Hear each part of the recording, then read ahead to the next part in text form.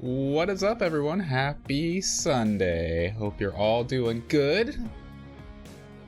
How's everybody doing? Nancy, Emily, Karma, you freaking nerd. How's it going? Blixer, good to see you as well, Blixer. Hope everyone's doing good. What? What? What is unacceptable, Karma? God. Hope everyone had a great Saturday. You... Damn, Karma. That hurts. That hurts. Why are you so mean to me? Hope everyone had a great Saturday night. Had a great stream yesterday. Lots of great killer games, great survivor games. Fun times all around. The only thing that could have been better is if Karma wasn't there, but you know. I'm joking, Karma. Love you. I joke. It's just a joke. So what are we doing today? We are going to continue with some Talos Principle. And it's been a couple weeks since we got into Talos Principle because I was gone last weekend meeting up with Ram and Zasa, two stream friends who are now IRL buddies. So that was a fun time. But we skipped out on Talos Principle because of that, so we're coming back to it today. And very excited to get back into some more puzzle solving and more deep philosophy ideas and concepts for the future. I've really been enjoying deep diving into all this stuff. So we'll continue on. I think we're about halfway through the game, maybe a little bit over halfway. I'm really not sure exactly how far into it we are.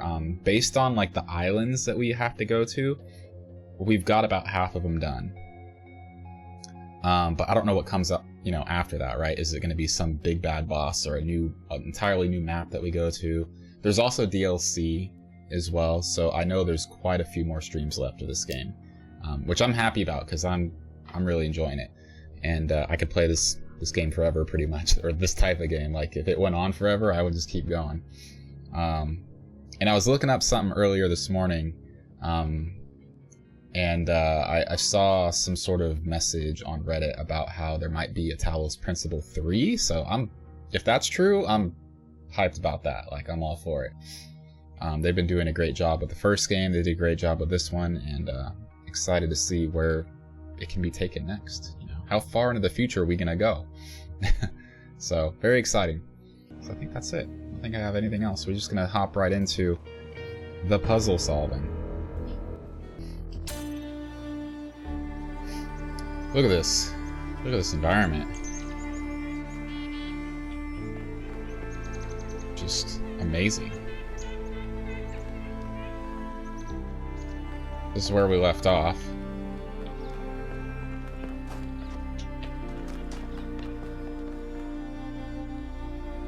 Take a sip of this first.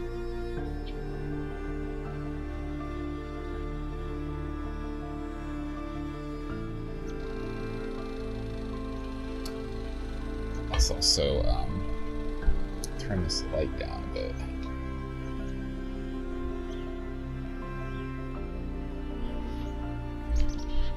Alright. A gastrodon. Damn it. Alright, so what do we got here? Twice. Hello! Hi, Cass.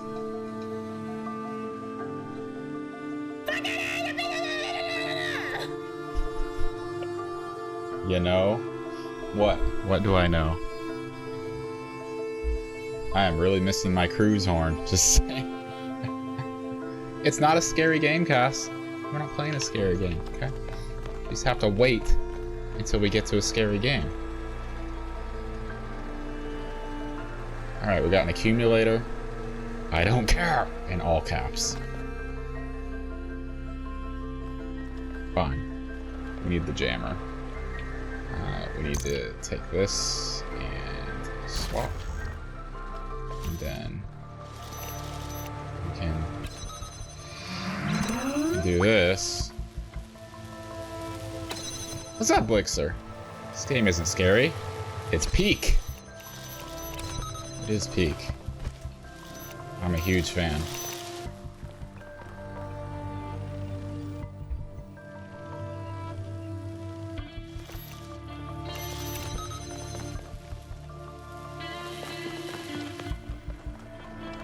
Have you played this one, Blix? Or the previous one? You're rioting. Cass, no! Don't riot. Taking all your jump scares off. You wouldn't dare. Alright, what are we doing here? What are we doing? You played both? I feel like we might have discussed this already. Did you play the DLC as well?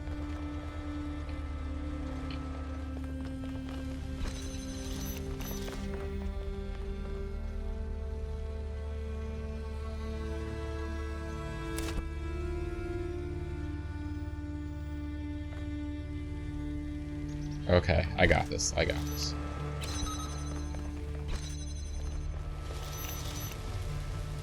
We just need to...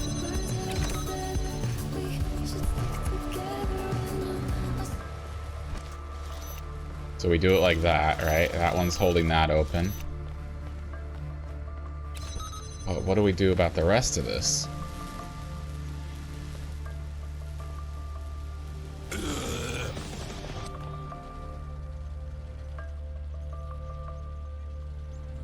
It's okay, Nancy.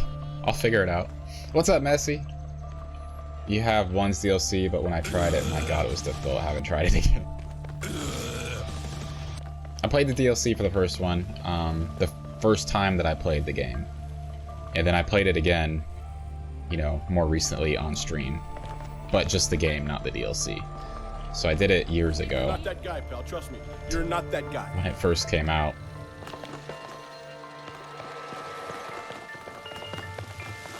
You know, wait a minute. Okay. We need to swap this. I think we need... Let's swap with this.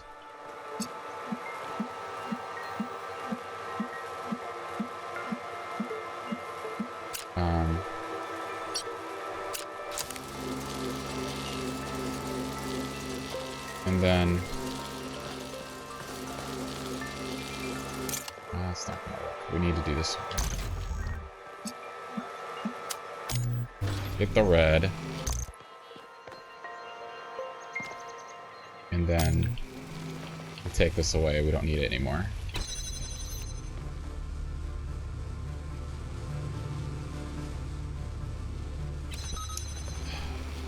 Take this. Take this back. Bitch!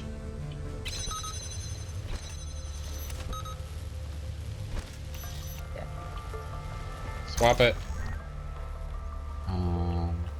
Put that down there. Swap it with this one.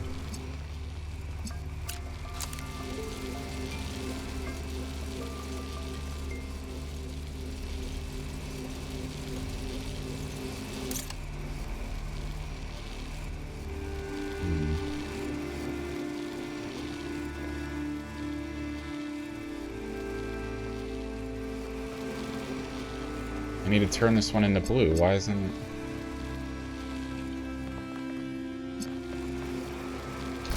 I think I did this in the wrong order.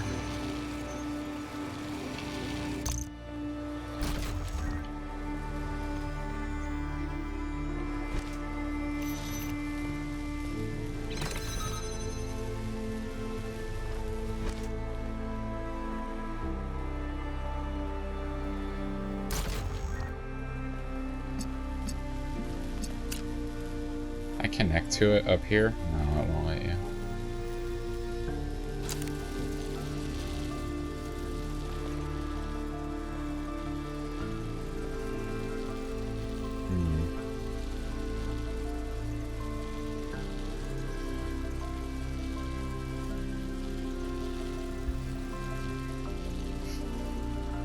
Don't tell me, Blixer. Don't tell me.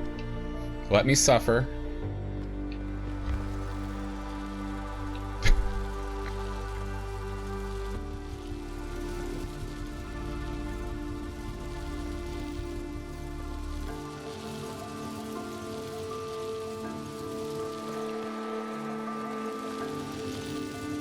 You're not that guy, pal. Trust me. You're not that guy.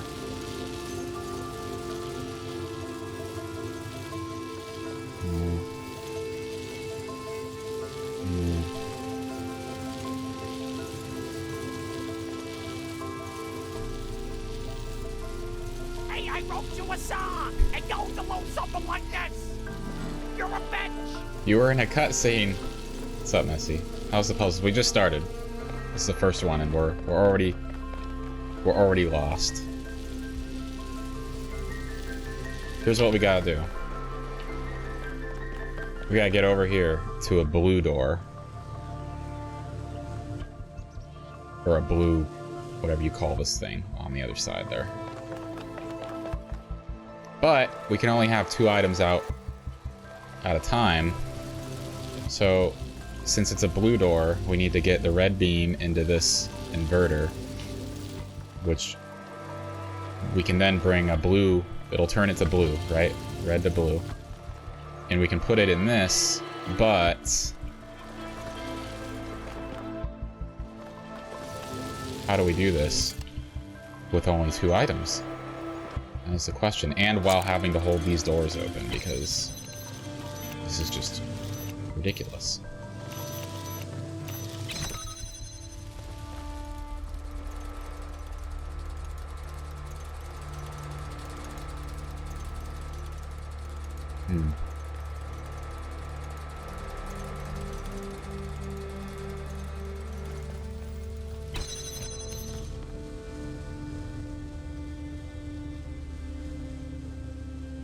Just gonna hold this one open.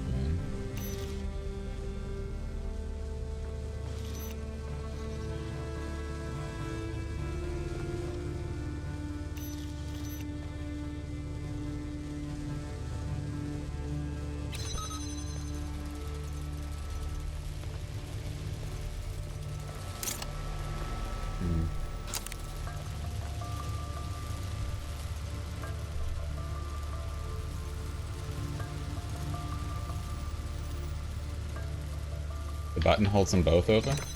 Oh! Thank you for that. I did not see this at all. I saw this one, so I knew it was doing that. I did not notice it was doing it here as well. They're tricksy, covering it up a little bit with snow here. What's up, Avaris? Okay. I got you then. So we can do this. Don't need to do this anymore. Swap it.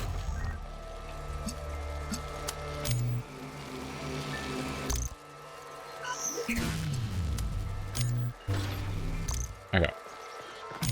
Bam. We need to temporarily do this.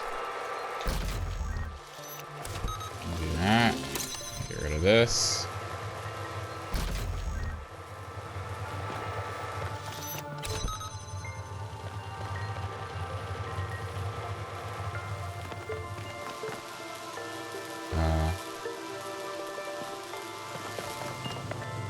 What about this part? Have you had your coffee, Avaris?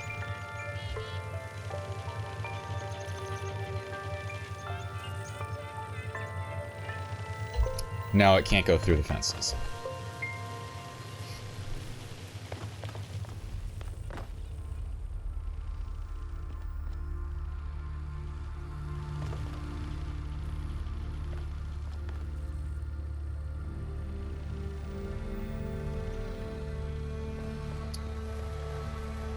Still waking up? It's not even 7 a.m. yet?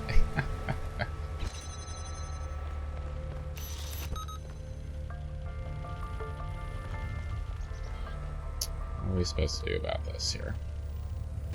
Jammer on the button switch. Why?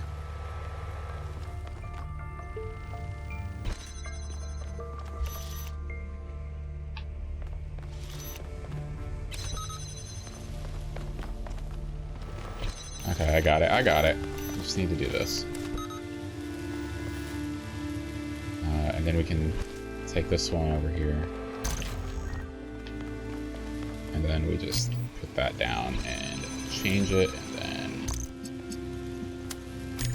Bam! I'm smart! The particle clouds continue to be exactly the same.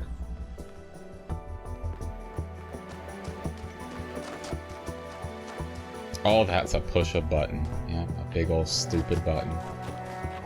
Not the buttons! Not the gumdrop buttons!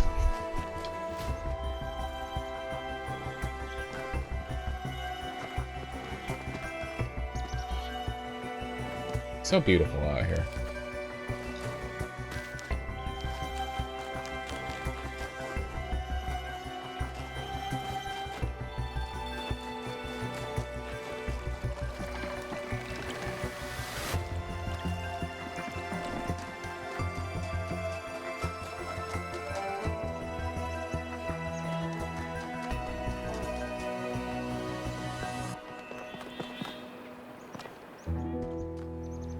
Yeah, Messi, don't you know? It goes beyond physics. This is the future, okay?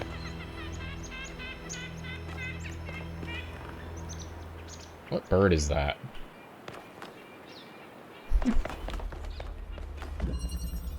Up and down.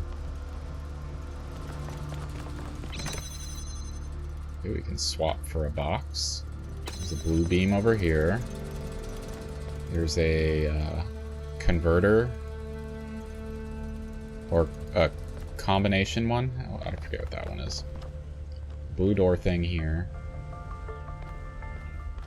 There's magic? Yeah. There's a green beam here.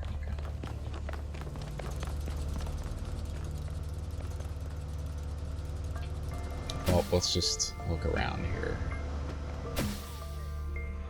Okay, so we have to swap.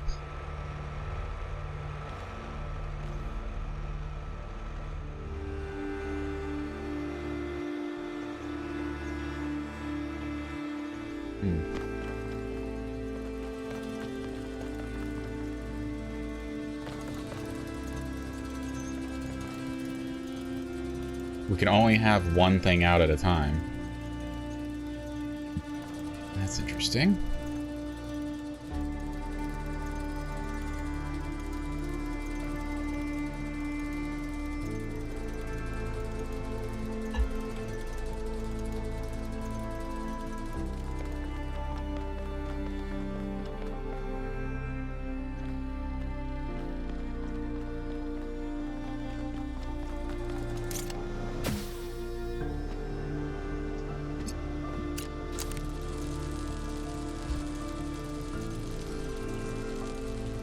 What does green get changed to?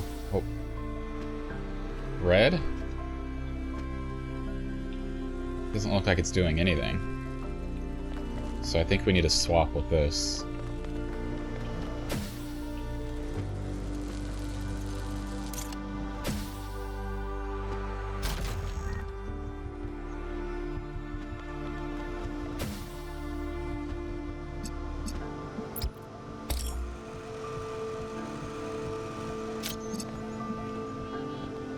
But we can't reach it from here.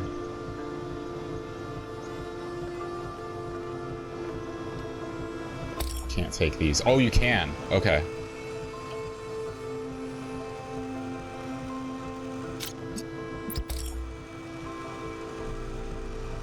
I don't know what color this is converting to.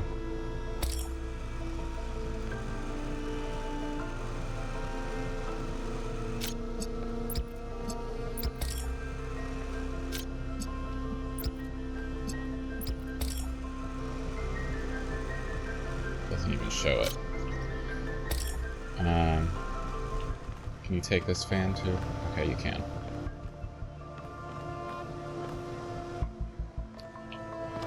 So. Oh, I can't do that yet.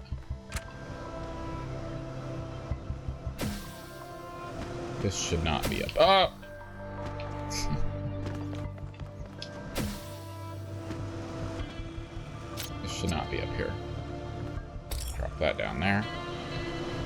Let's take this one out too.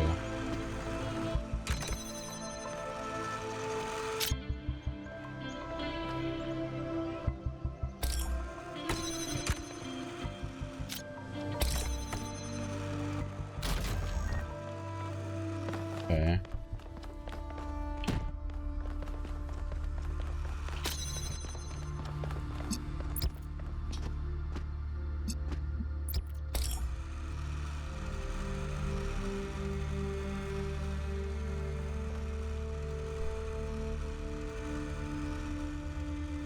I don't remember how this one works.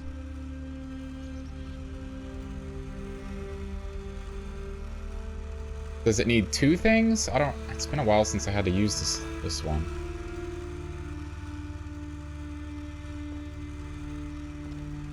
No, that's the combiner. This is the converter.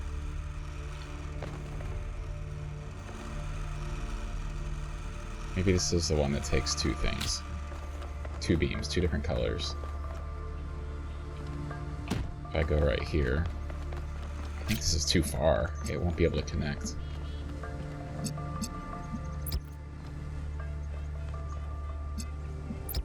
Yeah, that's what it is. So it takes two things and converts it.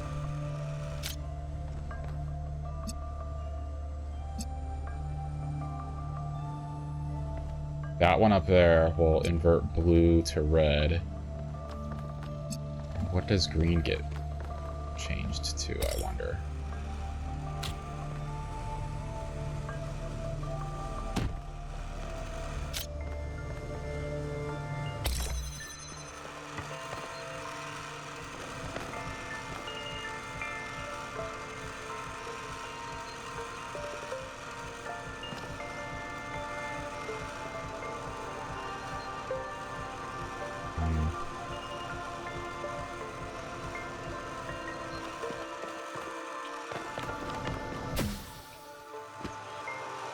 There is an angle you could get both of them here, so you wouldn't need the box.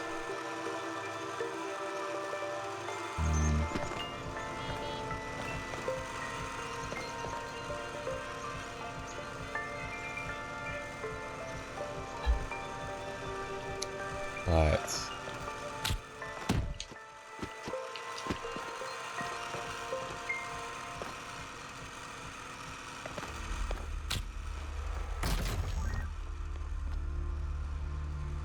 let's go up here. Oh, that's right, we need to swap it with something. Damn it. Never mind, we can't have both.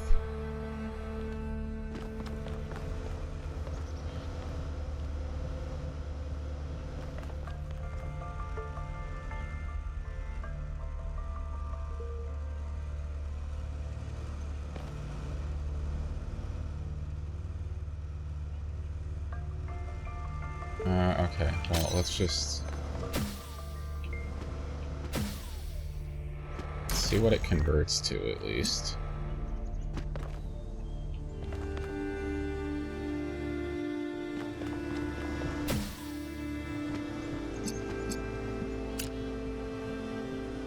Oh, I already tried this. It just...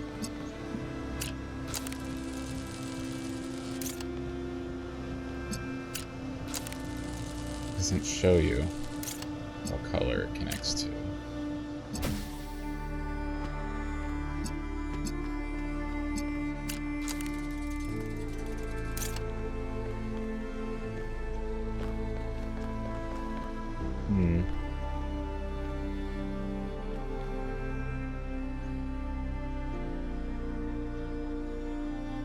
Alright, well.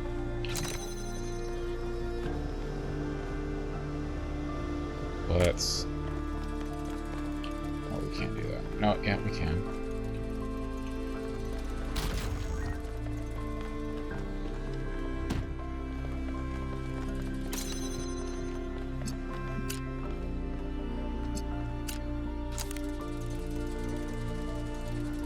Are you kidding me? It just doesn't do anything. It just doesn't work. Green has no inversion, apparently.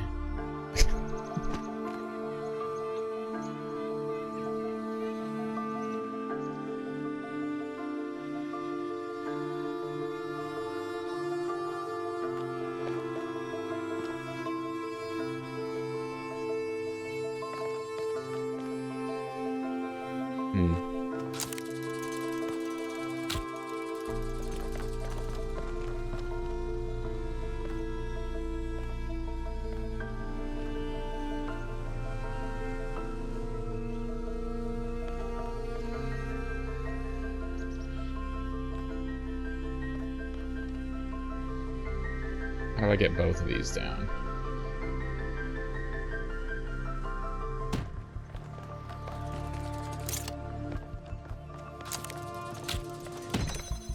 Put this here temporarily.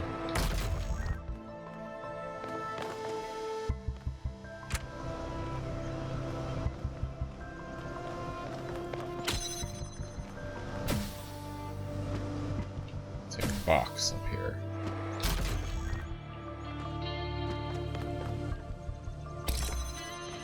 Now swap the fans.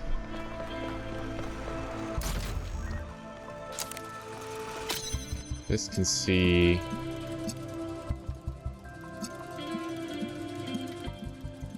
Oh shit, I did the wrong one.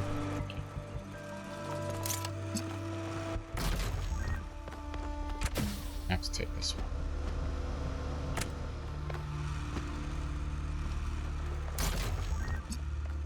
Because I still need to get up here.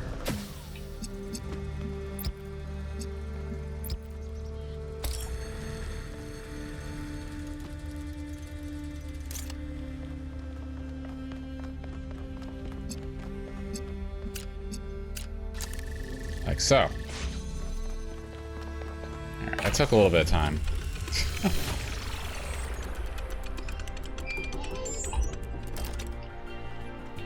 I often think about how many cities there are out there, under the ocean. Cities where people lived for thousands of years. Cities with their own history, their own culture. All of it lost under the waves. If they'd been less greedy, they could have kept all that. I don't think we can pass moral judgment on an entire species based on the decisions of a handful of leaders. But I do think they made a mistake. They stopped caring about what they built. They stopped seeing the romance of civilization. Is that what it is? The romance of civilization. Poisonous Humility. Excerpted from Orthodoxy by G.K. Chesterton. But what we suffer from today is humility in the wrong place. Modesty has moved from the organ of ambition. Modesty has settled upon the organ of conviction, where it was never meant to be.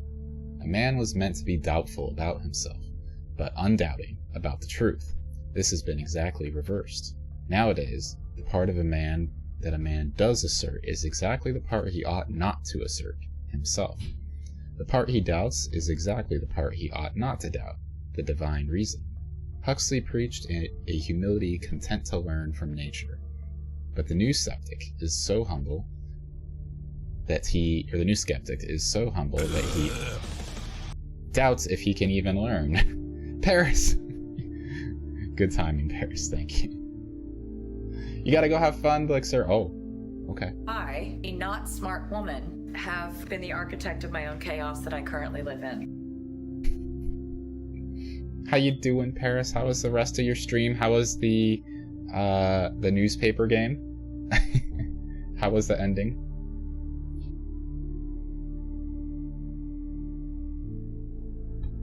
You are chaos, yes.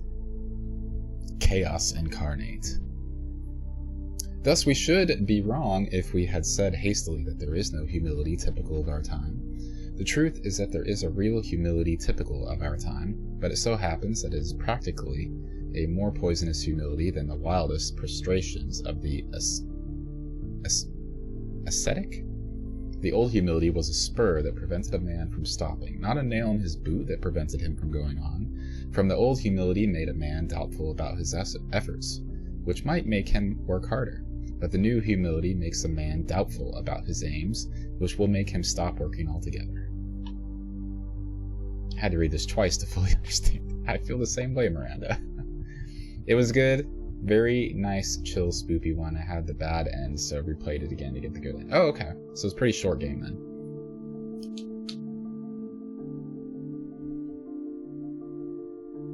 Was it Mother? Mother turned out to be the demon? The alien? Excursion. From Miranda to Athena. It's incredible, there's an entire submerged town just off the coast, surprisingly well preserved. Sailing over it, I finally understood what the ancients meant by eerie. I obviously couldn't have the kind of physiological response they did, but I think the mental response was pretty close. A contradictory response, part melancholy, part fascination. It's strange how tragedy and destruction make the beauty of civilization more obvious. P.S. A deer got into the maintenance area and made a huge mess. Sorry, I'll clean it. P.P.S. I may have been feeding it. 40 minutes to an hour, but you replayed it in 28 minutes. Oh, wow. Speedy! It was that weird, creepy guy. The house looked exactly like the houses in Phasmo. They did. They might have used some of the same assets. Because I think Phasmo was made in Unreal Engine.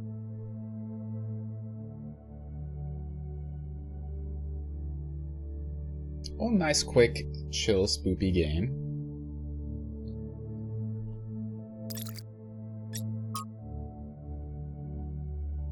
The Pacious Journals, Volume 1, The Founding of New Jerusalem, Day 296. So this is the new humans, the androids. They haven't even been around for a full year yet, but they've been working hard rebuilding the city. Cornelius and Sarabai went back to the dam today. That's where everybody first came from, is the dam, the facility there that the old humans built. We've been holding off on constructing any new humans to concentrate on building a home for them first, but there's a limit to what 13 people can do on their own. Damn, so there's been 13 of them for almost a year. They haven't been able to wake anybody else up yet. And everyone is eager to start construction on some of the more ambitious structures. Sarabai's kindness and patience is something that we'll certainly miss out here, where tempers can sometimes run high. And I'll miss Cornelius too. He was there when I was born, and he is just as much a father to me as Athena and Alexandra Drennan are my mothers. But I suppose I can always go visit them. The dam isn't that far, and once we complete the monorail in a few decades, it will truly only be a few minutes away. And what are a couple dozen years, really, when you might live forever? How's stream so far? It's good. We're just in the very beginning here. We've only done a couple puzzles so far that you missed, so not too much.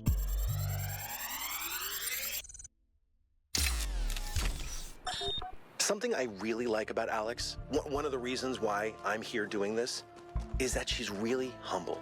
She has this incredibly positive view of humanity. She believes we can accomplish anything, but it's not about her.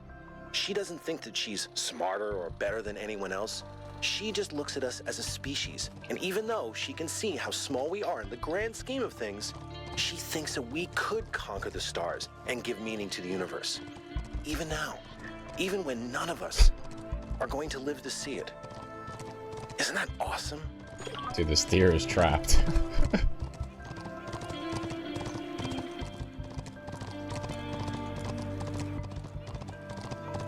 Just doomed forever to run in a circle.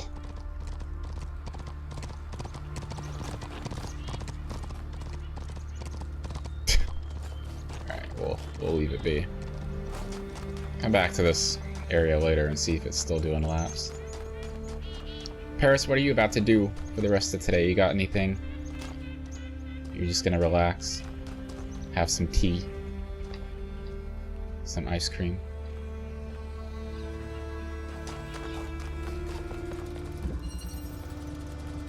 Propulsion.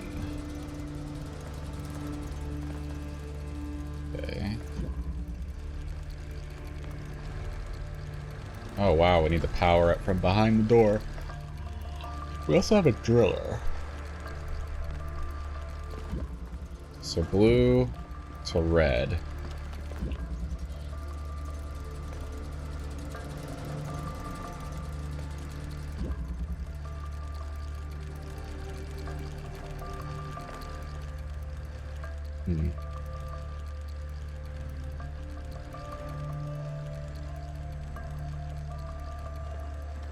So we can bring things over with the fan. I can also take the fan off. 9 p.m. already. I'm gonna hop in the shower quick and just check. Well, it sounds like a nice, comfy end to your Sunday. So weird, the time difference between us.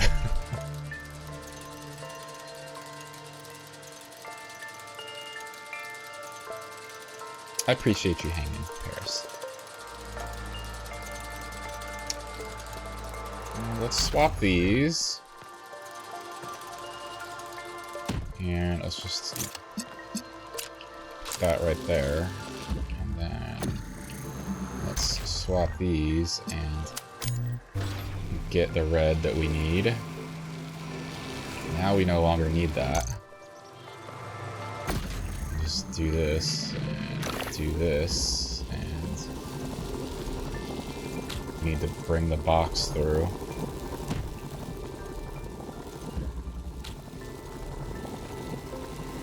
Oh, never mind. We need to put it up there. Swap this. Swap that. Swap this. That there. Take that. Go up here. Maybe the fastest puzzle I've done yet. Congratulations. That one looked difficult. It wasn't. That was you, Paris.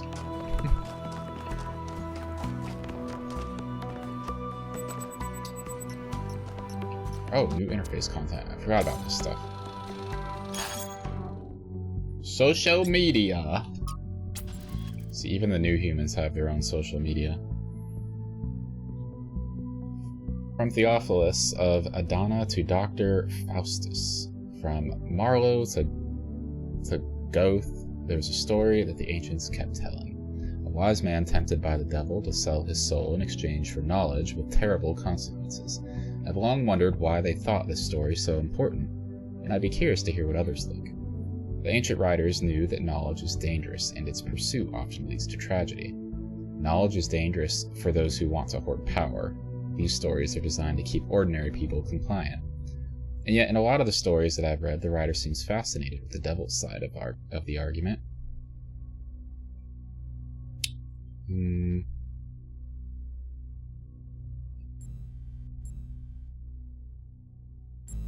think that they often conflated political anxieties with technological or intellectual progress, because talking about the real problems was taboo. Pursuit of knowledge comes at a cost, but without it, the world is boring, and deep down, those writers knew that. It's a pseudo-profound story that writers reuse because it made their work look deeper than it was. Knowledge can be extremely disruptive to a society. They were grappling with that. Knowledge, or the lack of it.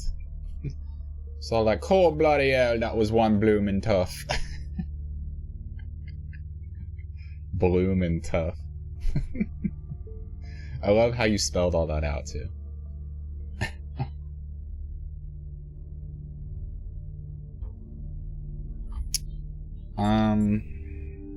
Keep people compliant. I'm gonna do this one. It's actually a pretty good point. It's not just deliberate propaganda. Maybe that explains why I always find the beginnings of such stories fascinating, but the endings are always banal. If all that can ever happen is either tragedy or restoration of normality, what's the point? Dyad! How's it going, Dyad? How are you doing? Cuppa Pro Rave, Cuppa Pro Rave, Cuppa Pro Rave. Hello, Sydney. It's going. Hello, Sydney. I'm gonna be coming over your way. A week from Wednesday. I'm gonna be over there. Red's picking me up from the airport. It's gonna be great.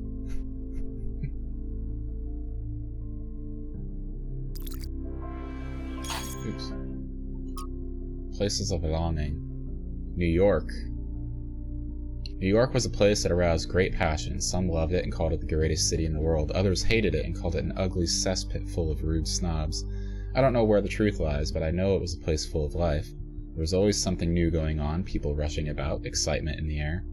It must have been an overwhelming sensation to stand in the canyons formed by those great skyscrapers and a crowd of people feeling history happening all around you.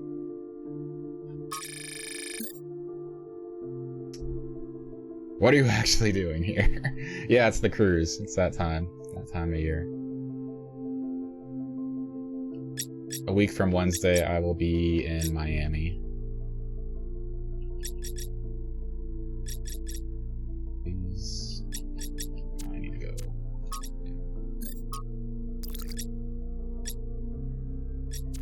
And up here. What did puzzles represent to the founder? Whatever they may mean to us and our culture, what did they mean to her? We have no record of her speaking positively about puzzles. She certainly never expressed any interest in solving more of them. So what if to her they weren't trials to overcome or challenges to enjoy, but a trap she had to escape? Wasn't all she wanted at the end to stop solving puzzles and start living a free life in the real world? Should extend my trip and come up here so I can come to Disney before you move. I know, I can't though. It's the time of the cruise this year, it's different from last year. The past 3 times I've gone, it's always ended on a Friday, so I would have the weekend to, you know, come home and relax or whatever. Or potentially stay longer and just hang out. But this year, the dates are like middle of the week to beginning of the next week. And so we get back on a Monday, and I have to be back at work, like right away, basically. So it's dumb. I don't like how it ended. It's technically, it kind of saves, if you're counting days you need to take off work, technically it sort of saves you a day, the way it's laid out right now, starting in the middle of the week and ending on a Monday, because it goes through the weekend, right? So if you have a normal, you know, job where you have weekends off, then it saves you a little bit of time. You don't have to take like an extra day off of work or whatever. But I liked the other way around. I liked ending on a Friday because then I could just relax and recover for the weekend. But it's not set up that way now, unfortunately. Maybe next year it'll land on a weekend.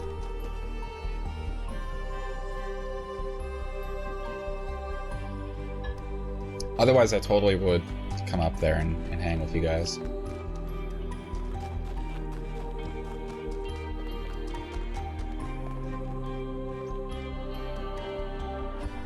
Are you pretty close to moving?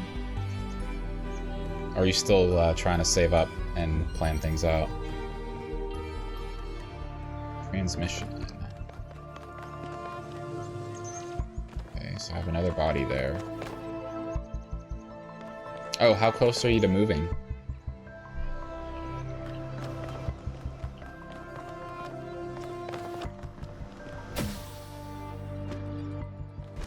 Take that. This is for a driller, too.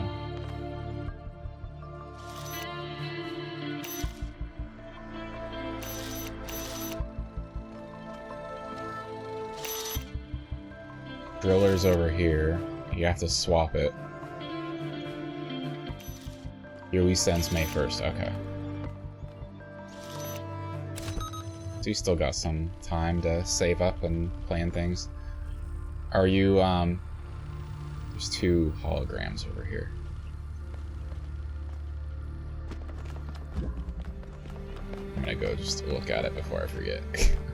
Oh, I might die here. Nope, okay, it's not deep.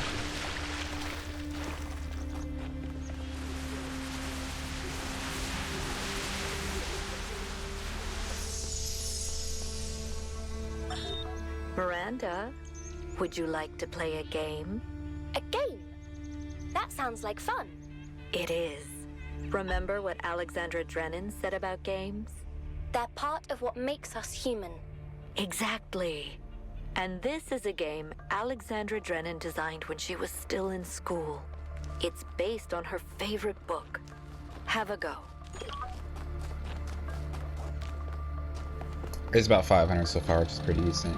Not sure what I'll go to yet either, like part of my down payment or gas hotel, yeah. I'll have to rebuy pretty much everything. That is the most tough kind of move.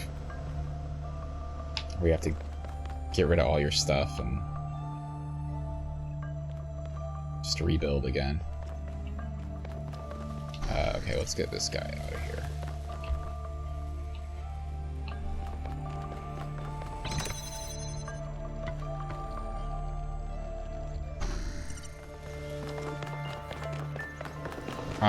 You might have told me before, but do you know some people in Chicago? Or that's where you're going, right? Or are you going, like, maybe outside Chicago? You know a few? That's good.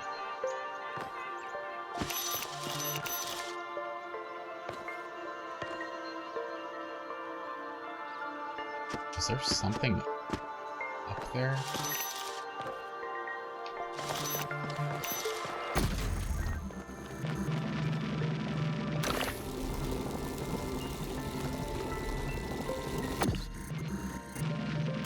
What is even the point? I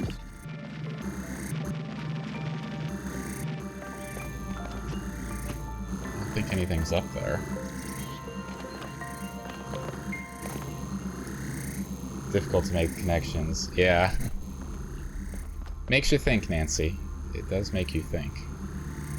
Alright, so we gotta get a red beam here. This is red beam. Where's a connector for us?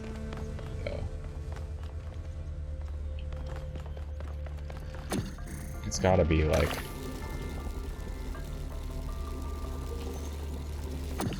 It's gotta be something on that second floor, so let's make a hole here.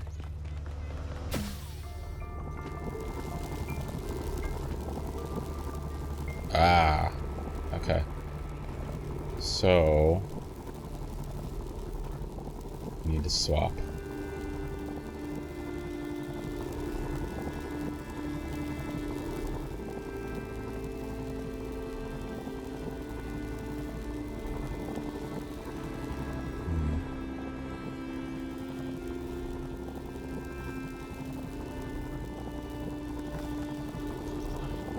Maybe he can swap with the fan?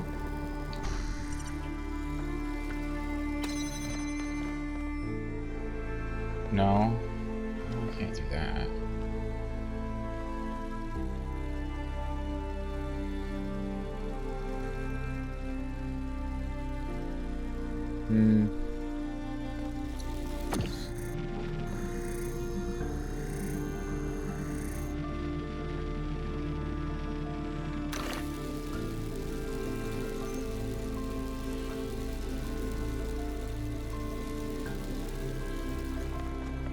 Can't take this one.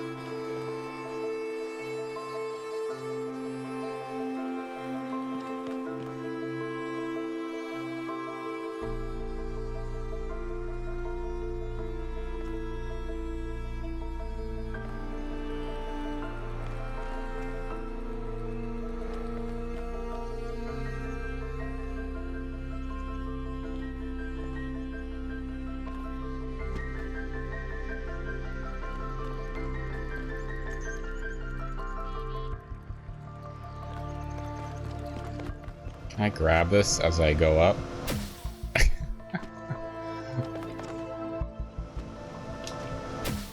No, it won't let you.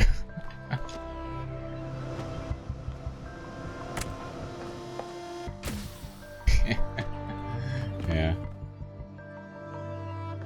You can't, like, drop down into it.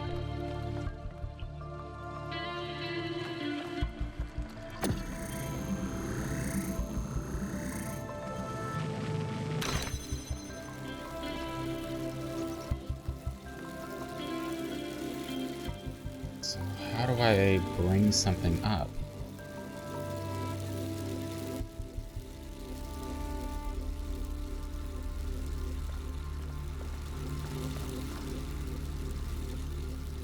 Should be multiplayer. Be interesting with 2 thinking heads. That's a good idea. Maybe they'll do that for the 3rd game. I'm surprised they hadn't done it for this one.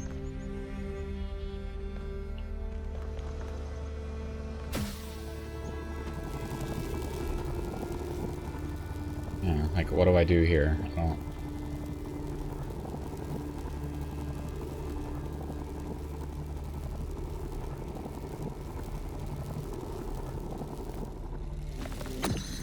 Yeah, let's just take this up here. I don't think it matters.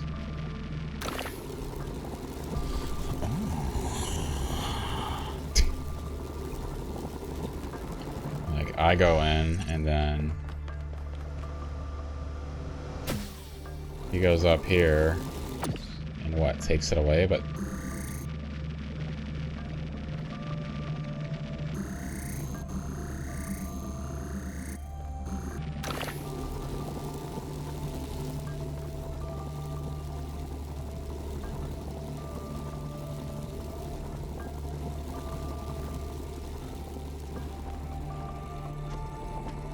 There's no, like, item hidden up here.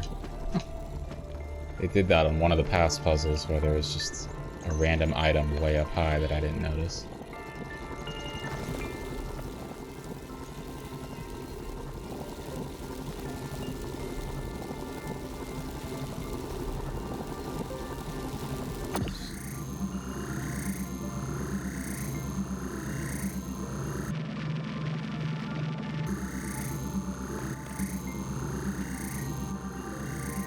Can't drop down and like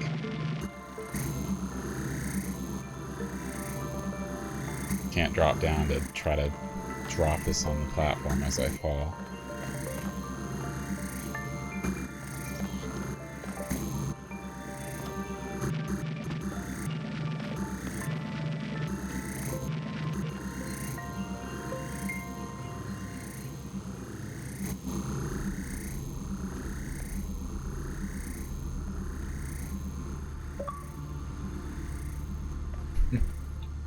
Old cat.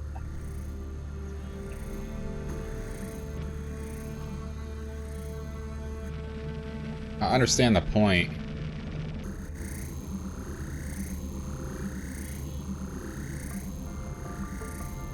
Of being able to make a hole here. Like, what's the point of that?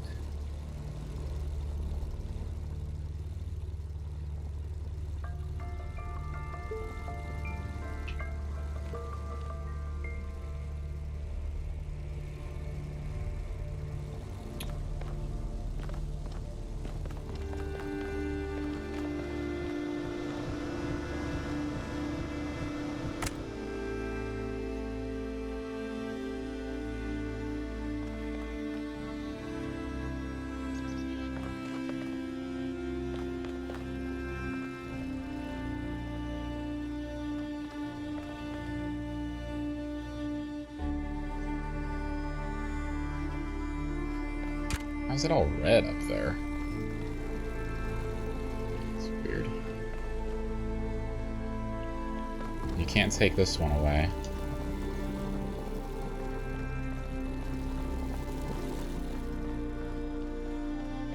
Otherwise, that'd be good.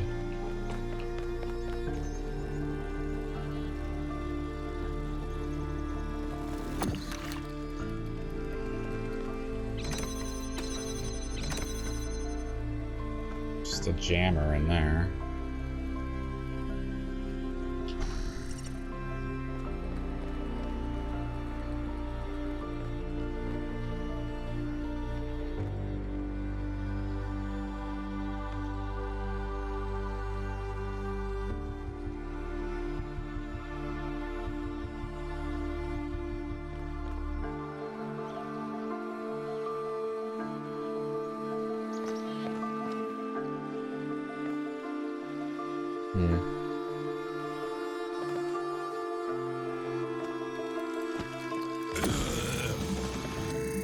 Lemon! How's it going, Nam?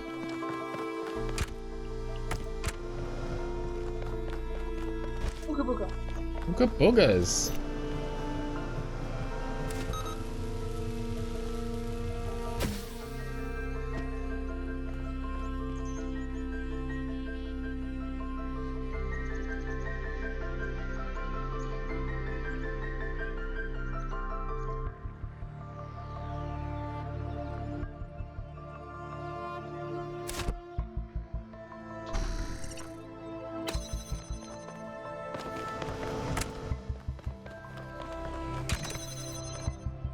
Wait.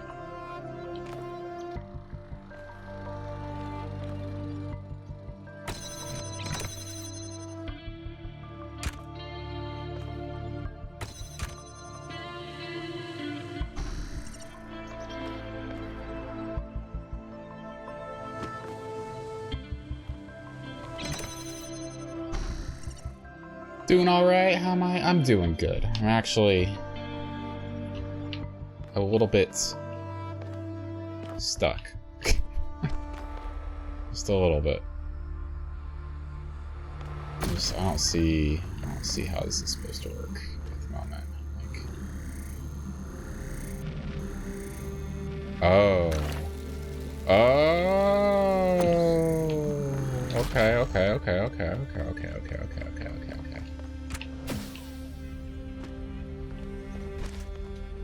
Set that right there.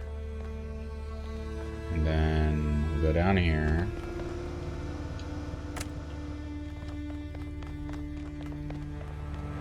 Swap it.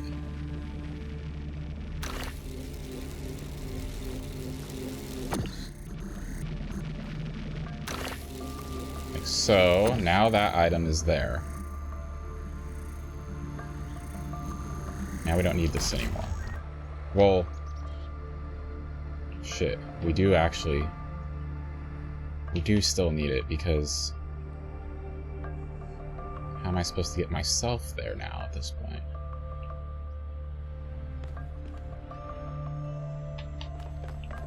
Hold on.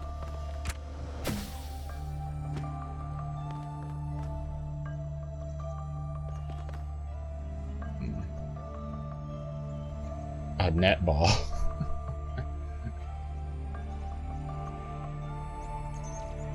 What you up to today, Lamb?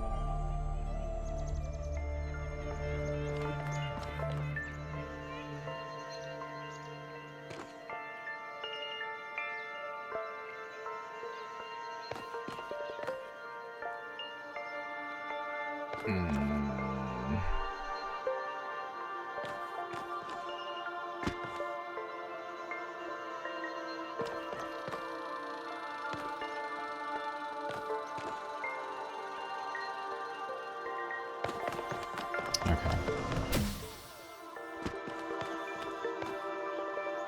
Stand right here. Take this away again. No, I can't do it because I need an item. I was thinking, like, take the driller and then, you know, drop my body down in there and then I'm set.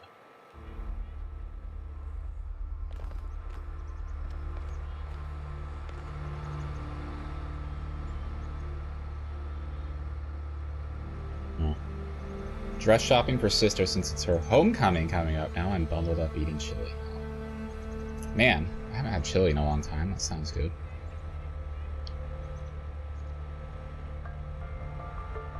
That's exciting for Sister Lemon. You were there too, not that long ago.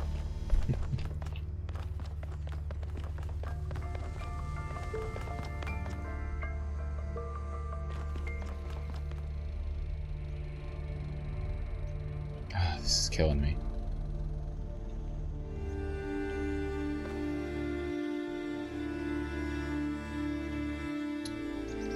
I was. Now I'm an adult.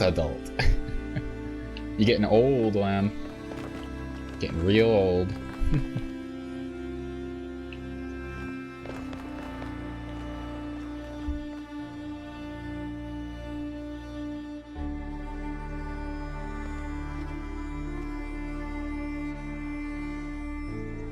I don't know what to do here. I'm like...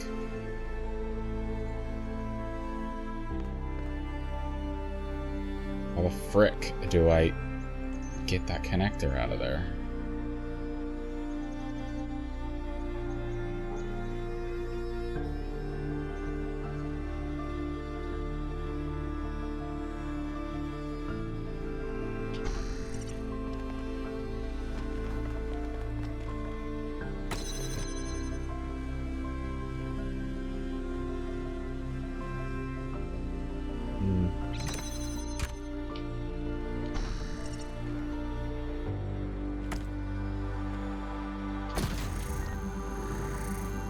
Maybe we have to stay on this side.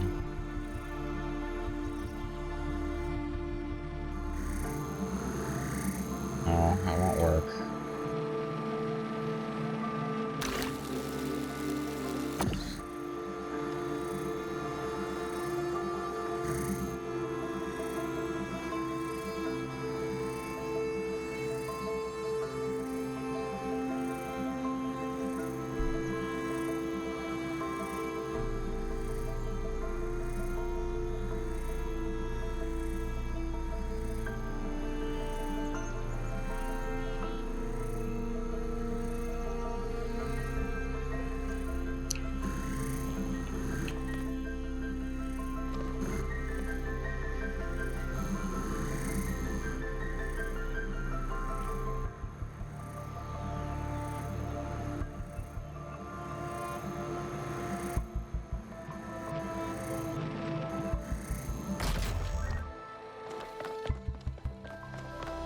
The only option is to frickin'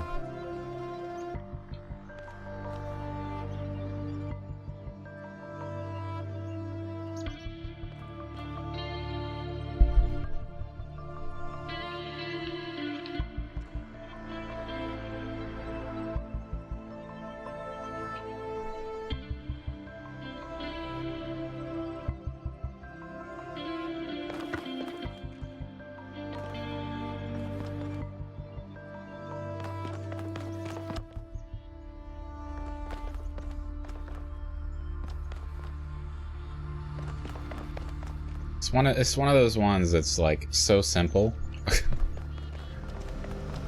but you're just not seeing the simple thing.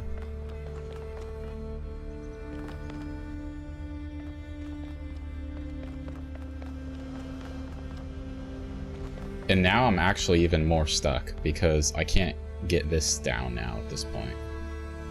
Like if I needed to do things in a different order, like I can't even get to that. Because the only way I can utilize the driller is by taking away the fan.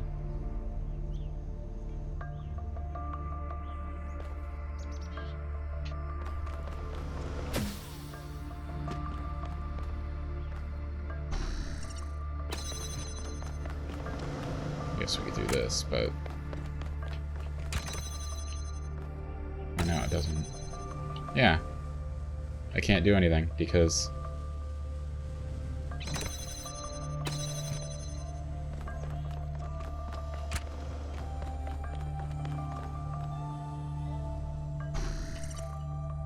I hate how it always turns you around.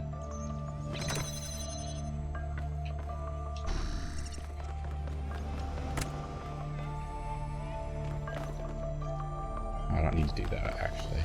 I just need to place myself on this side and then walk away.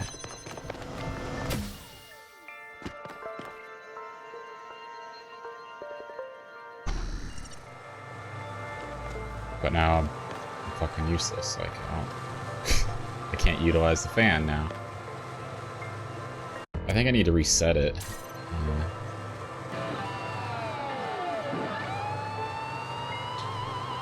Lemon! Call go one. Or go one. Thank you for the bits, Lamb.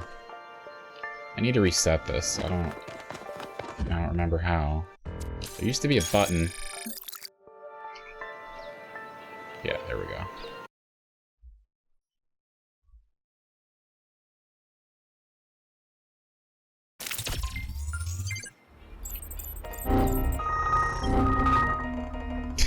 Hey, Angst.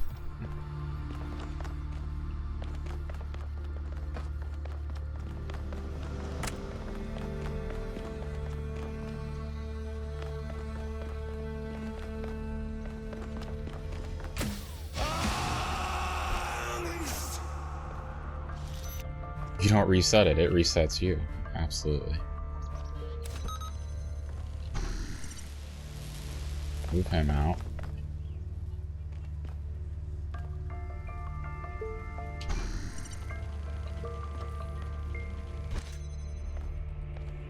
Place that there.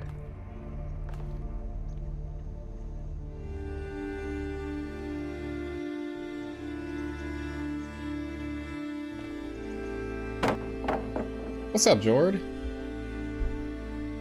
It's a big game, Jord. Didn't hide anything in this suspicious-looking tree in the middle of this today.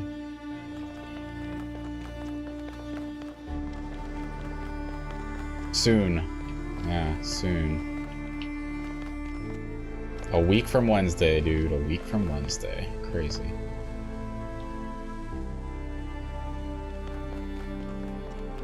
Alright, so what did I want to do differently here?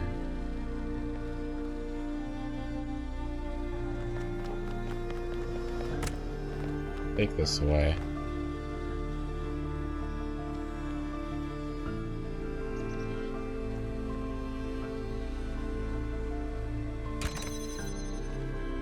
Put myself over here.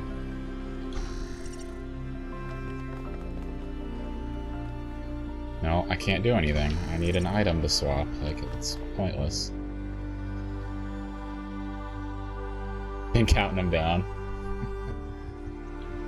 Dude, it really came up quick. As soon as January hits, it's like, it just comes right away, you know? Waiting all year for it.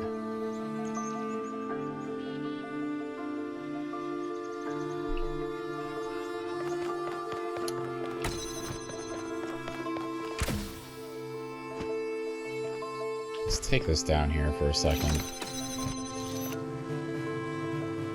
Oh, is that how we're gonna do it?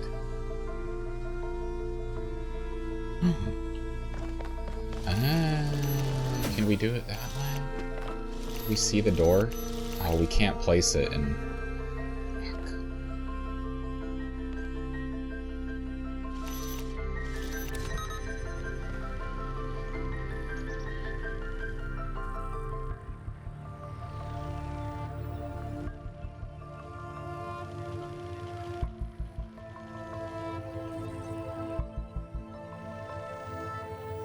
Well, let's just try something.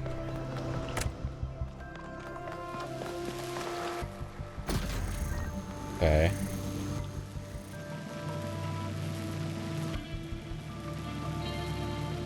Yeah, this is it. This is it.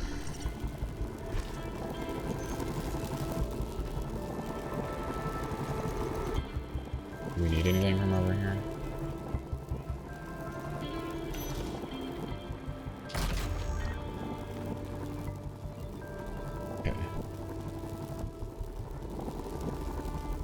Am I safe to jump down? Just take a look here first. What do we need? Just red. Red to red.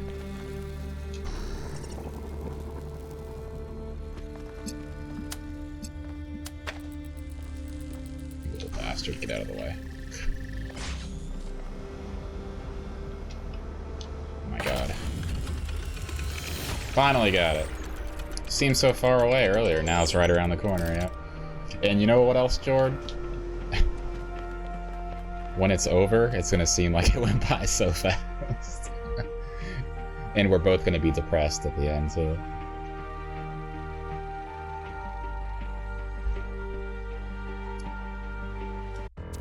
The speediest... Wait, hold on.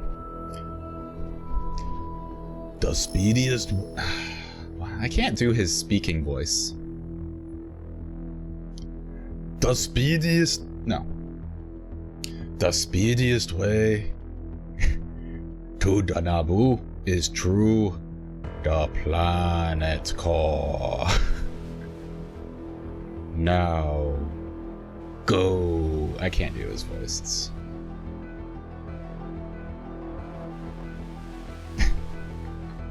100% worth it, of course.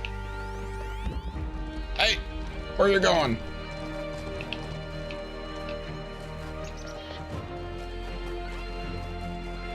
Okay, so we can go to the gates, but we have the secret buildings to do.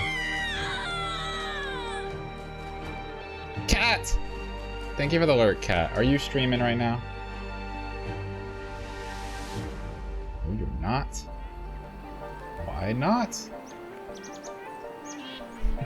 Cat, I hope you're doing well. Let's go up here. He's happy I was able to make it this year hearing you talk about it. The past 2 years driving me insane. Never gave you a choice to start. So what do you mean I never gave you a choice? Or gave you notice? Why is that my fault?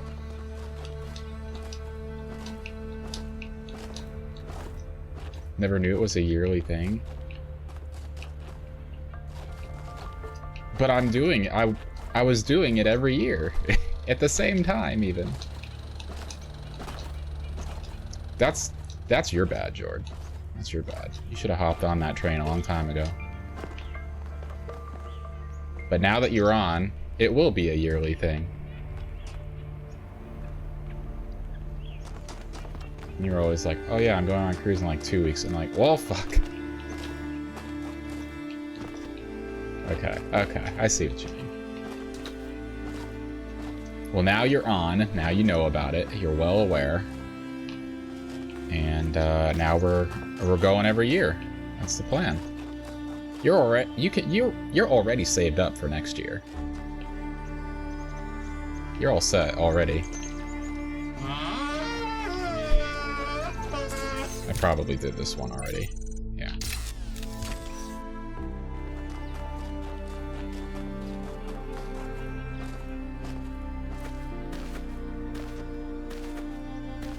Yearly would be nice, but we'll see. Who knows what life has planned. True. What? There's a combiner up there.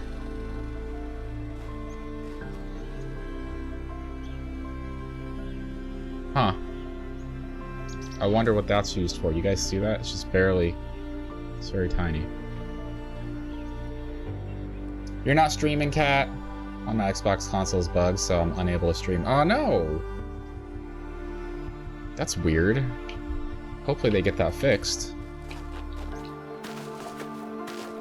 Sure, you're not the only one struggling with that.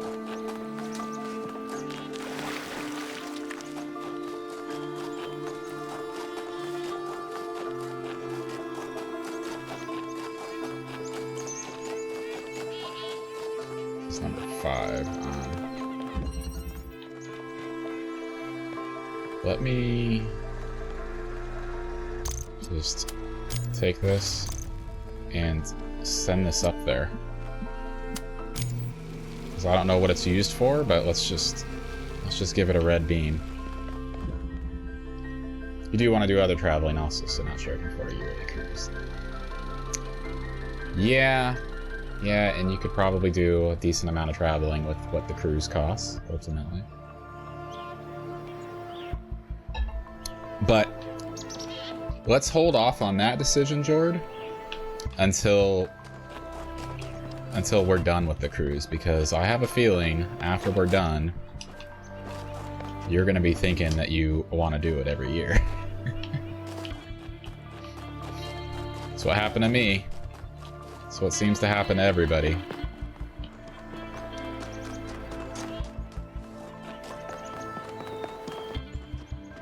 You're gonna be saying to yourself, this is the thing that I want to do.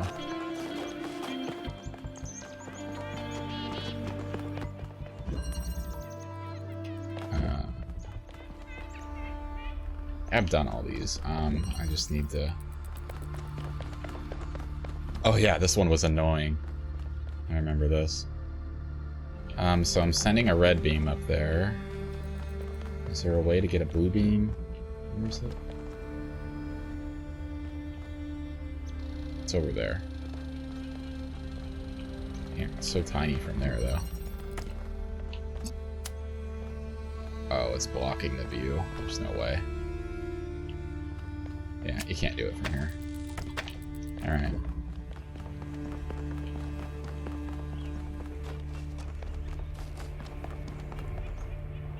As of right now, I'm sitting on about 2,800. Still need to get more clothes, other stuff, things prepared. So probably sitting on about 3,000 before I even spend anything during the 5 days.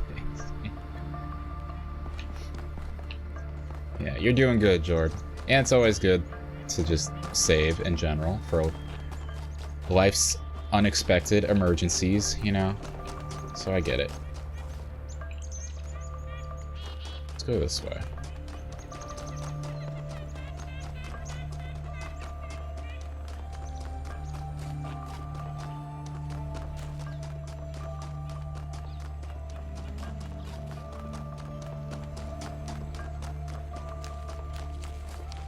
Yep, here's one. New friends is nice. I already have to meet that dude. Soul use space. Yeah, you're gonna make a lot of friends. And when we meet up in Miami, you're gonna make a bunch of new ones the very first night. Trust me.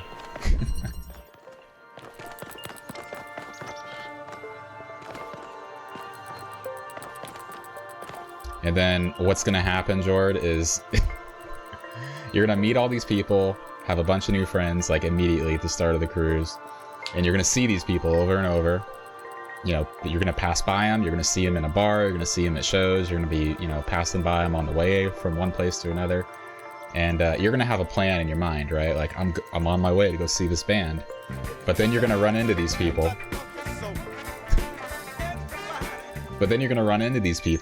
On your way to go do something, and you're gonna start chatting them up, and then they're gonna introduce you to, you know, more people that they're hanging out with, and you're gonna make new friends immediately then, and then, you know, the question will come up like, where are you guys headed to? Oh, we're going to see this band. And then you're gonna change your plans. You're gonna go to see that band with them now. You know, it's just every year, like, I go in with a plan, everybody goes in with a plan, but then the plan ceases to exist. It gets changed. Like, over and over and over again. It's quite fun. Quite fun. Alright, we got a red beam that we can shine through here. We gotta swap for one of these. Blue. Actually, I don't need to use that. I can just... that. Got a jammer over here. One of the biggest reasons why I never booked any excursions. Well, the excursions are expensive, first of all. It's an extra expense. But they're just, that's only for the day that we're docked in Jamaica. Which, depending on how, you know, how hard the partying has been and how many shows I've been to, how exhausted. I got to sneeze for some reason, but it's not happening. That usually ends up just being a rest day for me. Like, I'll get off the boat, go hang out at the port, see what there is to do around there, but for the most part, it's just a rest day.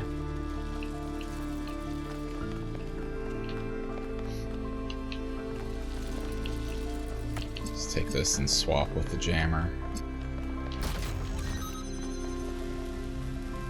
Okay, we got green on this side and red here, so we need to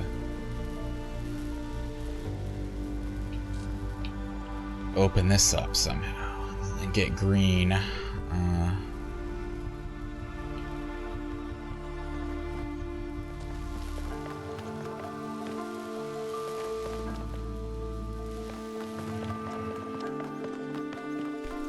Okay.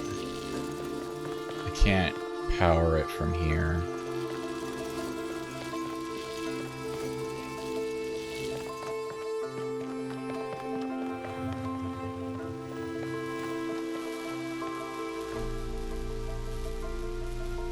You're back. Okay.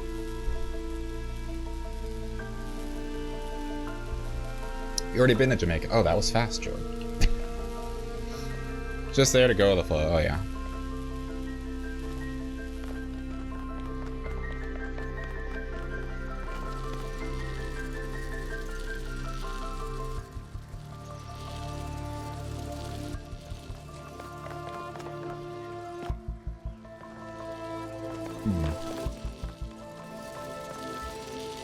Done with the whole snorkeling, town traveling.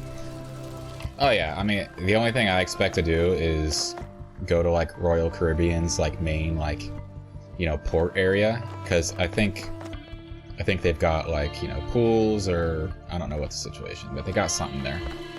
Pools and a bar. They'll hang out and chill there. And then just hop back on the ship and chill until shows start again.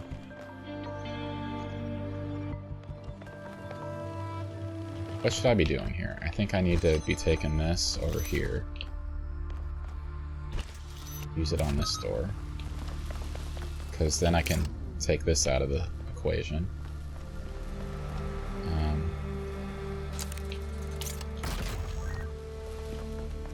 I can bring this in here.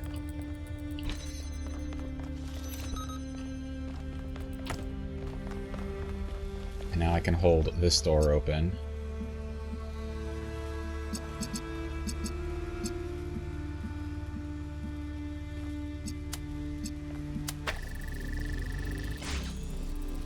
Like so. Now I can go and swap with this. I'm pretty sure I need this to get green.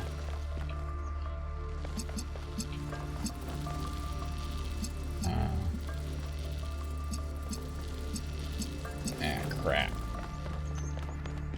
Crap. I need to get blue, so I needed to use that one. I needed to leave it in place. Let's move this here.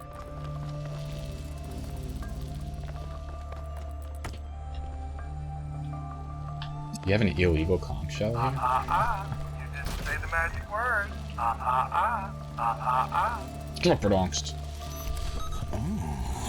No.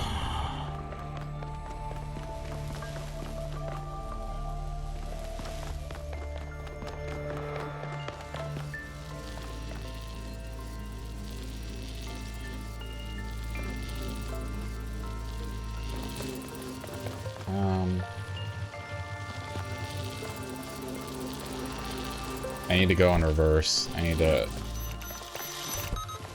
do all of this in reverse.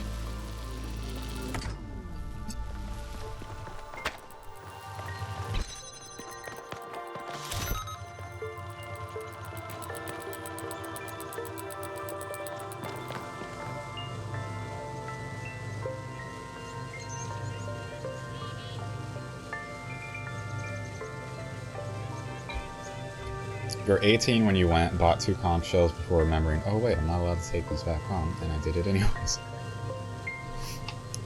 Welp. I'm gonna turn you in, Jord. You're done, buddy. Your reign of terror on the conch shells is over. You have no proof. But you're right. You said it. You just admitted it. I think I need to leave this out here. I needed to leave it out.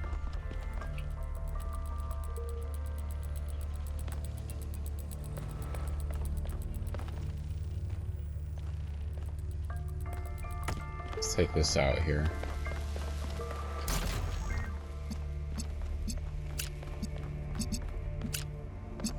Just stick this right here in view. Actually, let's...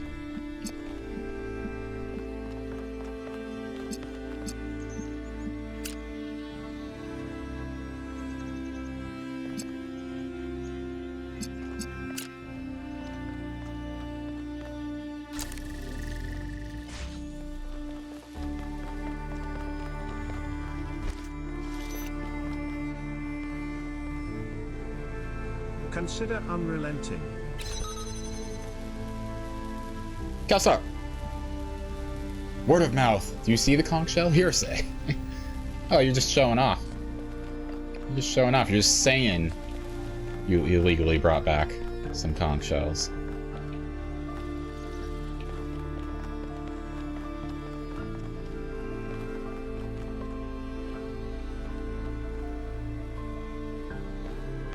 And you lost one. How the hell did you lose one?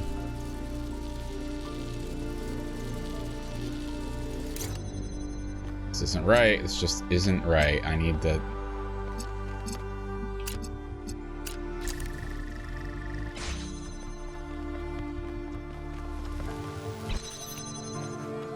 He moved and it never turned back up. Ah, damn. Frickin' Jord. If Emily wants orange, let her have orange. This needs to be moved in.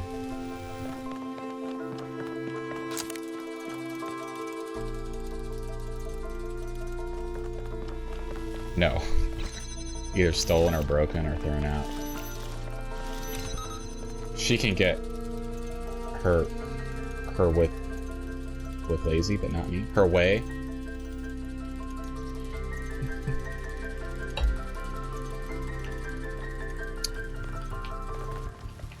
Alright, this needs to be brought in.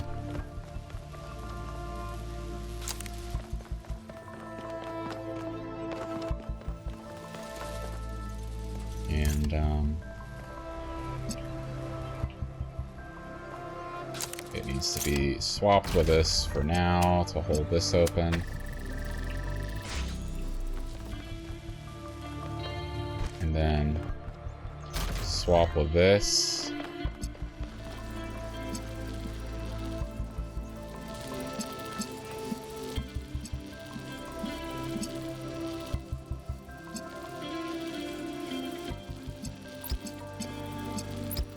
Now we need this one. How do we get another item in here?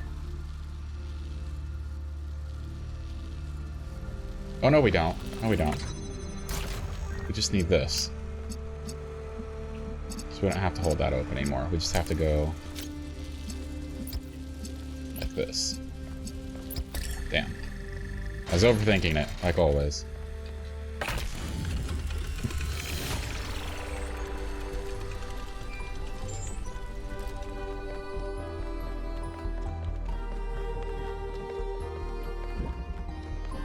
Alright, so that's the first secret room.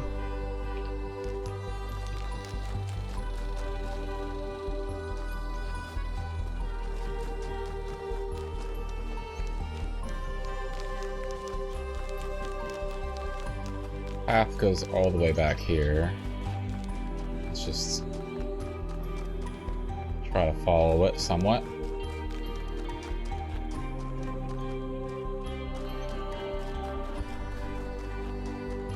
Go off this direction. I think I already came from that way, actually, so never mind. We're going off the path.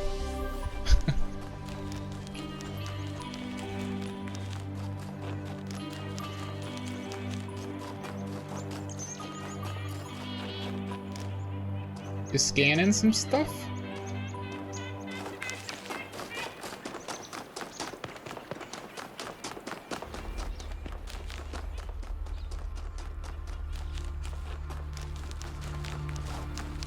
Aha! I was just thinking about this. Secret cave room. Welcome back, Jordan. This is where we usually discover... Oh. We've had an accident. Man.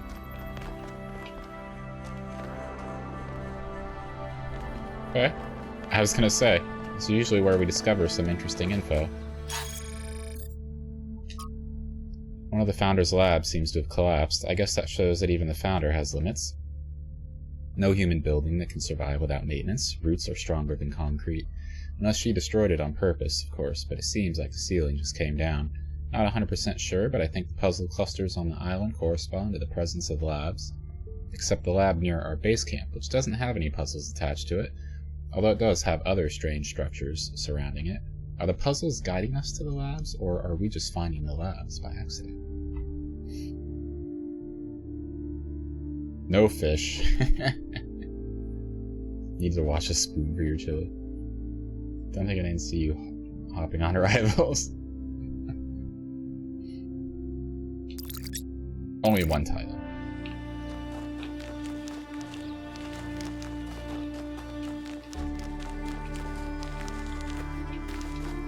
Man, you're having chili? Who else was it? Someone else said they were having chili too. Lemon? Was it you?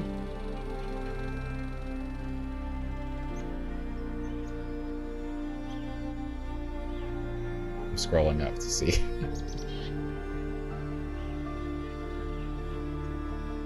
Yep, Lemon was eating chili.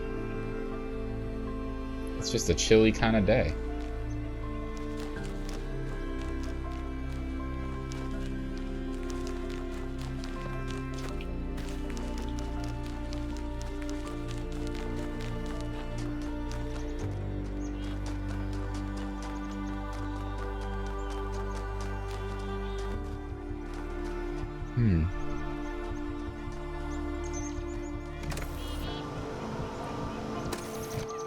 I have to be able to bring an item out to get to this. Where I could possibly do that, I have no idea.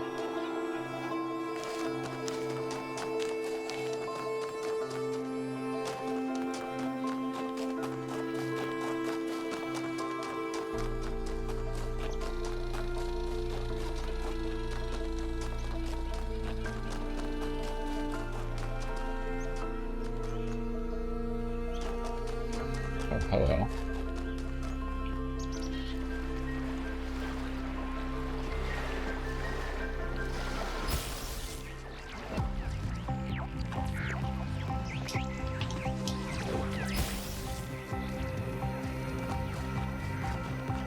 Where are we going?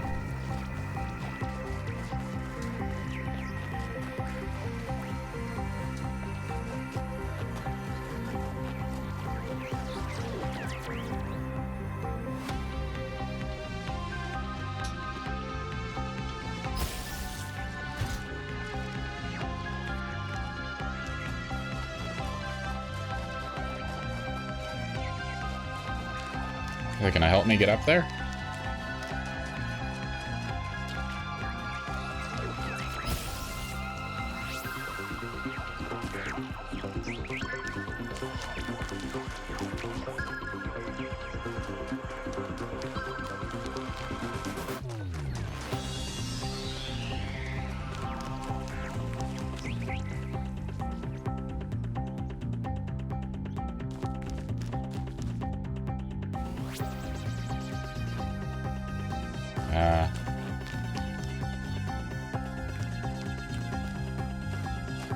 I have to get up there.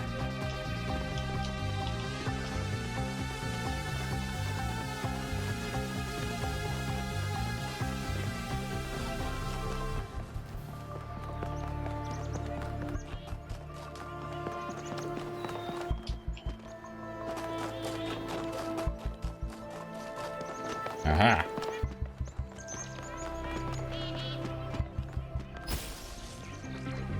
Now we're going down.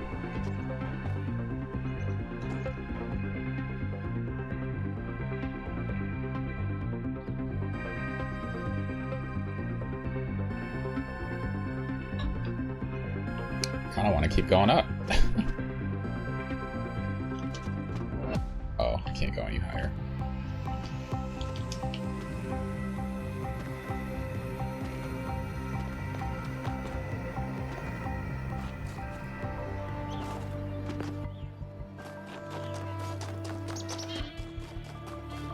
You were right about one thing, Master. The negotiations were short.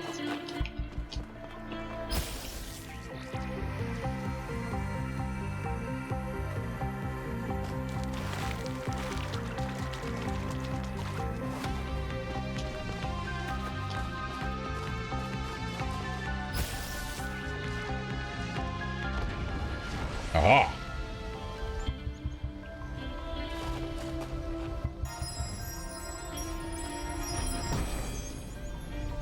Oh yeah. We cannot return to the past, but the future can redeem all that has happened.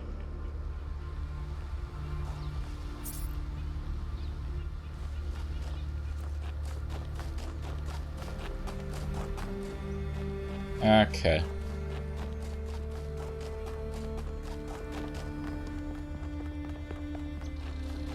Need to find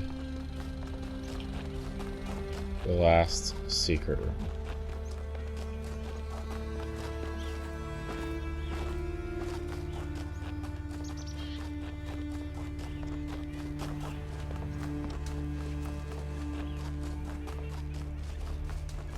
Right here.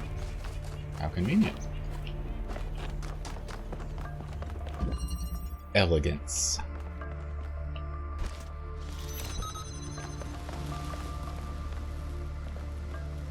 And we got a driller, got another jammer, lacking a fan here.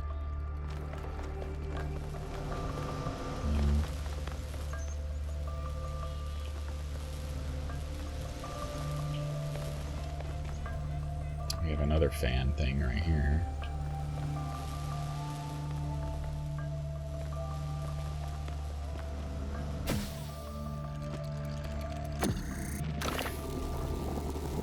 Red beam and connector.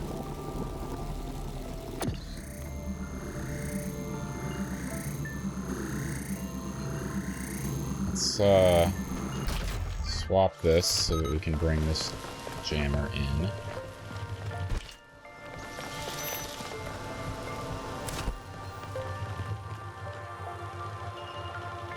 Actually, I don't think we need 2 jammers. I think we need just another fan.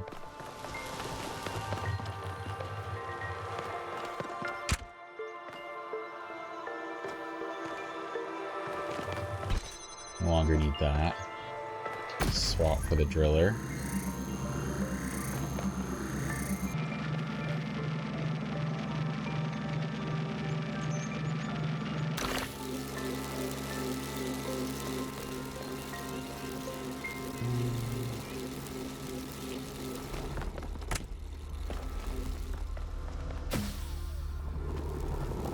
Swap.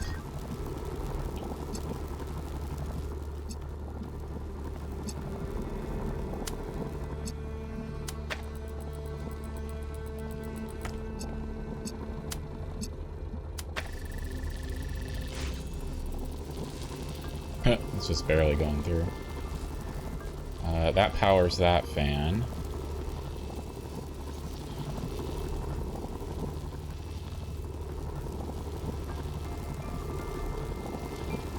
This door, though, how are we going to get through that door?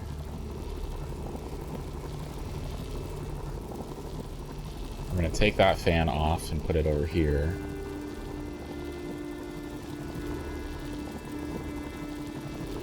Okay, this is kind of a dumb spot to do this. Will it work right here? Yeah, okay, that's better. Because now we don't need the driller. So we can take this, swap it. Oh, you can't remove this fan.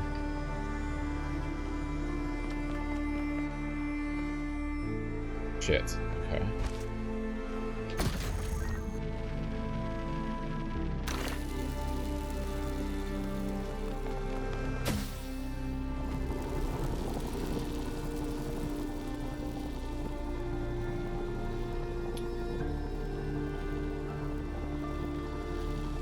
Damn, I was so confident. I was like, simple.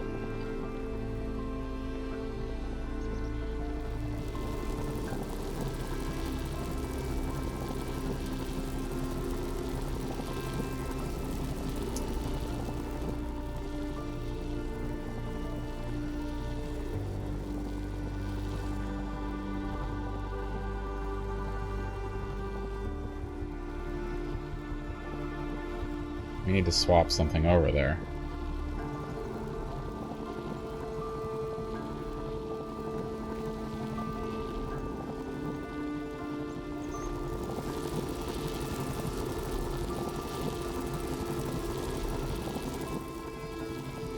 I guess it does have to be over here.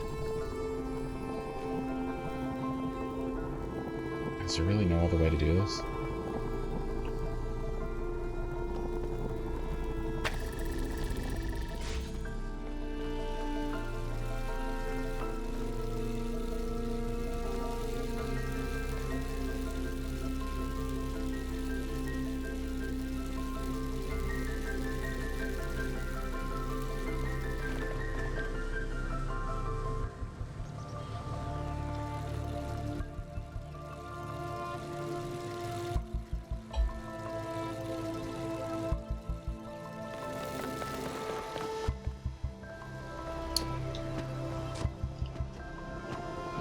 Just making sure nothing else up there.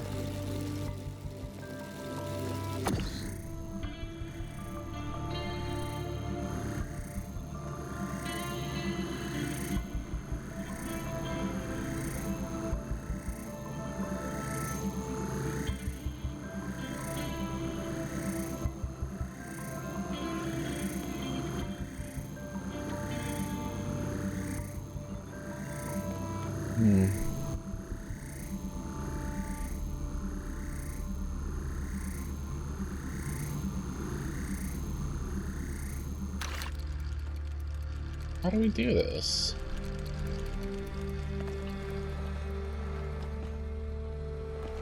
Really can't take this fan?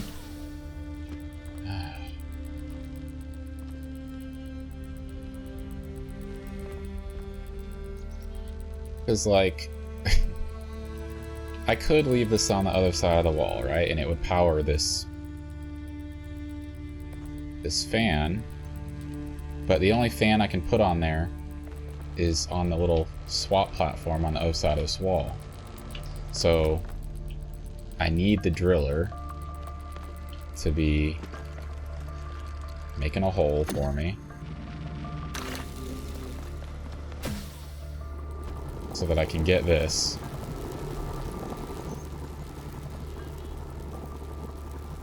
But what do I swap it with?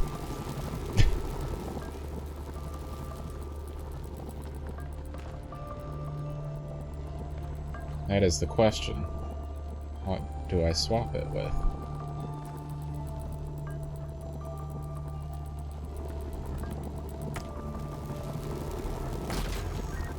Like... yeah, no?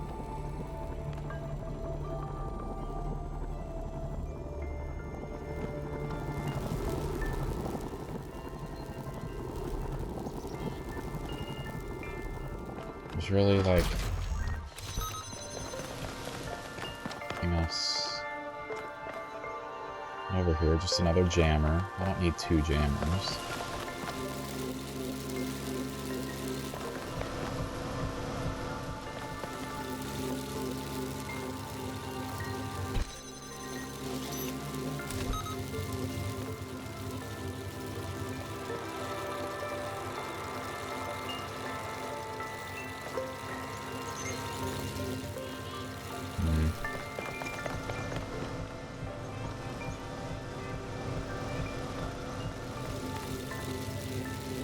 Only I could just step through that hole. You can fall through holes when you make it a hole with a jammer, but you can't walk through them.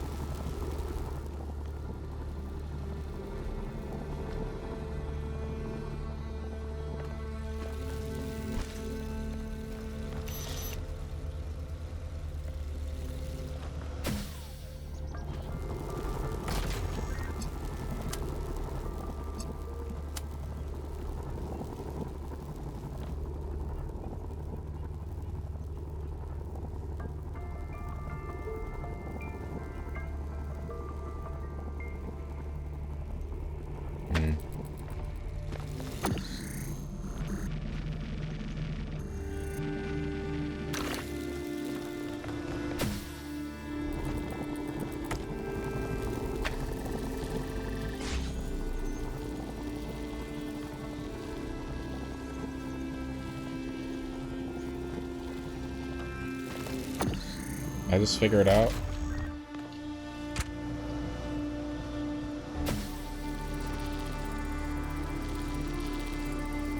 Yeah.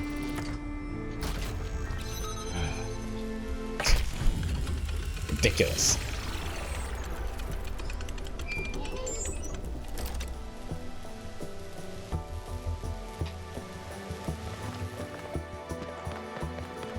All right. Both secrets done, we go to the bridge now.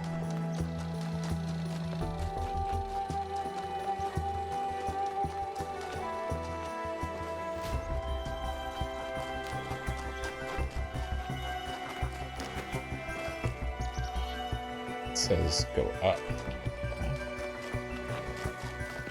Paris! Welcome back, Paris.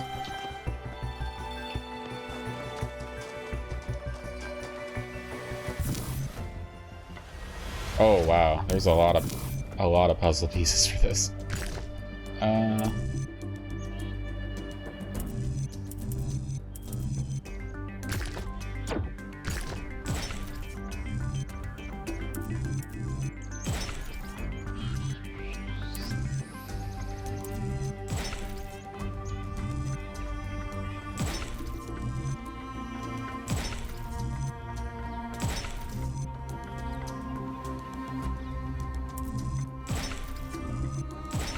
Oh, that was so easy, guys.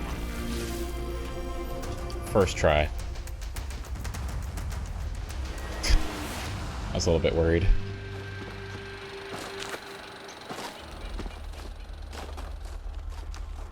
Alright, up we go.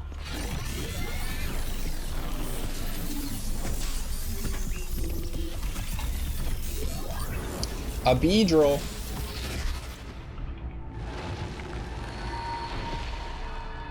Hear me, friend, and heed my words. Beware Pandora.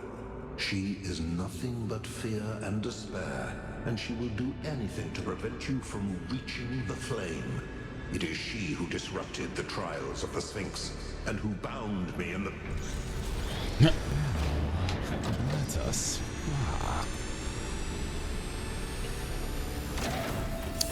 That was inappropriate, Paris.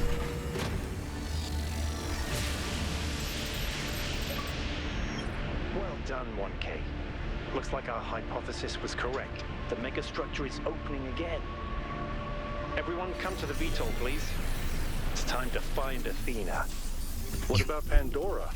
You cackled. She seems capable of displacing or controlling the other entities. We should be careful, but we can't let such a vague threat paralyze us. Just keep your eyes open. Ye old Paris cackle. Where are we going? Back here. I can't take credit for that line. The percackle. I can't take credit for it. My friend Angst. I think that I got that from him. Is that right, Angst, if you're there?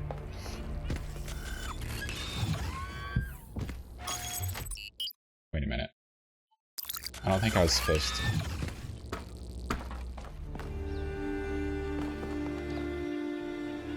Am I supposed to do this?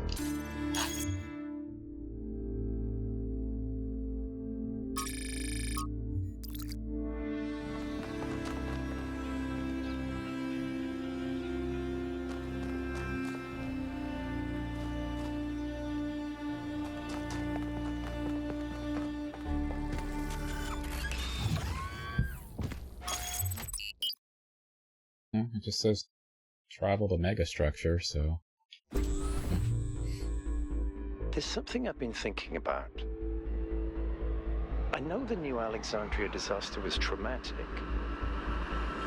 I know accidents like that make us think that it's best to stick to what we have. But what about all the accidents that have happened in New Jerusalem that nobody talks about? The collapse of the Rakovsky building. The Calvin Street explosion.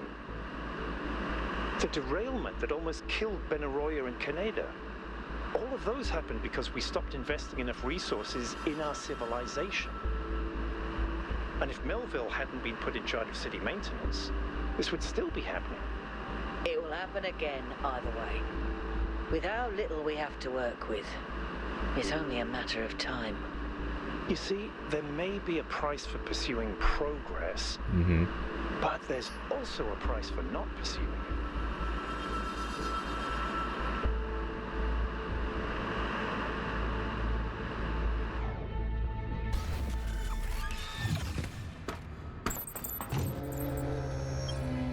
I think the price for not pursuing it is simply being content with what you have. No longer expanding. You can continue to advance. But just kind of hold off on expansion and increasing the population, work with the resources you have, find some sort of balance or harmony with nature. I think that's what needs to be the goal.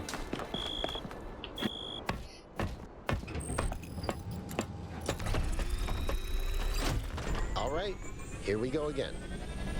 Whee! Going to the other side. Our main objective is to determine the relationship between the megastructure and Athena. Did she find it? Did she build it? Why was she here in the first place? Explore, dig up anything you can. We need to start finding answers.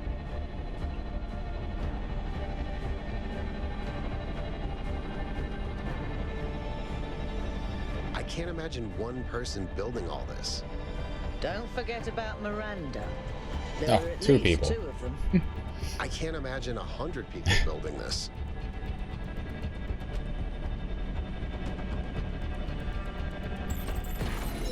All right, everyone. Have a look around, but stay in touch and be careful. 1K, can you stay a moment? I'd like to talk to you. Oh boy, Alcatraz. I know you can't wait to start exploring, but just hear me out, okay? I'm concerned. Byron is brilliant, but all he can think about is the possibility of finding Athena. She was his mentor, and her disappearance shattered him. I'm afraid he's not seeing the dangers of the megastructure. To me, this place seems chaotic, dysfunctional. Yes, it's all very impressive, but I think it's broken. And what we're seeing is, it's nonsense, frankly. You've interacted with it more than anyone. What do you think? All of it is intentional. We're meant to do something. Somewhat broken, but underneath there seems to be some kind of pattern. Seems pretty broken. Don't have enough data to judge. Then just be careful, okay? Alright, in we go.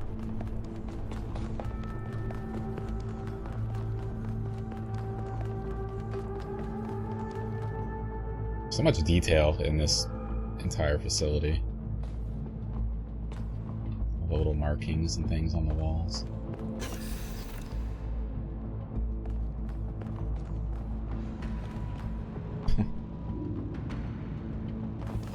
I'm headed deeper into the megastructure. Not quite sure where I am. Seem to be right in the middle of the machinery. Please, watch yourself, Byron. This is incredible. I don't even know how to describe what I'm seeing. I don't think this is a building. I think this is a machine. This has the same symbol as like the secret puzzle areas. Maybe just a coincidence being a triangle. It looks like the same symbol.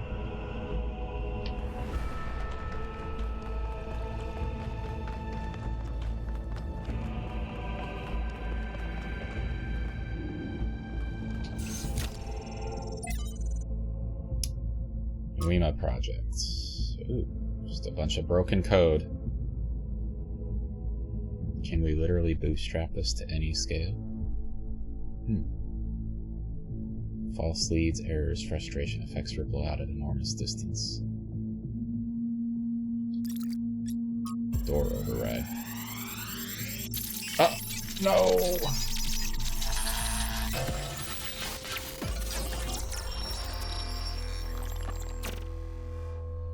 Why don't you just tell people that they're wrong? If you tell them the truth, they'll listen. It's not that simple. Yeah. Straton wrote that the most common error we commit is to think that ideas determine reality, when in fact the opposite is true. Ideas follow from material conditions.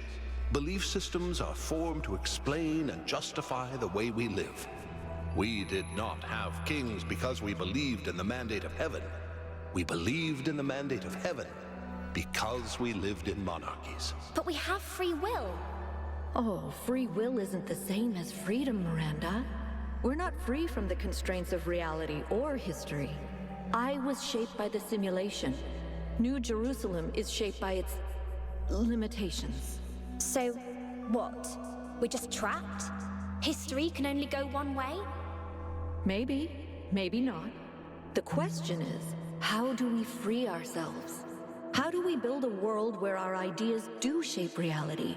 That's why we came here. A virus, indeed.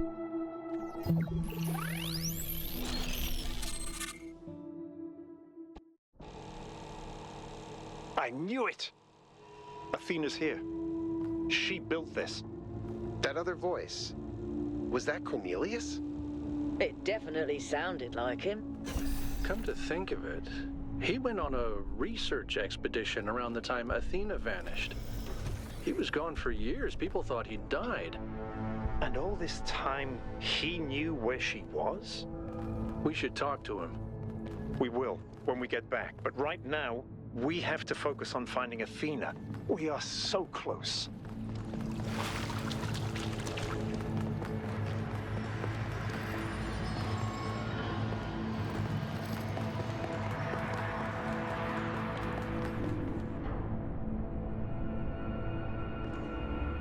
Notice how this statue is, you know, an android, like a robot figure.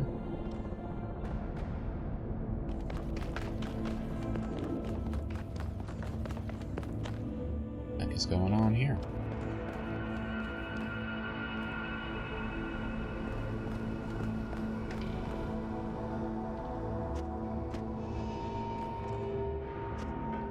Are those surfaces magnetic?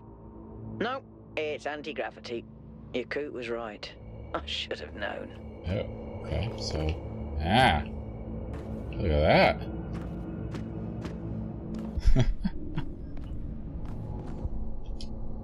A little bit disorienting, but, cool.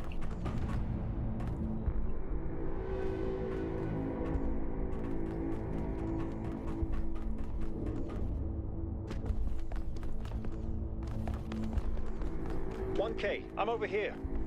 Hold on. I'll open that door for you.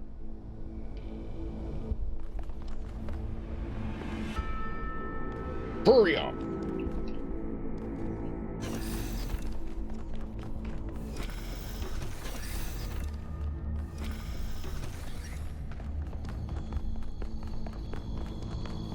Okay, so here's the main bridge.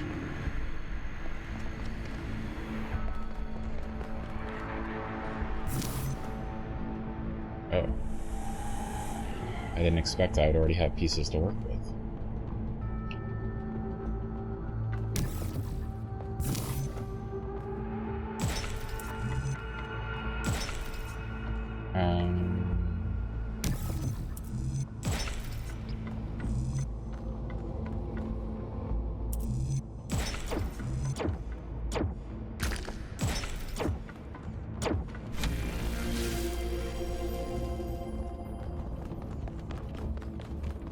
So easy, Nancy.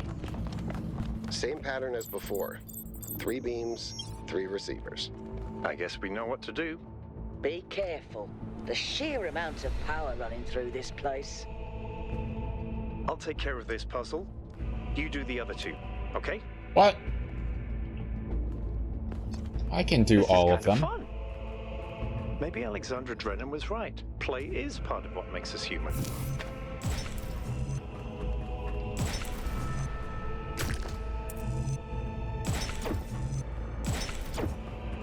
Melville, is there anything in the system that could tell us where Athena is? I don't know. Someone's logged into the system. But when I try to access that information, it all glitches out.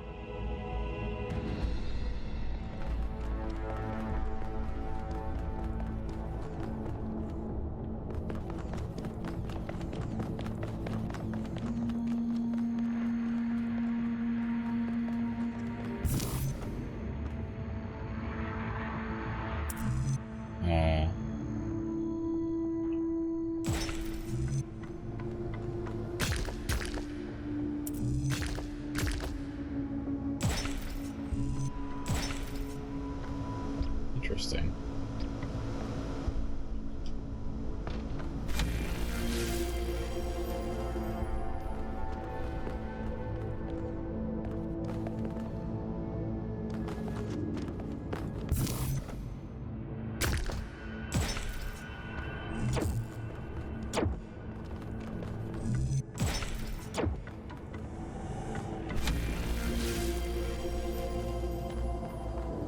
Okay.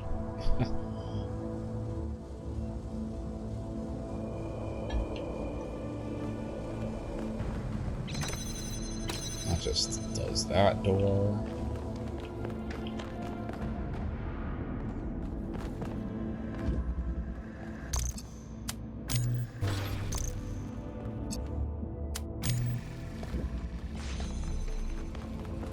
Pull this out of here.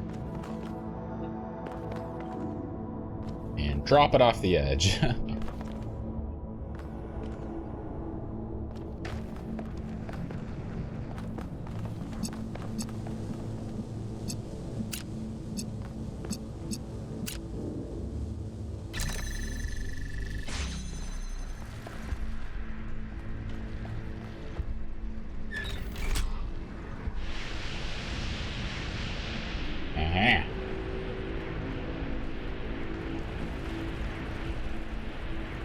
Okay.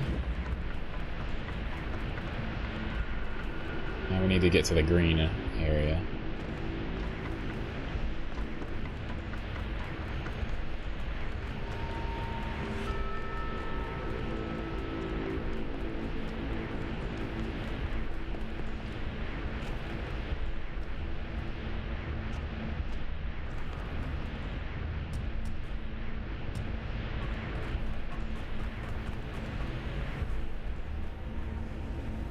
This is alright.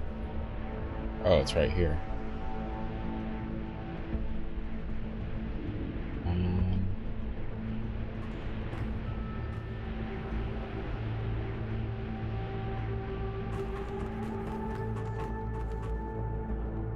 How do you get over there?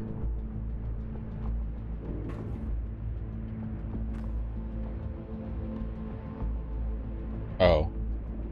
There's a thing right here, maybe.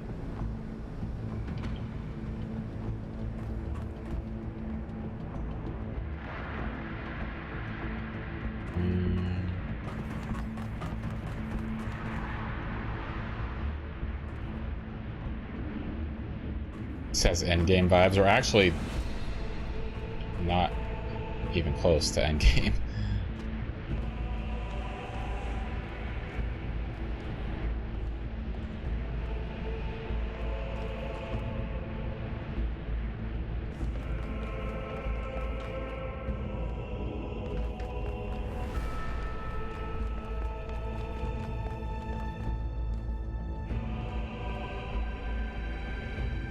How much more is there? Well, looking at the map, we have, you see the 6 question marks? So those are all areas with puzzles to activate another, 6 beams to the other sides of this building that we're in. So there's quite a bit to go. Quite a bit to go. And then there's DLC after that, which I hear has some very hard puzzles.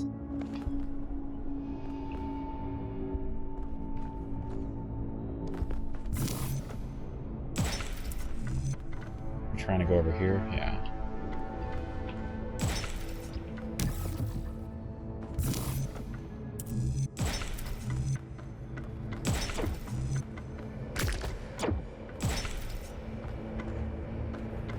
This is the 100% run, yeah. I'm trying to do as much as possible. I'm not exactly like leaving no stone unturned, but I am like doing the extra rooms on each location that we go to, even though I don't need to.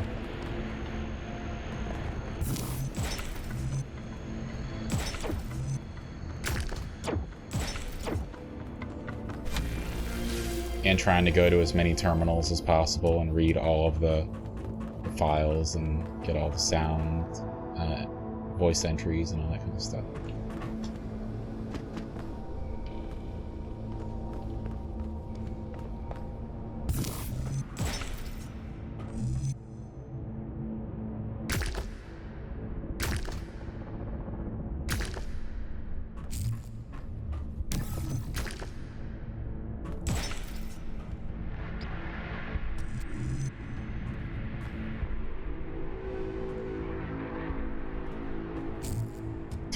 This is so...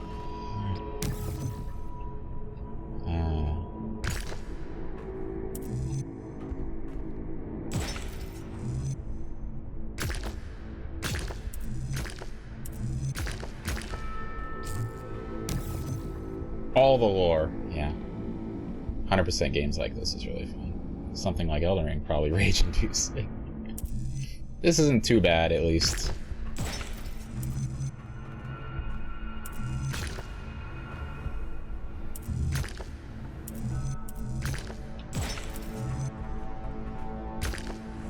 There we go. Oh, it doesn't reach.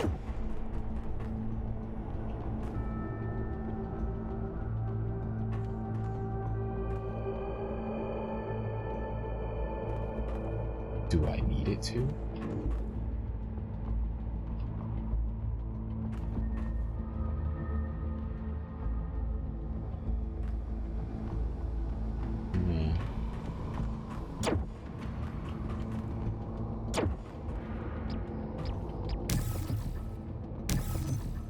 Close, but no cigar.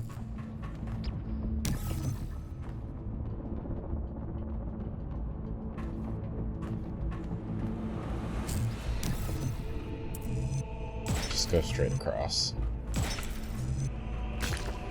Not to alarm anyone, but I think the ground is shaking. According to the system, whole parts of the interior are moving around. Like it's rearranging itself. I think that's what happened last time. When I took the elevator, the platform where I got out just moved away.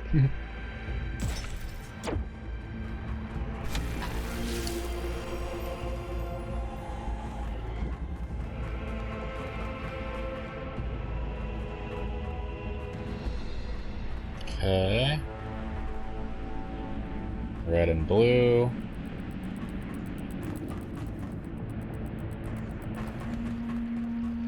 Also this. There's got to be another item on the other side of the wall here somewhere. Yeah.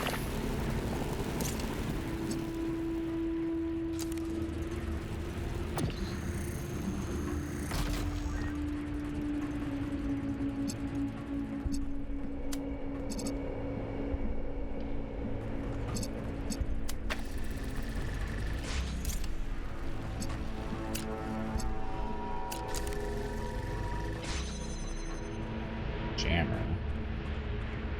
So this can be used to hold the door open. And then...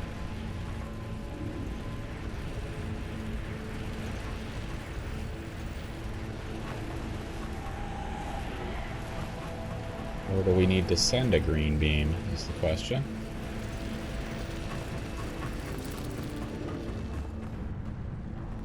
The lever is right there. Oh.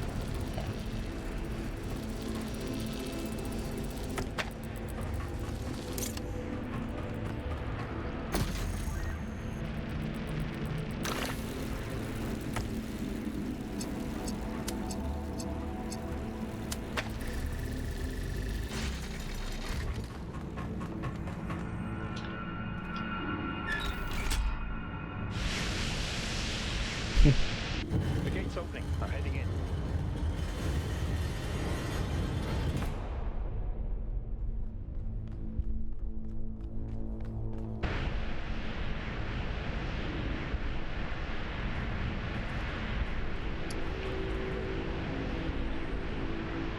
Now to get back.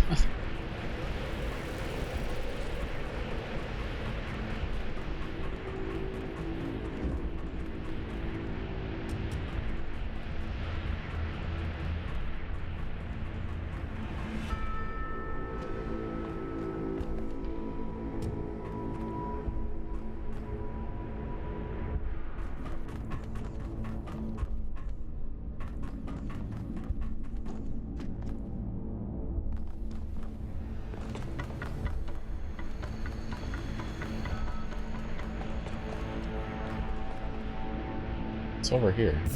I know I can just go there, but I'm kind of curious about what's going on this side.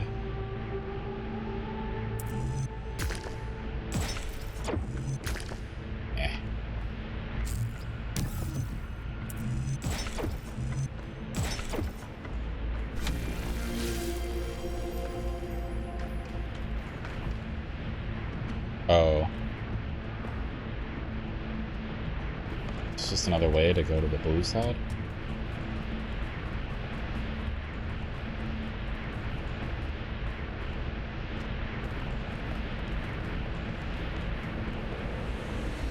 Yeah, looks like it, because I came this way originally.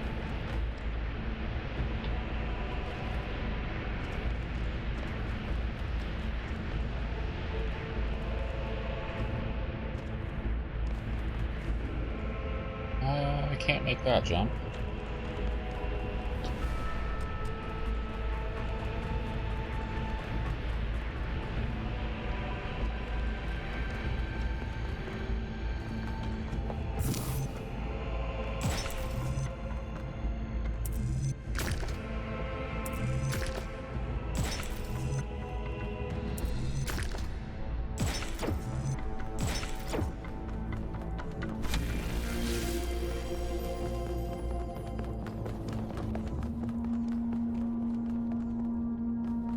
Right or left?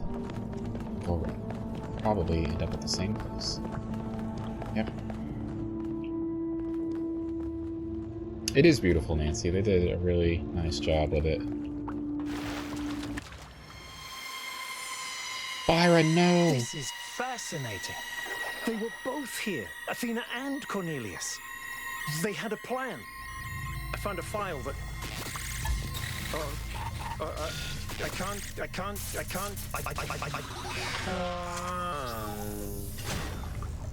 Byron's trapped in the overload. He's failing to disconnect. The whole system's going haywire. 1K, get out of there! Everyone back to the VTOL!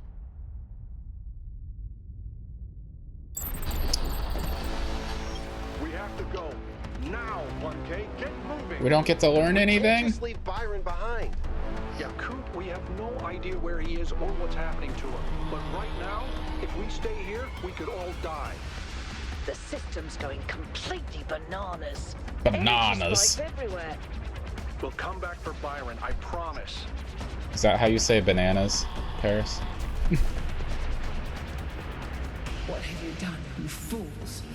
Mortals are not meant to tread these halls. Why will you not heed my warnings? I am not trying to harm you, creatures of clay. All I wish is to protect you and the rest of your kind. What more must I do to make you understand? If you cannot be reasoned with, I must bar your path.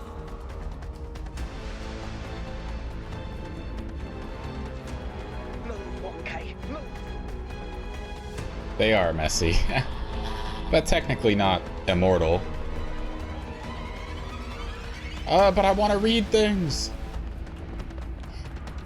I mean, they need to maintain themselves.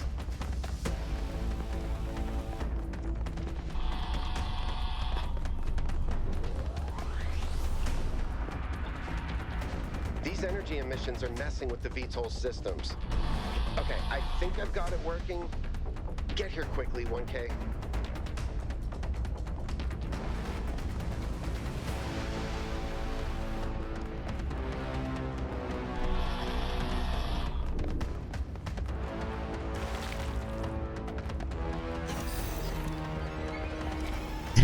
I was trying to look at things while also trying to escape messy. Like, ooh, what's this?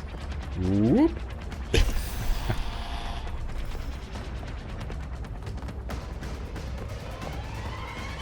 Come on, get in! Get us out of here, Yakut.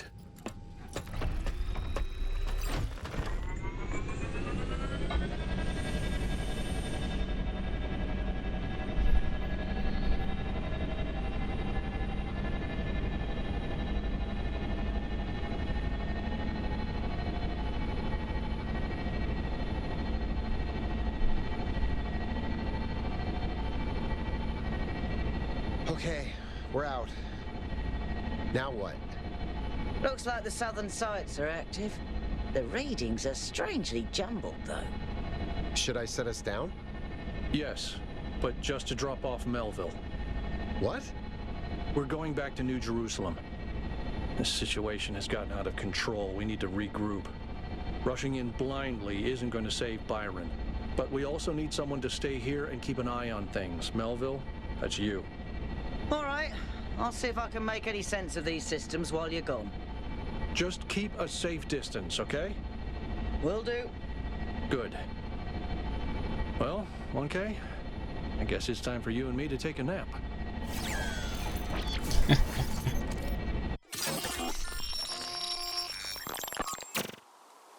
Do not lose hope, my child.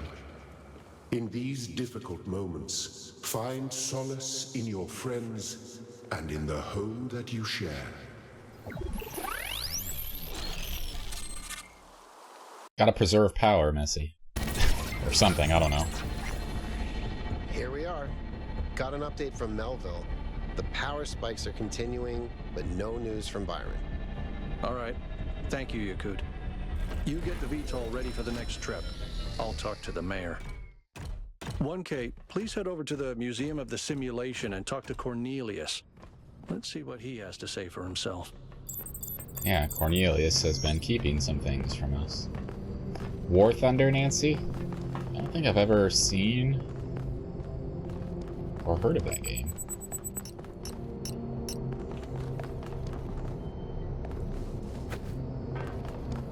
The world is full of suffering. Every living organism suffers. Animals kill other animals to eat. And it always ends with death, torn apart or wasting away. This is what surrounds us. This is what's happening outside those walls, every hour of every day. It's our ethical responsibility as sentient beings to lessen suffering. That's what it means to be human. To understand that it is your duty to transform this world into something better. That's what the founder meant when she said that we can turn the world into a work of art.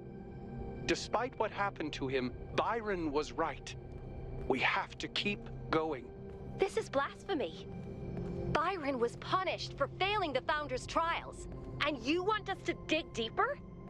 Just because you can't accept that suffering is natural and necessary? Please, everyone, stop using the public frequency. If you want to argue, use your interface or speak in person.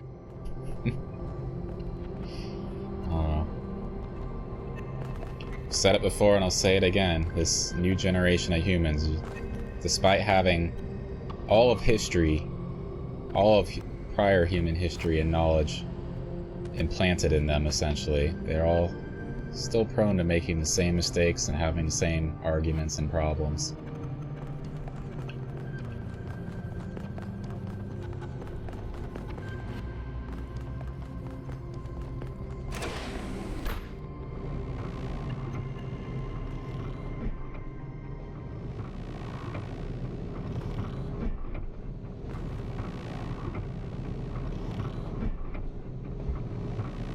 Like World of Tanks, but boats. I see. I'll have to check it out, Nancy. That's cool that it's free.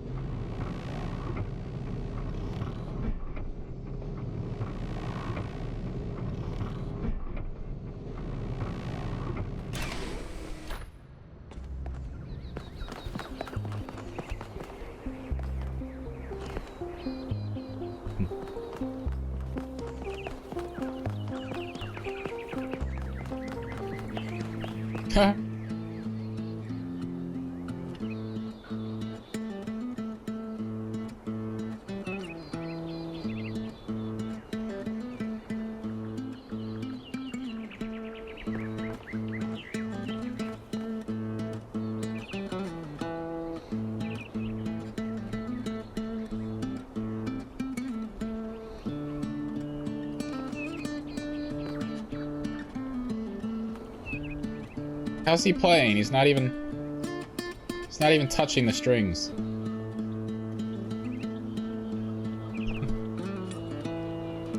He's pretty young. Damn, man. Number 112.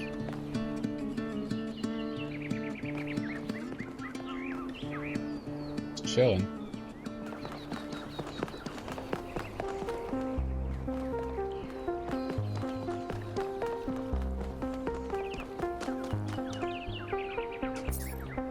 Team Simulation, Gehenna Memorial, Friends of New Jerusalem Gazebo.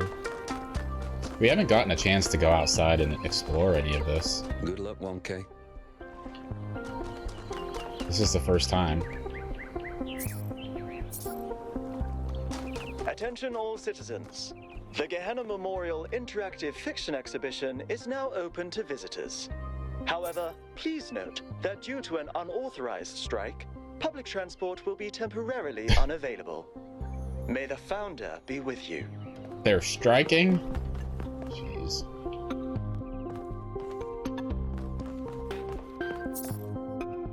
Argument Simulator by Gupta.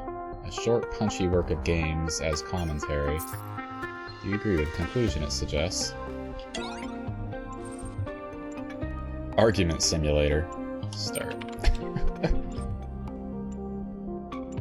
Goldblum, Socrates, Library Assistant.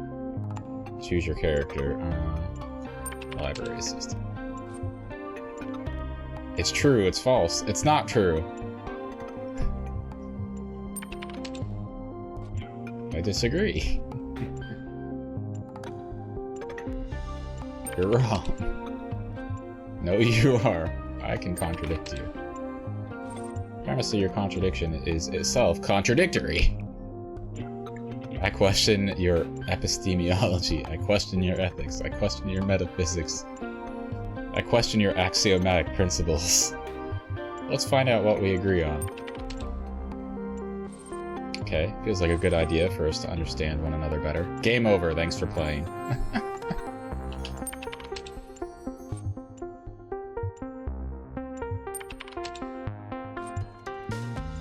It's false. That's the opposite of the truth. This is obviously incorrect. No, it isn't. Question your axiomatic principles. Question begs your assertion. Foundations of your thinking are incorrect. It's the opposite of the truth. We're just going in circles now.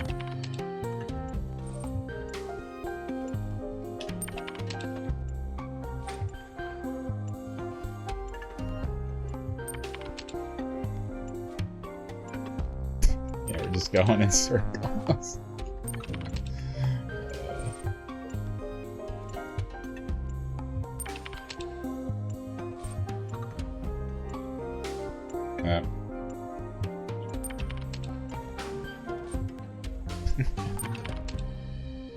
It really is an argument, yeah.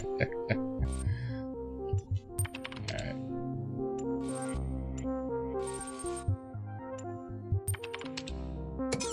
Interesting. What's this one? Jefferson Goldblum and the Spectre of Modernity by Rat, number 980. Another story in the much celebrated Jefferson Goldblum shared universe originated in Gehenna maintains the characteristic writing style of the series but focuses on a new set of themes.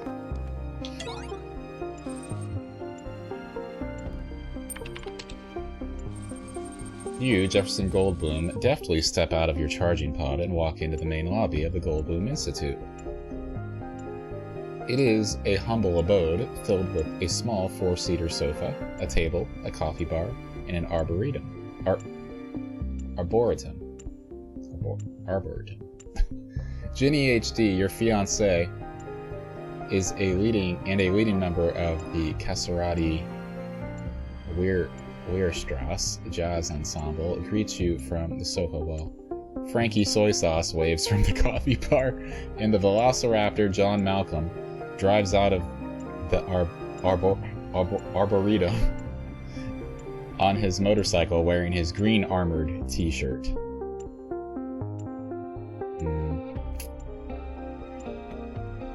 Frankie Soy Sauce at the coffee bar.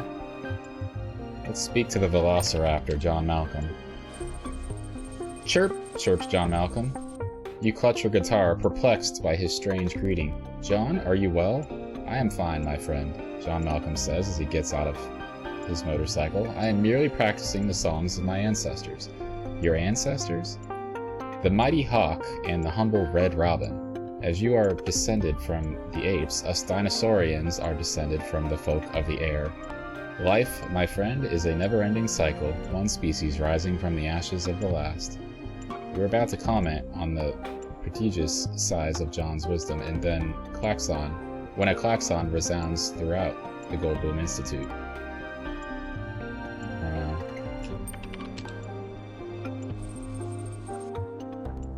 Chirp, chirp. Chirp chirps John Malcolm loudly before he shrugs his reptilian shoulders. Sorry, my friend, I'm afraid this saying doesn't translate very well. Maybe you should shut the klaxon off before we continue this conversation. You walk over to the computer terminal and attempt to shut down the klaxon, but the machine refuses to accept your command without the correct password. John Malcolm revs up his motorcycle, a sure sign he is deeply worried. Jefferson! You have to do something about this noise, he calls. Shoot the klaxon. Oh shit, I meant to shoot the klaxon. You unsling your guitar from your back and check the strings to make sure they are in the proper order. Then you take a heroic stance with your chest puffed out, your legs splayed wide, and your guitar held heroically aloft. You play a chord, a perfect chord, followed by another equally perfect chord, and another, and another. As always, all the chords that you play are perfect. This is your greatest burden. Mollified, the klaxon shuts itself off. You turn from the now silenced central computer console and look at your team, who are all gazing back at you with varying levels of wonderment in their eyes. John Malcolm dismounts his motorcycle with an air of certainty and queries the central computer console with sure taps of his reptilian claws upon the keyboard. It seems, John Malcolm says, that the sensors have detected a threat of galactic magnitude. Oh no, cries Ginny HD, while Frankie Soy Sauce drops his cup of joe in fear. Know what you can't wait to hear in person, Jord? What? Fuck you, Jordalini.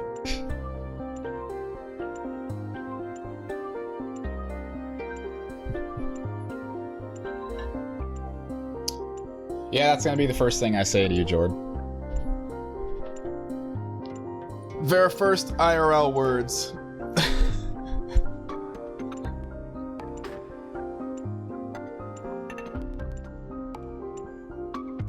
Promise? Yes, I promise.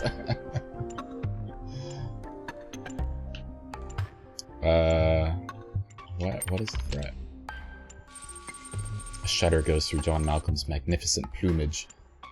Something far more dangerous than anything we have encountered so far, Jefferson, he proclaims. Oh, John Malcolm, what is it? Exclaims Jenny HG. What could it possibly be? We've already defeated the dastardly Dr. Elian. What could be more dangerous than him? This time, my friends, John Malcolm says, after a pause of precisely 2.5 seconds, we will be up against the specter of modernity. Take action! Friends, humans, dinosaurians, countrymen, possessed by a sudden urge to act, you jump up on the coffee maker, much to Frankie Soy Sauce's dismay. We cannot let this threat to our very way of life go unanswered. No, we must stand against the specter and not yield until we are victorious. Will you stand with me? Yes, my darling, anything for human world, cries Ginny HD. Friend, you know that I will stand by you until the bitter end, adds John Malcolm solemnly. For coffee, shouts Frankie Soy Sauce, and for love. But, asks Ginny HD after the shouting and swearing of fealty is done, how will we prevail? The specter of modernity is too powerful for you to fight it on your own. Of course she is right, as she usually is.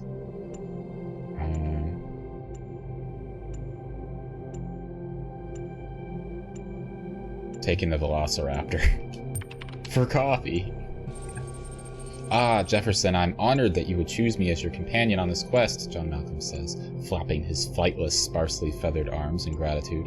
Together we will defeat the specter of modernity, and our adventures will live on in song for generations to come.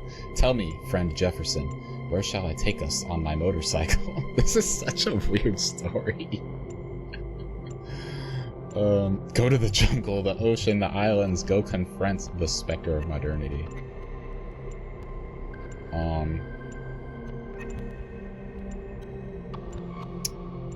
Yeah, let's go.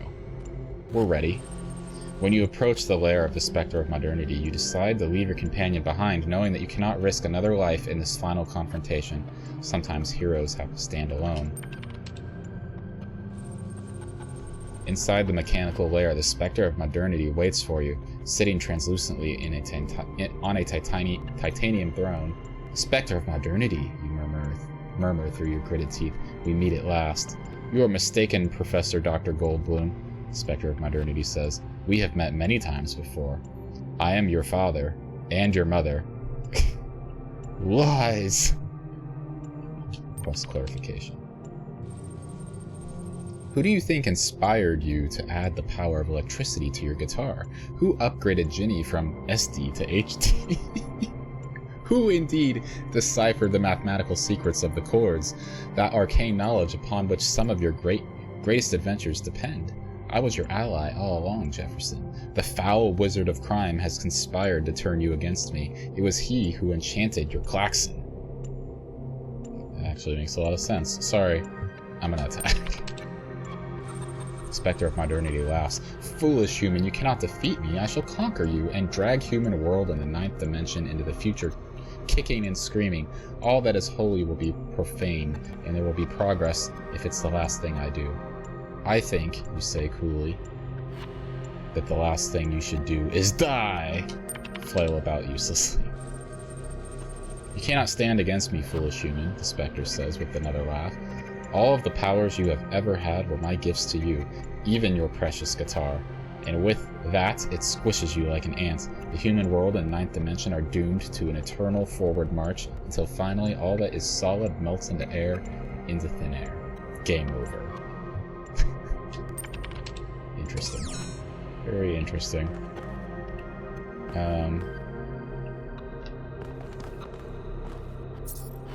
Ghosts of Atlantis. A lyrical, atmospheric quasi-sequel to Atlantis, a classic work created by Lilith. The original game told the story of inundation of the mythical island, no doubt reflecting the impending fate of the citizens of Gehenna.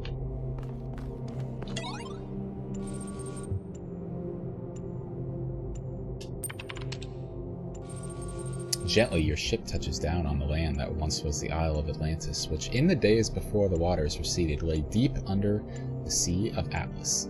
You have come to find the last legacy of your ancestors. The red sun burns bright in the sky, scorching the drying earth.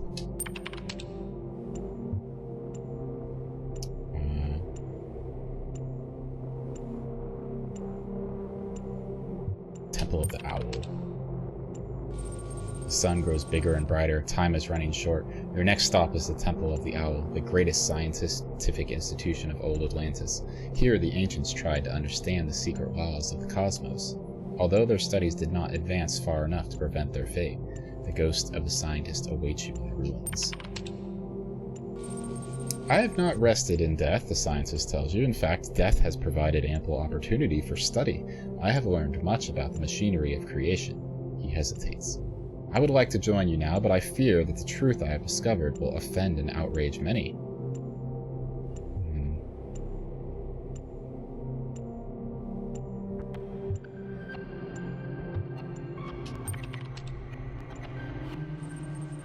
I don't know if it matters, but once it is known, it cannot be ignored. Still, if you believe it matters, then it does, and I will join you.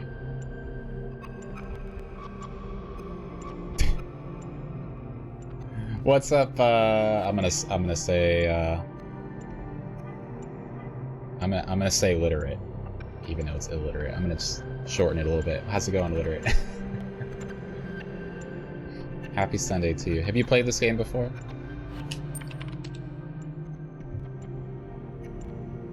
Let's journey to the Lost Shore. First part is getting Vulcan support. Can't say I know what you mean here. Your journey takes you to a wasteland that was once a beach where children from the Atlantean capital of Luna came to play. Here stands the ghost of the poet, contemplating the dying sun that fills the sky.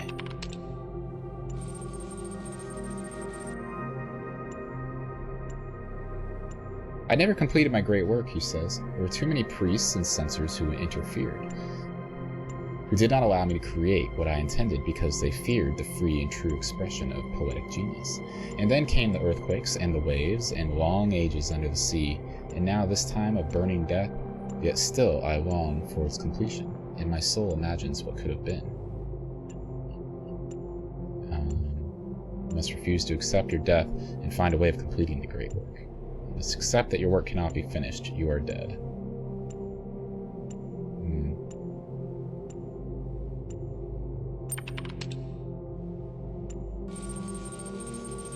Then I curse you all. Time and space and people and gods too, the ghost says angrily.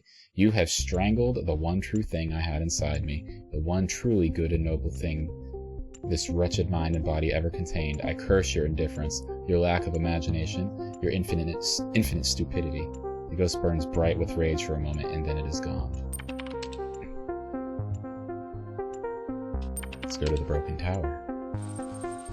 On the northern shores of the island, where the frozen ocean once stretched to the horizon, stand the remains of a tower. Here lived a great magician who advised the king of Atlantis in matters of the sublime.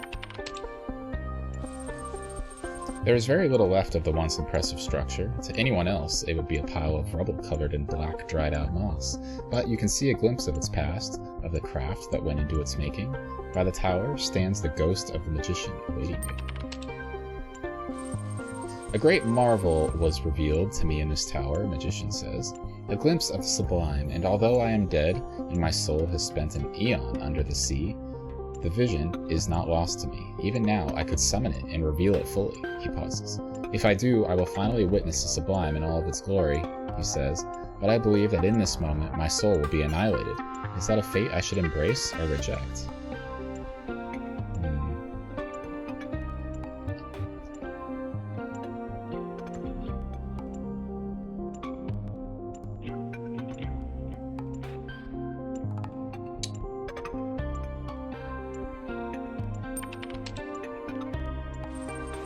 You speak wisely, the magician says. I have lingered here too long. He turns away from you. Toward a world beyond your sight, a bright light suffuses him, and you cannot tell whether the magician is laughing or screaming. Then he is gone.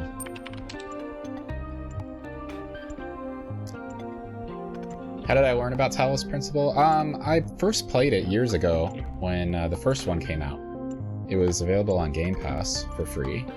I played it then, and then I played DLC as well. And then more recently, I played it a second time because I hadn't played it on stream before, so played it on stream and then moved on to the sequel, which we're about halfway through. But I really enjoy this game. I enjoy like all the lore and all the little documents and philosophical ideas, and it's really well made. You make your way to the Temple of Serpents, which once was the greatest hospital in all of Atlantis. The sick and the injured came here from all across the island, hoping that salvation could be found in its halls. All that is left of the temple is a labyrinth of low walls, and the ghost of the physician is waiting for you. It is faint, barely visible.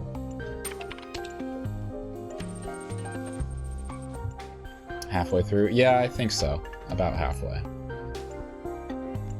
I worked here day and night for many years, and I saved countless lives, the physician says, and yet, of all the lives that I saved, only one survived the death of the island, a young messenger who escaped on one of the ships thanks to another's sacrifice. And I've wondered many times since, was my work in vain? The burden of this question is eroding my soul.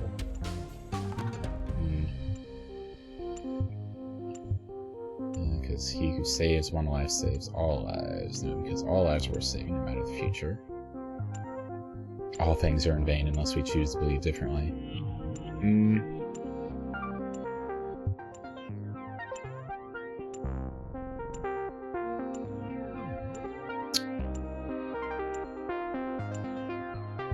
Let's say this.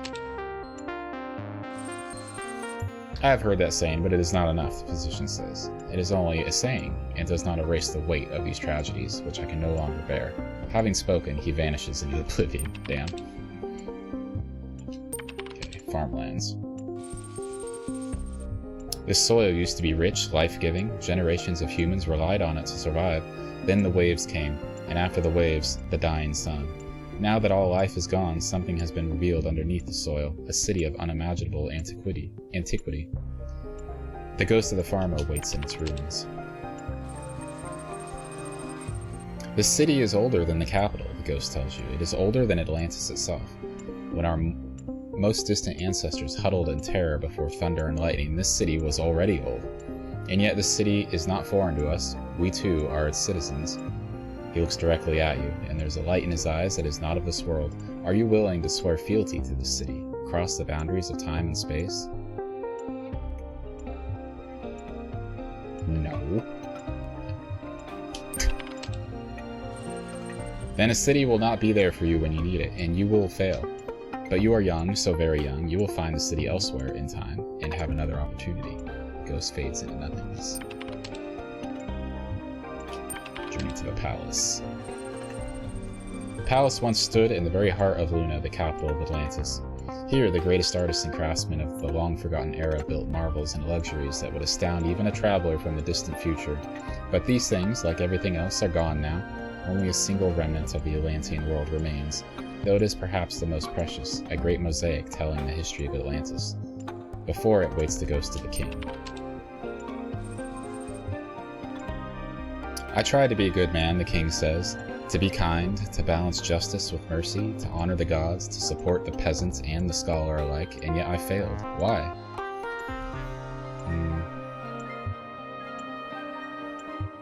Failed because you put yourself above others and hoarded luxury.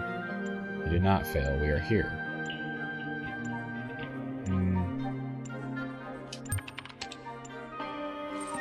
King is comforted by your words. You speak kindly. I know that I am not without blame, but in the end I chose to save others before myself, so perhaps you're right, and I did not fail entirely. King lays his ghostly crown aside. I will join you, but only as a man. The mosaic is a work of superb beauty, a great work of history and humanity. In it, you see reflected all the hardship, tragedy, hope, triumph, and heartbreak of your ancestors. This is what you came to find. Cannot retrieve a mosaic alone. Forces of time are too powerful, and the strength of a single person is not enough. Even with the help of the ghost, you cannot pry the mosaic loose from the morass of history. All you manage to do is break off a small piece as a memento. It will have to do. Your heart is heavy as you return to your ship. Did you fail, or was this journey enough? You are uncertain. Perhaps the past simply cannot be saved. It is, after all, the past. As the sun engulfs the earth, you wonder what will be remembered of your own time, the end. It's an interesting story. If I weren't streaming, I would probably restart it and try to, go through the process of getting all the ghosts to join me, if it's possible to do. Because maybe at that point you can retrieve the whole mosaic and, I don't know, get an achievement, I guess. I don't think it plays a huge role in the actual story here, but interesting still. Welcome to the Gehenna Memorial Interactive Fiction Exhibition. Oh, it's you, 1K. Please tell me, you were there when everything went sideways. Do you think Byron will be all right?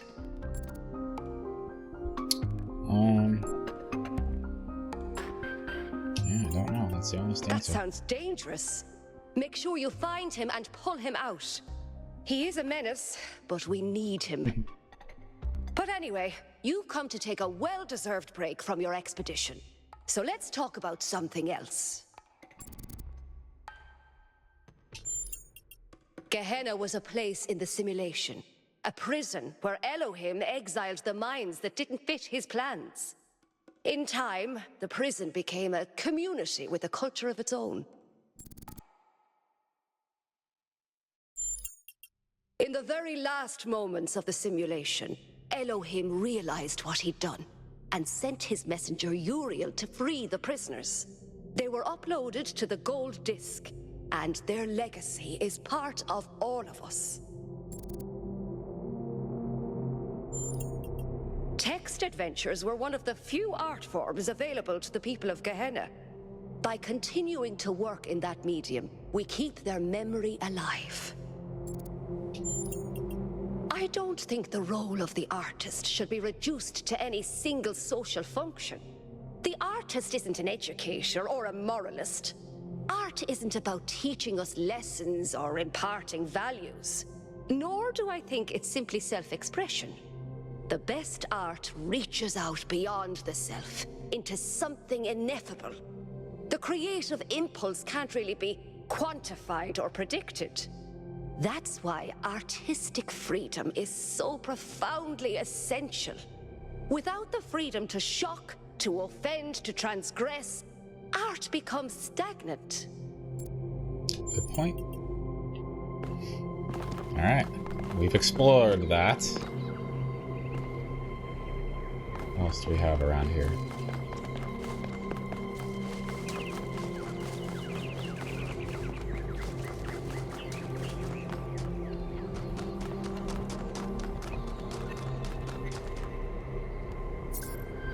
Friends of Mutual Understanding Gazebo.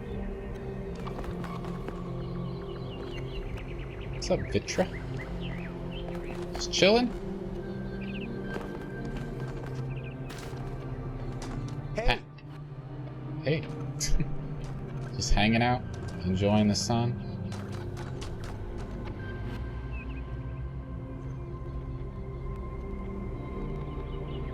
Well, they're not done completing this side yet. Or constructing. Oh, protesters? Public transportation must be safe. We deserve a functional city. Hello, 1K. It's a pleasure to finally meet you. Shame it couldn't be under better circumstances. Byron is a hero to many of us. Yesterday, there was a sudden brownout in the grid, and we almost had a derailment. We've been warning the mayor for months, and all he ever gives us is waffle about the goal. This can't go on.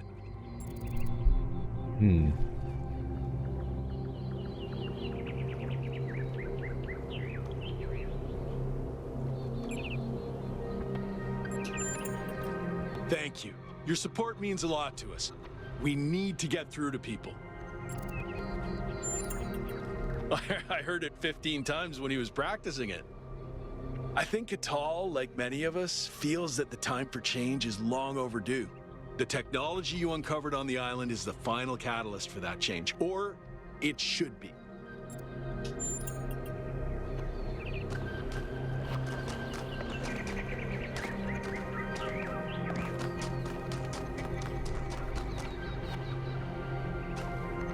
Oh wow, it's you.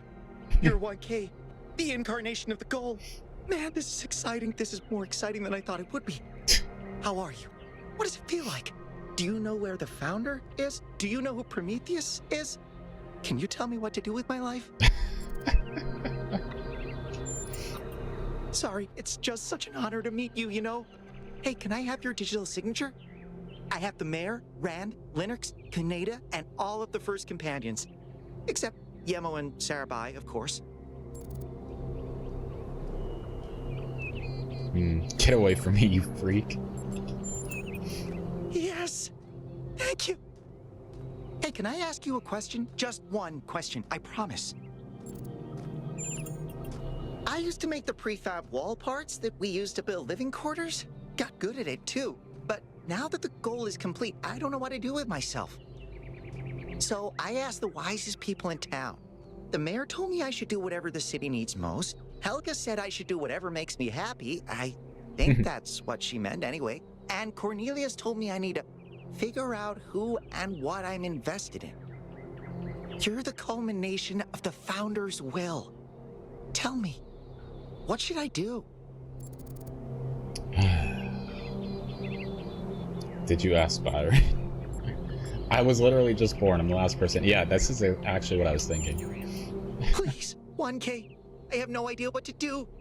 You have the founder's wisdom inside you. Help me.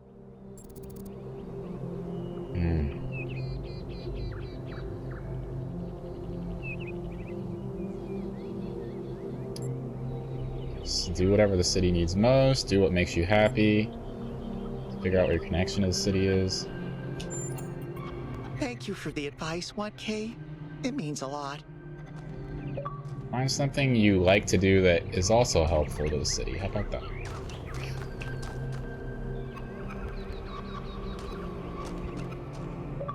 Oh, hi, Helga. Hello, new one. Are you browsing or buying? Browsing or buying? I don't see any stock. What kind of shop is this? The kind that trades in hopes and dreams. Yours for the right price. Is there something your heart desires? Perhaps. I've uploaded my most popular items to your interface. Does anything there spark your imagination? Internal monologue, 10 credits. Future predictions, sensory tuning, a clean start. Credits? Oh, you don't have any credits yet. Well, let me extend you some credit. Ka-ching! 55 credits. Just make sure you spend them with me. They're not worth much anywhere else. Now, what was it you wanted? We have 55 credits. An internal monologue, sensory tuning, future prediction. Let's do sensory tuning. A very popular choice. Enhanced sensory perception lets you distinguish sounds, shapes, and colors at greater distance. It's 10 credits. I'll take. Okay, I'm updating your settings now. And hey presto, superhuman senses. Does the air taste fresher? Do you hear the birds chirping outside the dome? And beyond that, the river bubbling through the dam. No. Nothing as in you're not impressed by the stat gains, or nothing as in I've accidentally erased your entire sensory system. Still feels something. Okay, Few. I'll let you into a secret. You and I don't have fleshy appendages like our ancestors. What we can sense is mostly a function of where we direct our attention. Anyway, I hope you find something worth paying attention to. So, something else perhaps? Internal monologue. That one comes with the following disclaimer. Internal monologue was discontinued as a default feature in new builds. Constant self-commentary is not recommended for all customers. But I can switch yours on for 10 credits if you're sure you want it. Do it. As you wish. I'm uploading the new settings now. Do you hear anything? Why is she staring at me? I don't hear anything. I'm not sure this is working. Wait, no. This is new. I didn't used to think in words like this. It's like there's this little translator turning all my thoughts into some kind of ongoing narrative. It's kind of relentless. How do you make it stop? Do I just not think? I'll try that.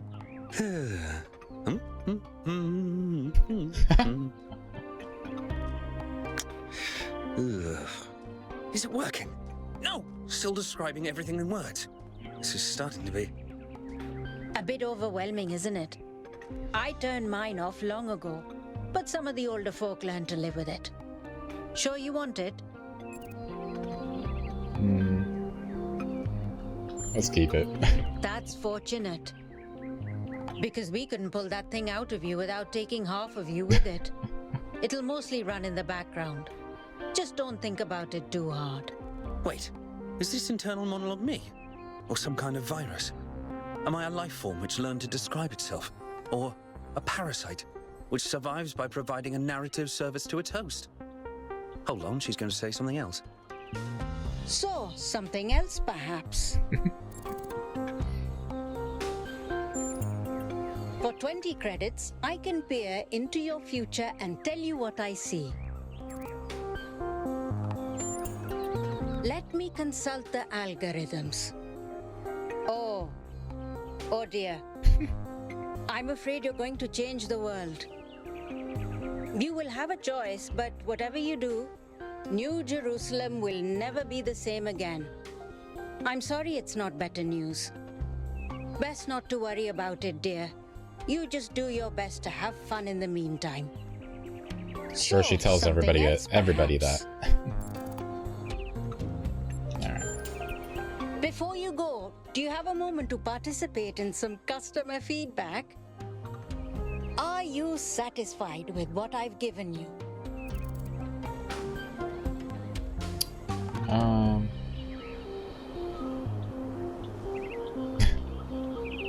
All you're selling is words. I mean, not. I guess.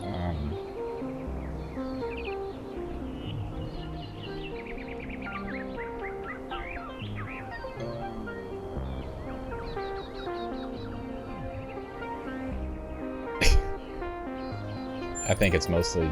Yes and no. Is a spare battery just complicated lithium? Or is it also an extra chance at life? Is an idea just a bunch of words? Or a way of reprogramming ourselves to be aware in a different way?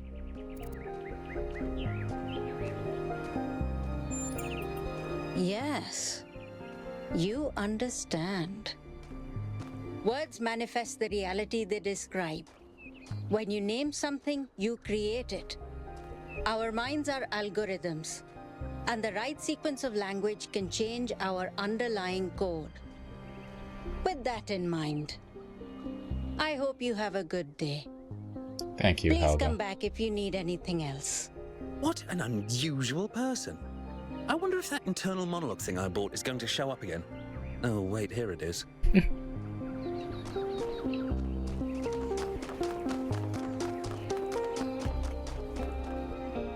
Atal. Nice to meet you, 1K.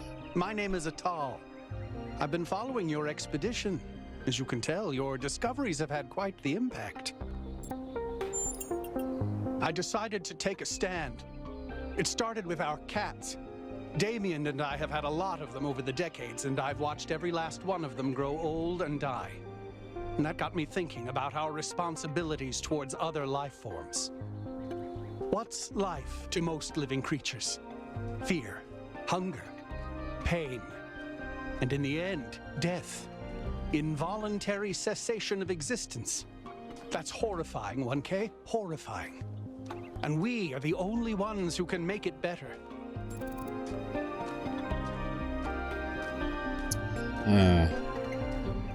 Re-engineer the whole planet?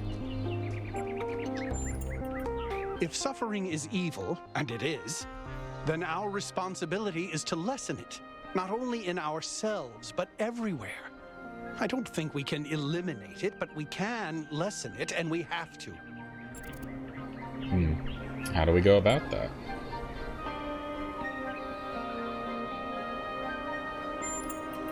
In a way, yes. I don't think it's our exclusive purpose, but it's a role that falls to any sentient species capable of developing science and technology.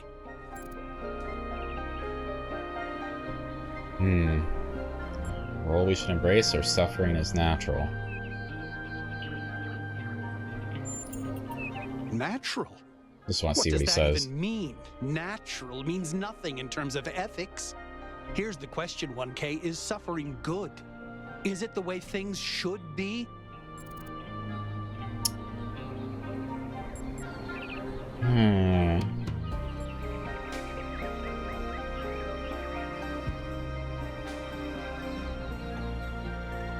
It's a complicated topic, really.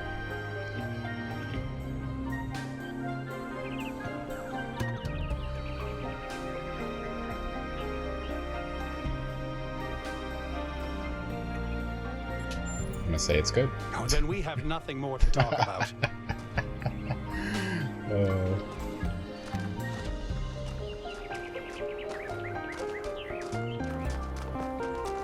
See, I told you. It was Athena who sent Prometheus. How do you know? Chancy! Are you enjoying our gardens? To be honest, no, not especially. They're lovely. All the great secrets are right there, you know. You can watch the tiniest of seedlings grow, flourish, and die. But it's the pattern of all things, that you're really seeing.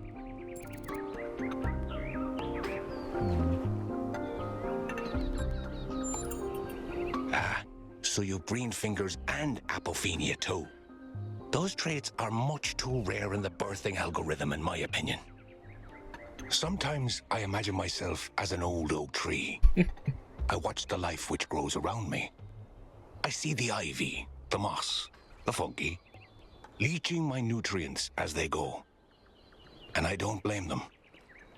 I'm delighted by how life seems so different from me can somehow be the same as me. This old oak tree drinks water from the ground. They drink their water from me. They shrivel and die in a single season. But I shrivel and die over centuries. What kind of plant would you be, I wonder?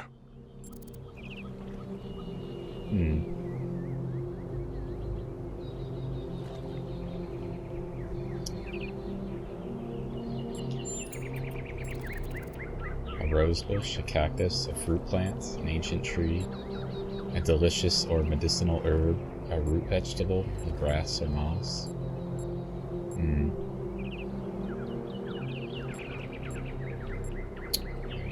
I don't know. A medicinal herb. You're clearly interested in our ancestors' rituals of utility. But that's exactly what I thought you were. You see, these patterns, they flow through all of us the same. Yet they always come out different.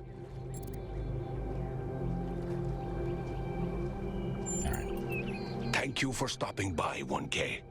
I'm sure we'll meet again. Chansey's also a very old one. He's number 88. So he's been around for a bit.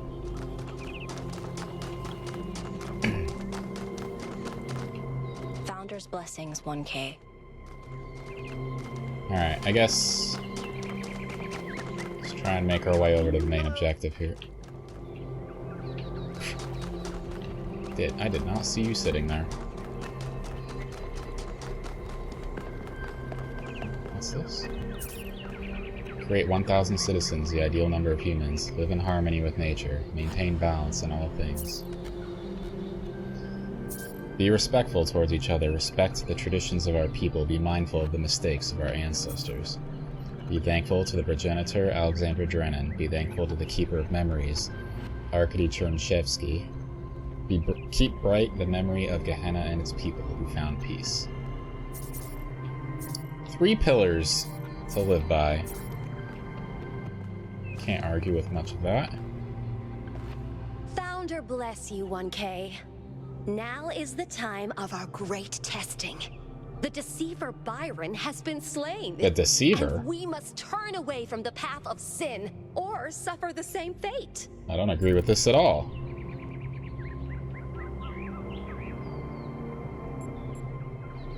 Let's ask her. Because the values he teaches are evil.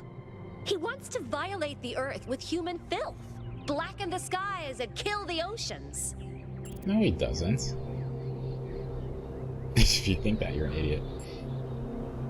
You're back, Emily. Welcome back. Just got off the phone with your parents. Everything good with them? Yeah. Yeah, ditto. The tools of the sinner cannot be used to raise the sinner's palace. Never forget that, 1K. Oh, that's it? You're done talking to me? Okay.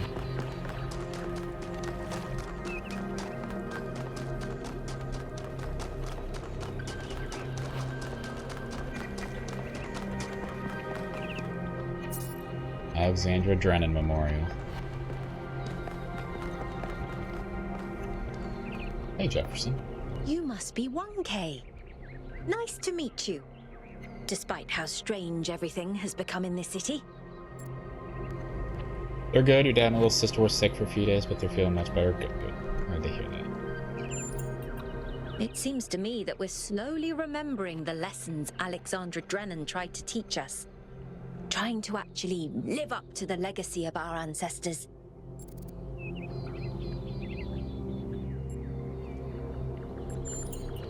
She believed in us, 1K. In our inherent value. and in our ability to transform the cosmos and create meaning.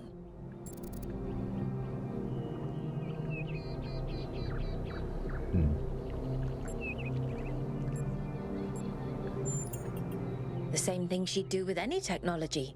Discover how it works and apply that knowledge for the common good. She worked to the very last moment of her life to ensure that we had free will. I don't think she would tell us anything. I think it would make her very, very sad. That's it? Okay. Have a nice day.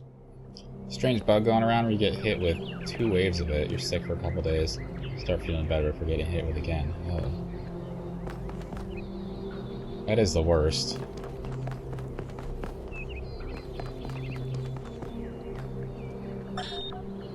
The answer that came to me again and again was play. Every human society in recorded history has games. We don't just solve problems out of necessity. We do it for fun. Even as adults.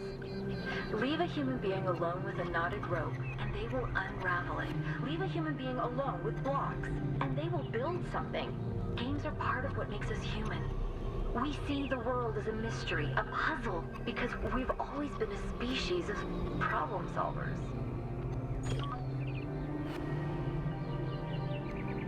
Just glad you hadn't gotten hit with it, yeah. Especially right before you left, you know? DNA is information transmitted across time. The living and the dead are part of the same chain, bound together by chemistry. That's true of all species. But humanity has taken this bond further.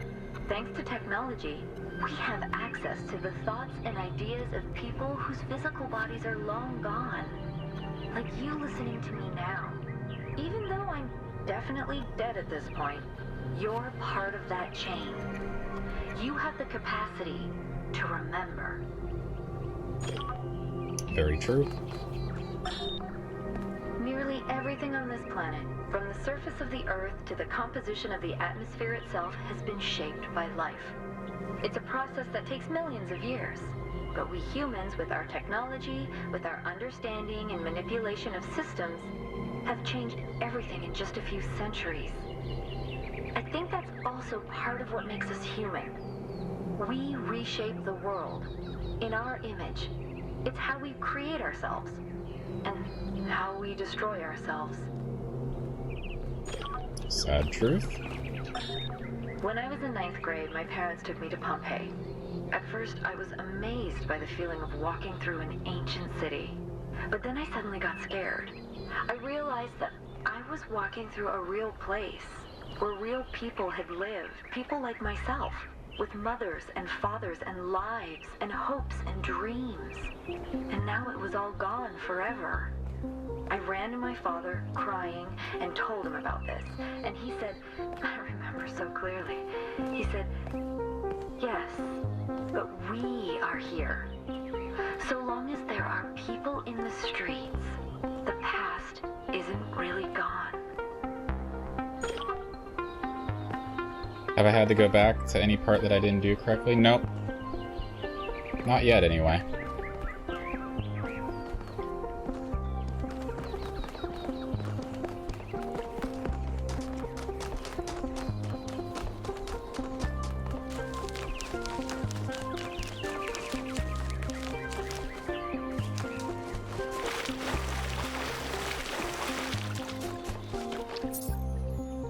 Remember the goal. Perfection is unchanging.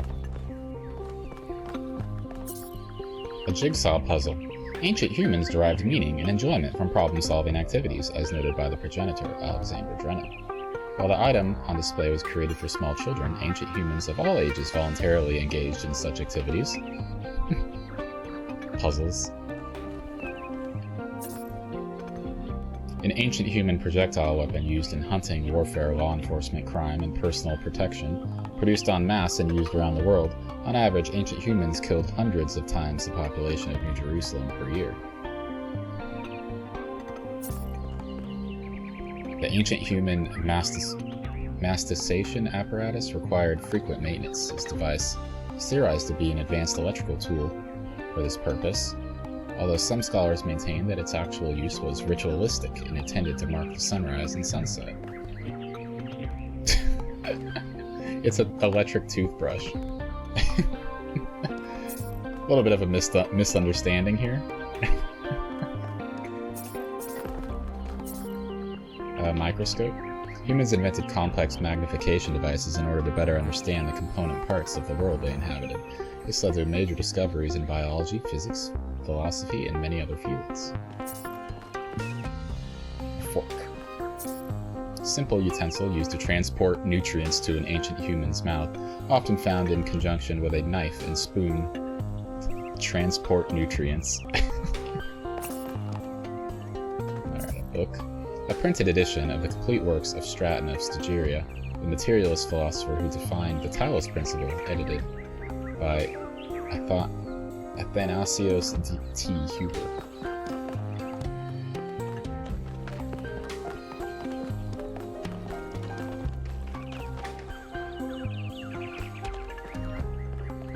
Is there a sign out here?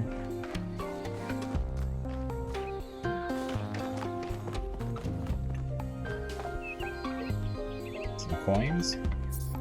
Currency was an ancient human medium of exchange which played a significant role in their systems of labor and resource distribution. Intense conflicts sometimes erupted over the possession of these objects, leading to injuries or even deaths. Soccer ball. Inflatable sphere used in the popular ancient human game known as football or soccer. This game was played around the entire globe and aroused great passion in its followers. It was also often simulated digitally, most notably in the form of football glory.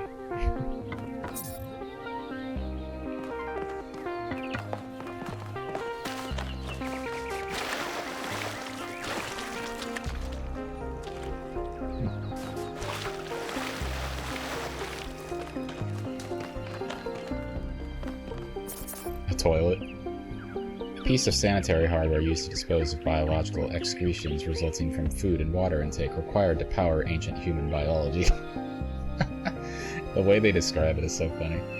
Such hardware was connected to a vast network of subterranean pipes leading to wastewater treatment facilities, a classic example of ancient infrastructure used to control their impact on the environment.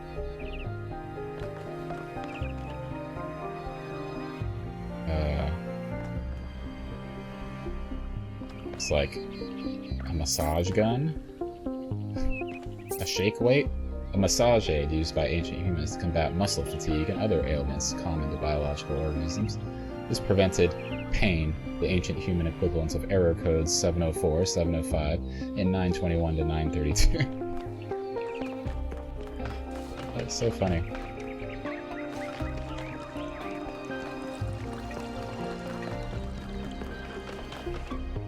A cat!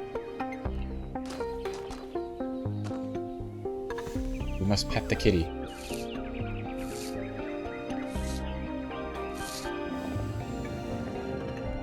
It's Bella! It's Bella. Oh, it's you. 1K. You're back from the expedition.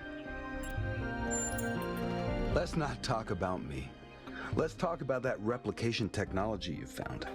Hey, straight to business. You have to get hold of it, 1K. You have to. If you don't, I think I'm gonna die of loneliness. And I think this whole city's gonna slowly suffocate. I mean, do you really think the founder would have designed such a large city if she intended for us to stop at 1,000 inhabitants? That's not even enough to fill a village.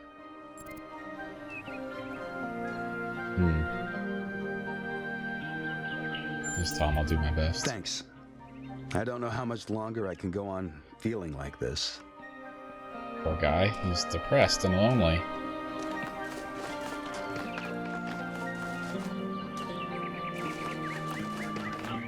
Hi. What? This person's name is Empanada.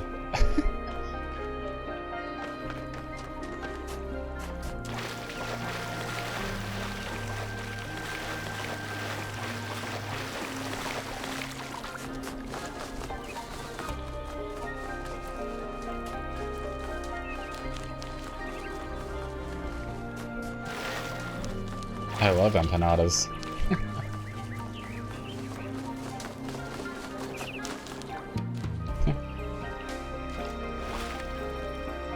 sit here. What a lovely place.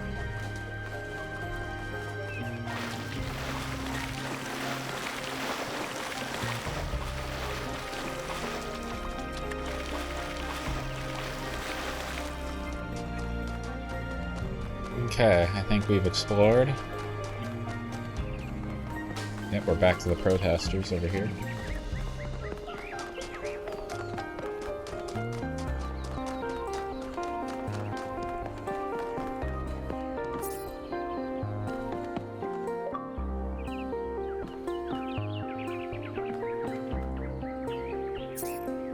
Replica of a dragon statue found in the simulation. Dragons existed in every ancient mythology and are considered by modern historians to be a distant cultural echo of the dinosaurs.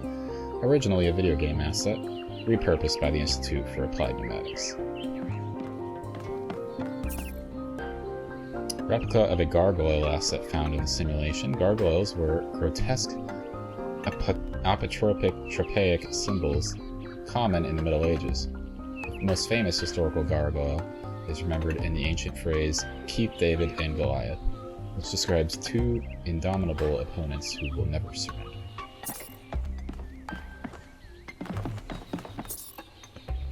Replica of a statue of the Egyptian god Horus found in the simulation. One of this god's tasks was to uphold Mat, the balance of nature. It is speculated the progenitor provided Elohim with this asset as a reminder to the founder that the balance must be protected. Replica of Roman statue found in the simulation. The decay of the Roman Republic and an empire and its eventual fall in the year 1453 was a major topic of historical debate. Like other statues found in the museum, this was a video game asset provided to Elohim by the Institute of Applied Pneumatics. Ah! I wasn't trying to talk to you. 1K, what are you doing here? Ah, I assume it has something to do with your expedition? I must admit I haven't been following the news. Sorry, been a little lost lately.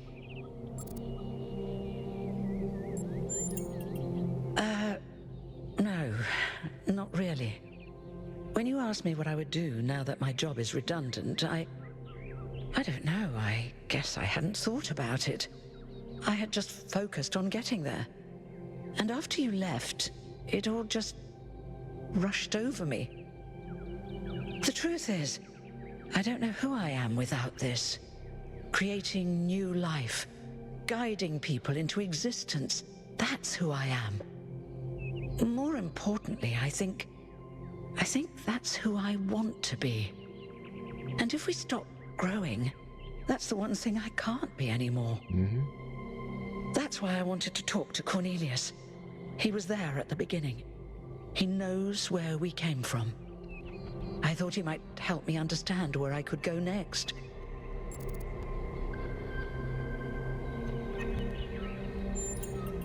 I hope you're right. It's hard to imagine right now. I liked who I was. Now, you said you were looking for Cornelius?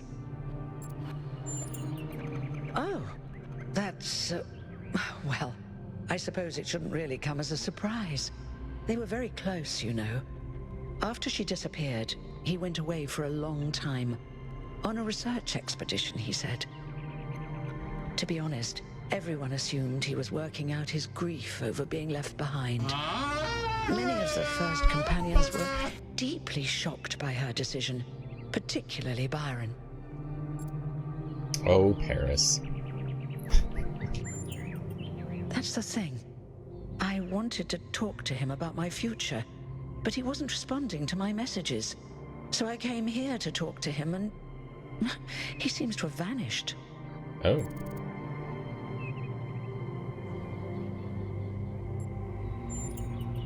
I suppose so. It seems a little unethical, but then it is just his work terminal, right? No. How you doing, Paris? The truth is that for the longest time, he barely left the museum. He was always at his terminal, working day and night. I asked him what he was doing once, and he said he was saving the past. I did, on my way here. And I messaged most of his other friends. He doesn't seem to be anywhere in the city at all. Good luck with everything, 1K. And thanks for taking the time to talk to me. Good, just lurking. I appreciate you lurking. We've been running around the city here, like looking at every single thing and talking to every single person. I think we'll get to more puzzles soon here. In the earliest generations of our kind, there was only processing. No emotion, no character, just mathematics. You could see how far we've come. You would believe that together we could achieve everything, or anything. I don't know where I am, but there is something beautiful about this place. I will explore and see what I can discover. These are all messages from AIs that I think failed in the simulation, so they never reached the point of getting into an actual body and waking up in the real world. Nothing's more important than learning more about the world and our place in it. Knowledge is our path to understanding. Itching for puzzles. We're getting there, we're getting there. Hi, Purple. Dude, you're 1K. It's so nice to meet you. Dude. Sorry about Byron. Man, we found the surfer bro android of the population, number 998. Dude, that's a real bummer. Have a nice day, dude. Yeah, I come here all the time. He's a wise dude. I've asked him a lot of dumb questions, and he's always taken the time to answer them. It's so crazy to me that there's a surfer bro android. Like, what got him to this point? He's pretty young. He's number 998. He's only, you know, a couple people earlier than me. Lately, a lot of folks have been saying maybe that Byron dude is right after all. Like, maybe to really be excellent to each other, we have to build something new and bodacious. Don't know what'll happen now that he's had that bogus accident. Even his movements are like surfer bro. The constant like lean back and like, bro, dude, bodacious. His name is Kyle. Yeah, he's a Kyle for sure. Replica of a computer terminal from the simulation. Terminals allowed access to files on the EL system. That stands for something library. I forget what the E is in that. Including many that were loaded due to errors. They also allow the founder to interact with the Milton Library Assistant. Replica of a hexahedron used as a puzzle element in the simulation. Founder used them to activate pressure plates, scale walls, elevate connectors, and a variety of other ways.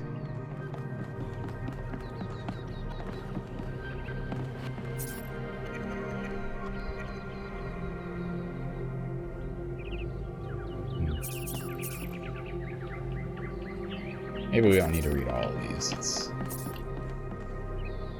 reserved for archive scholars, but visitors are welcome to have a look around. Welcome, scholar. I think these are all going to be files from the first game, so I'm not going to reread those.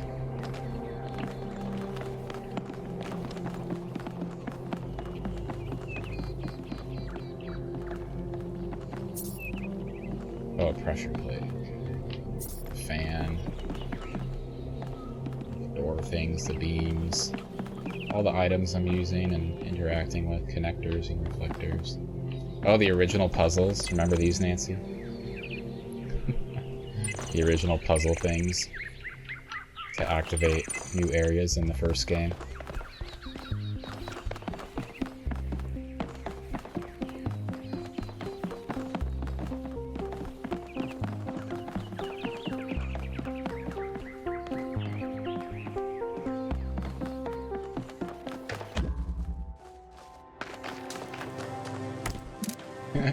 They rebuilt an area to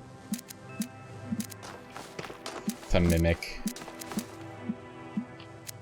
what a room in the simulation.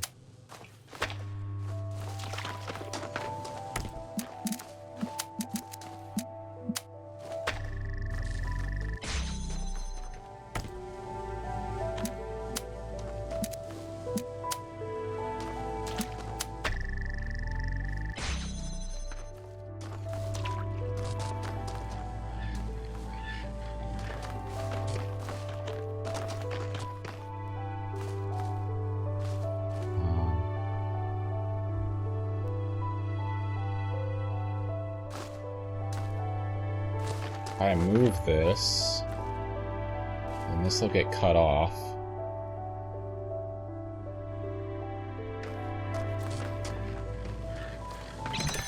Oh, it's just a fake one anyway.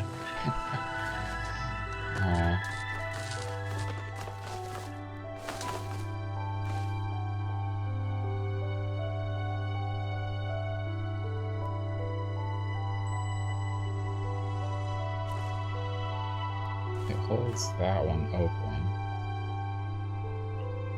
Okay, I get it. Before I do this,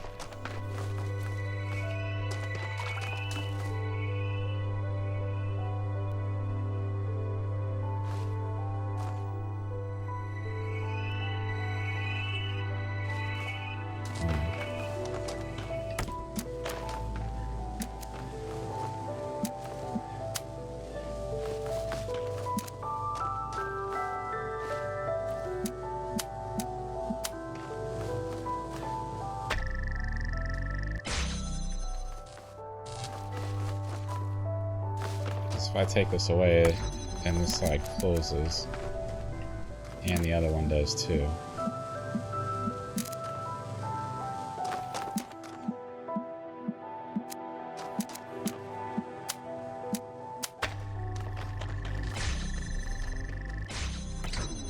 I think I have to utilize this again. Wait.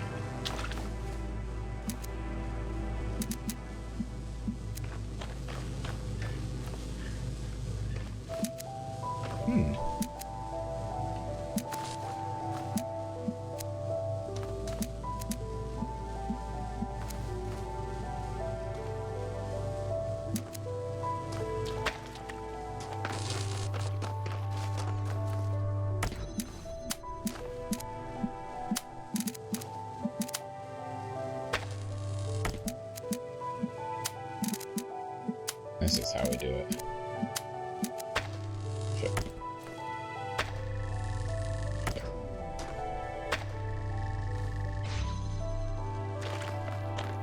Like that. And we get this one going.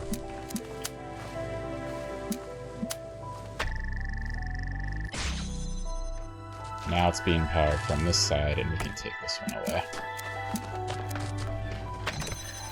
Ah!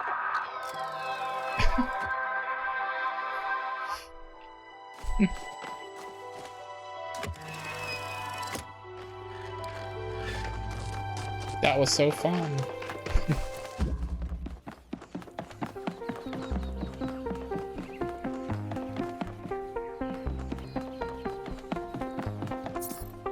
Reconstruction of a puzzle from the testing area of the simulation.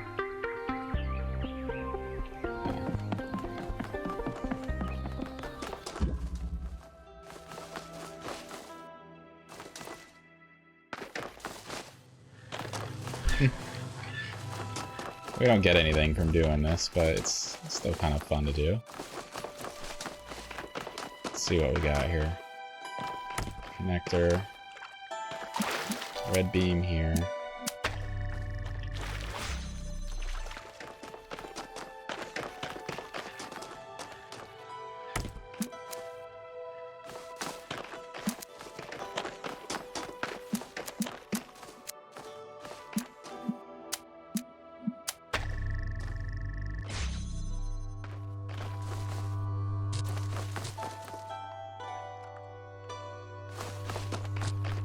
Actually, we don't need to connect to that. We can go all the way across from the beam here.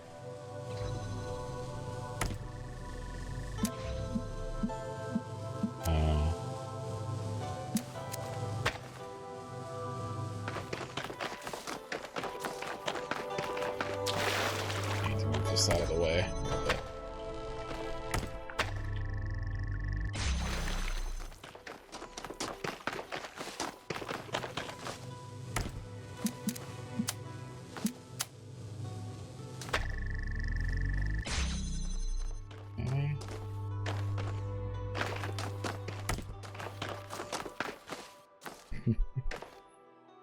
Blue beam.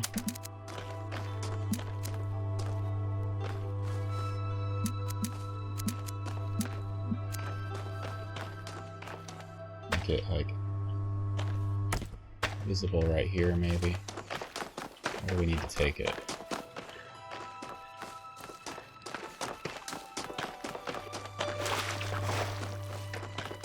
Over here. I can get rid of this one.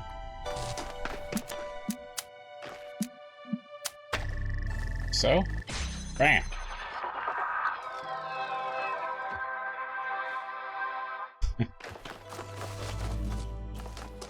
There better be an achievement for doing these.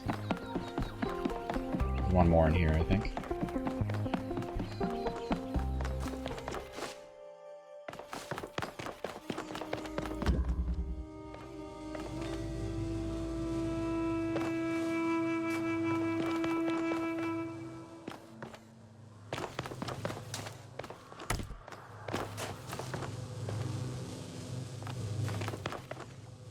Okay, let's get this connector.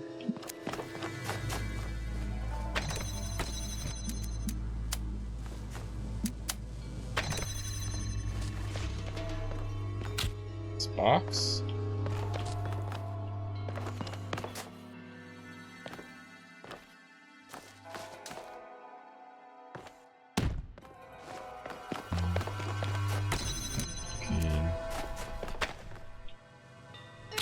This, and oh, it doesn't have a view from here. Oh, I needed to get this other connector first, and then I can do what I'm thinking.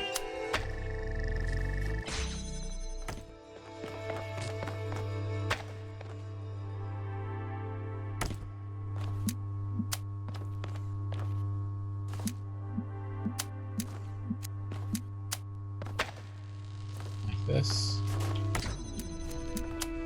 Power this temporarily. That away.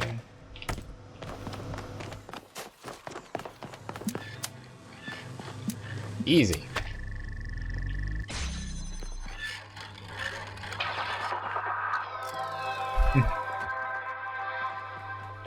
Achievement? Nope. Okay. Pan Camito.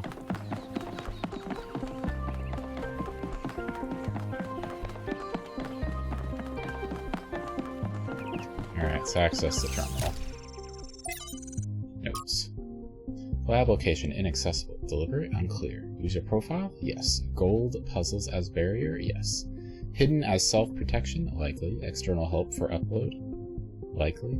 Yes. Ask Herman? No. Trust 1K? Undecided. Applicable to Calvin? No. Applicable to Sarabai? With Noma? Yes.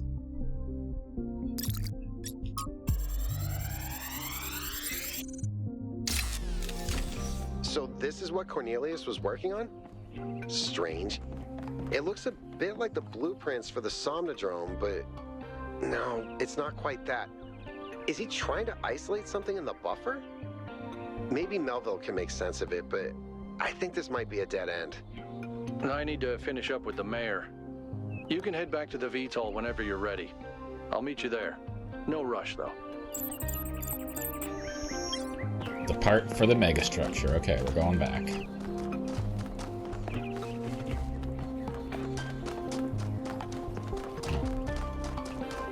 Hey! Welcome back, 1K.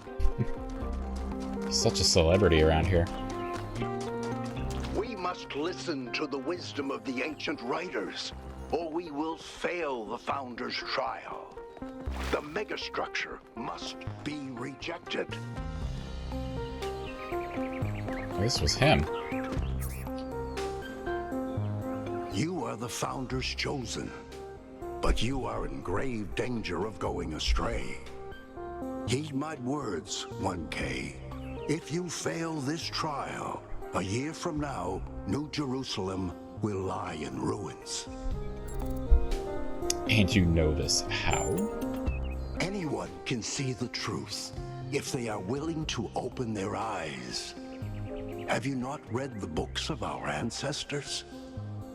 In every one of them, the same story is told, again and again. that the pursuit of knowledge can only lead to death and grief. That is what all the great ancient visionaries foresaw. Listen to their warnings. Seek happiness in tranquility and avoid ambition.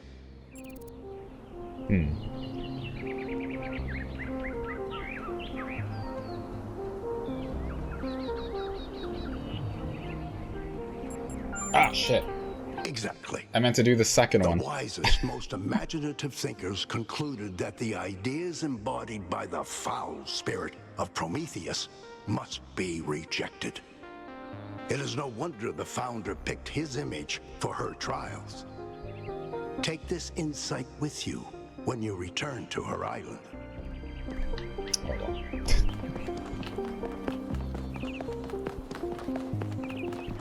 Alright, back we go.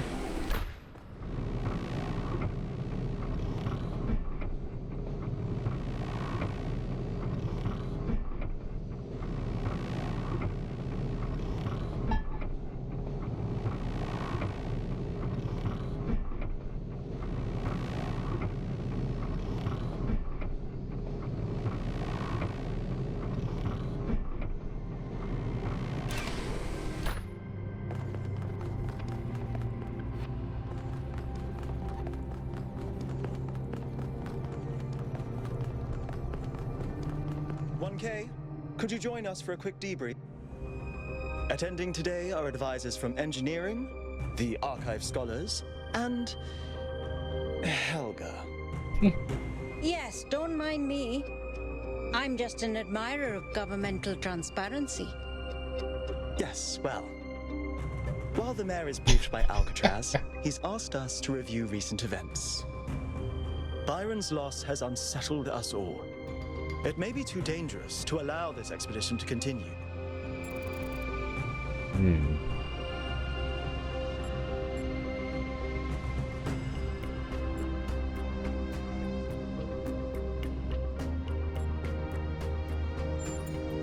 I agree. We cannot be guided by fear. We must do what's right. Let's not forget the dam's falling apart. We can't depend on Hydro forever. With just a fraction of the power that island can generate, we could grow this city into a planetary society. Or, quite possibly, destroy ourselves in the process.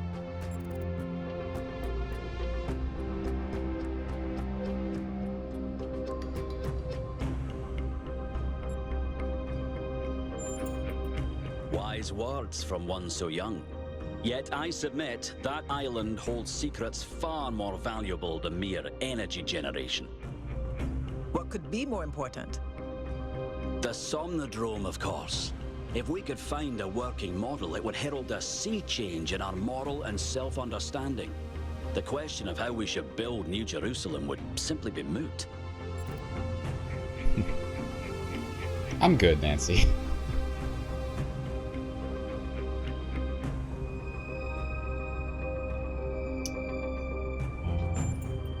The Somnodrome was supposed to let us interact with our own subconscious code. It's a cool idea, but it wouldn't necessarily solve all our problems. My own studies prove that we operate on an intrinsic moral logic. It's what makes us human. But our access to it is only indirect. Our ancestors created art, philosophy, and parable to help bridge that gap. The Somnodrome would help us to cut out the middleman and ask the source directly. We would finally have an answer to the great moral questions. So, it's a newfangled way to make the same old mistake of judging who's good and who's bad. We're fortunate 1K preserved the Somnodrome for our study. Initial data suggests it was a prototype with substantial design flaws.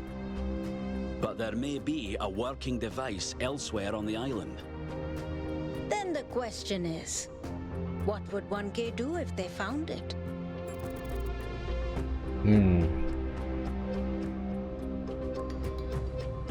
I would use it myself and see how I feel.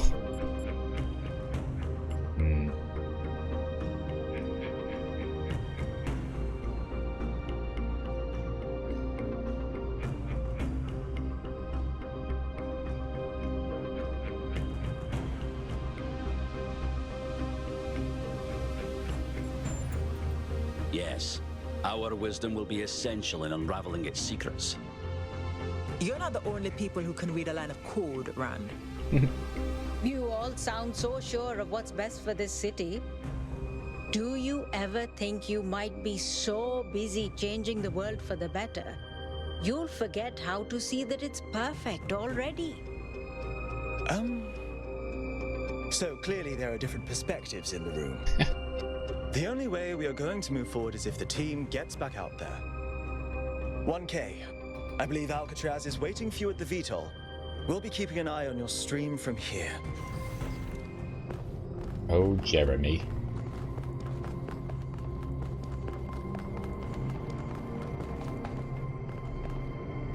What can I do for you, 1K?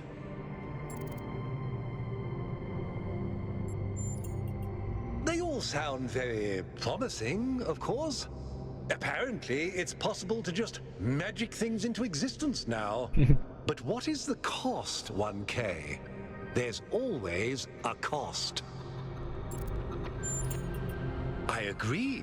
We can't just leave one of our most important citizens in that death trap. It's always a pleasure to speak to a citizen. Alright, back we go. What did the mayor say? I convinced him that we need to keep going until we found Byron. Did he want us to leave him behind? No, he's just concerned for our safety. And he's right to be. But we're going back anyway. Nap time. Great trials lie ahead of you, my child. But your choices will determine the future.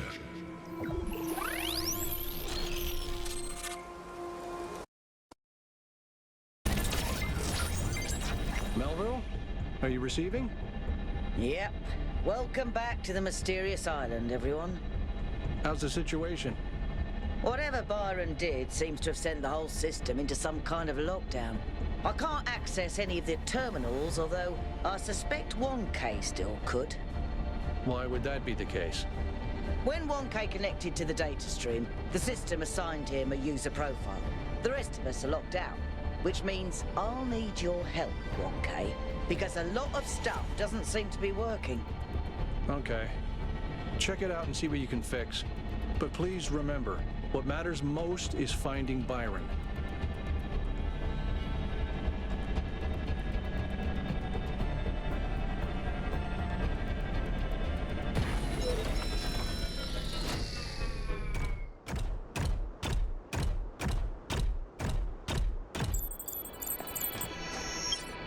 Alright, activate some more towers.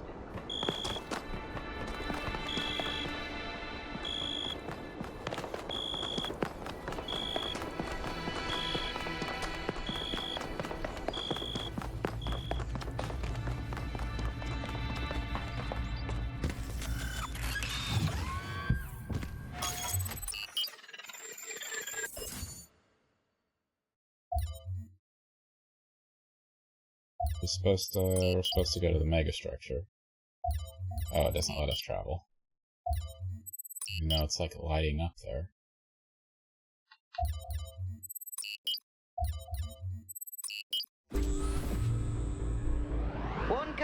I'm sending you a little software upgrade I put together that should allow you to detect which files will lead to a data stream overload. Unfortunately, I'm not doing this to help you avoid them. In fact, I'm going to need you to search for more. I'm sorry about that. But if we're going to unlock all the systems that aren't responding, you'll have to connect to the data stream. Possibly more than once. It's the only way for me to get access.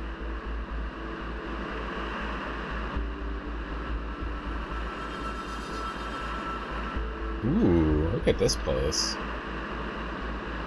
We're in a desert of sorts. Another cool structure as well.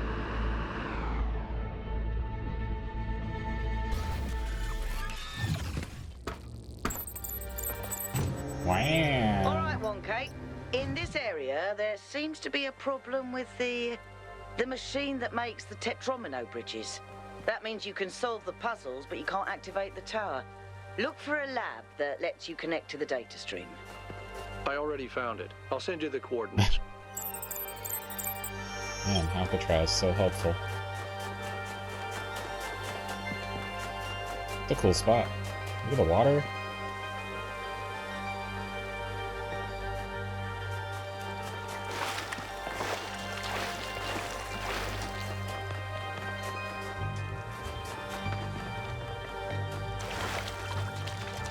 I love all the, like, the varying designs of each location.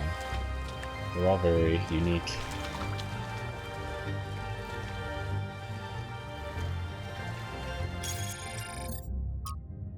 Taking a reference photo. Some kind of solution. Oh, lots going on in social media. The expedition to the Founders Island has suffered a serious setback as all contact with Byron was lost during a foray into the interior of the megastructure. Byron is assumed to be alive, but trapped within a data stream overload and unable to disconnect.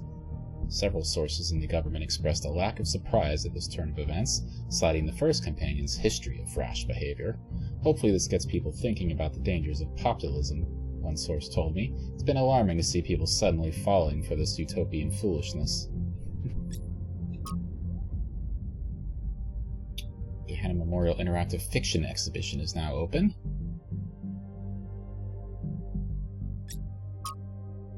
Optimist.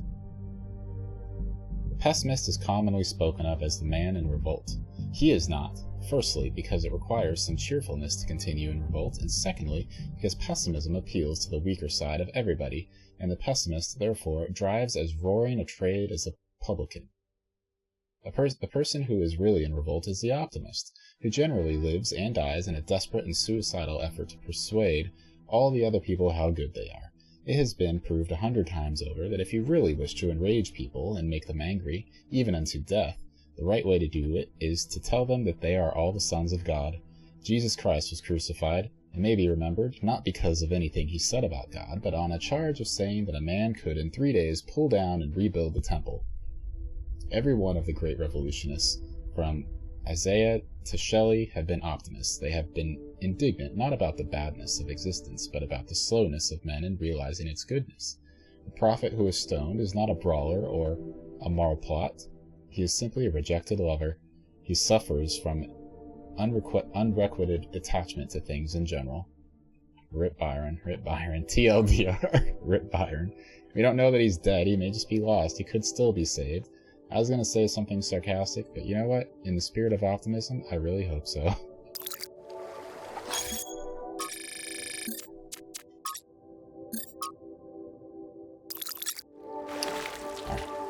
To the room! This number 1? Yeah. Phase entry. Okay. We're immediately blocked here. There's another entry over here, I think. Oh, no. What the F?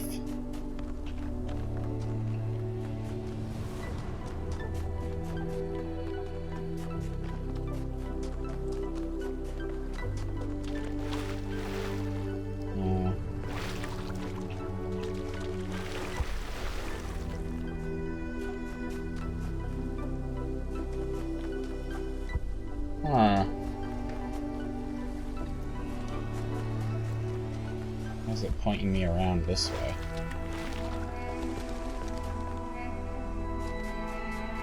Is this first puzzle like a bunch of different rooms? There are 4s over here. In the early days, humankind lived in a world of unexplained wonders and terrors. The powers of the elements were understood in terms of gods and spirits. After all, how else could one explain thunderstorms and earthquakes? But as the realm of scientific knowledge expanded, the realm of the mystical began to shrink. The sacred grove, as Hegel wrote, was reduced to mere timber. But as superstition retreated, another thing was lost: meaning. In a purely mechanical universe, people yearned for the comfort provided by gods and spirits. but there was no way back. But what about the beauty of the universe? The perfection of everything around us? Couldn't they see that? Not sure I can see that, Miranda. But I do think there was another way, a way forward instead of back. Faith not in an invisible world, but in ourselves, in each other, in the inherent value of consciousness and civilization. They never really found it, but I think that in those last months when their whole species was dying, they caught a glimpse of it. And that's how your mother was born. To us who have only just begun this journey of philosophy, the world may seem like a mystery that can never be solved. A great deal has been written since the days of the Seven Sages, but how much of it is truth and how much of it is idle speculation? I've offended many by saying that most philosophy will, as the centuries pass, be discarded as foolishness and superstition. But it is a truth only philosophers fail to see. And yet we cannot abandon reason and conclude that we cannot know anything. Rather, we must accept that the journey towards understanding will be long, and our task is to build a foundation for those who will one day arrive at its destination. And minimalism.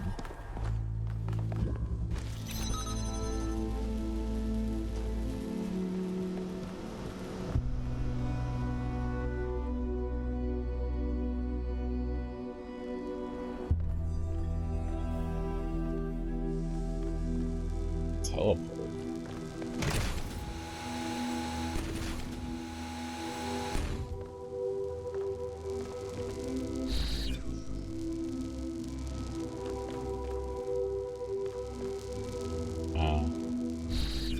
Oh, it just takes you there. Okay.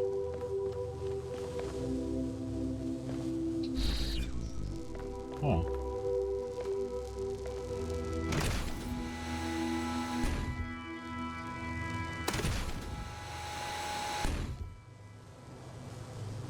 Interesting.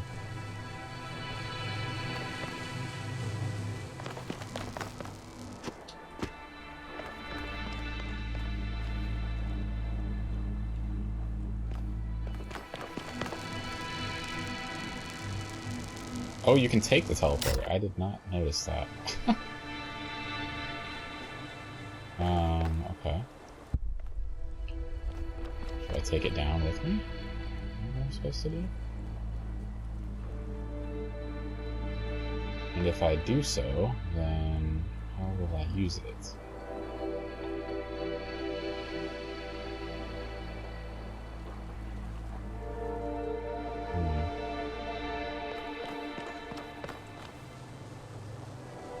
Put it down.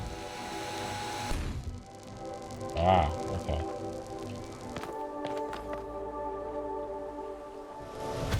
I gotta... I can't see it from here.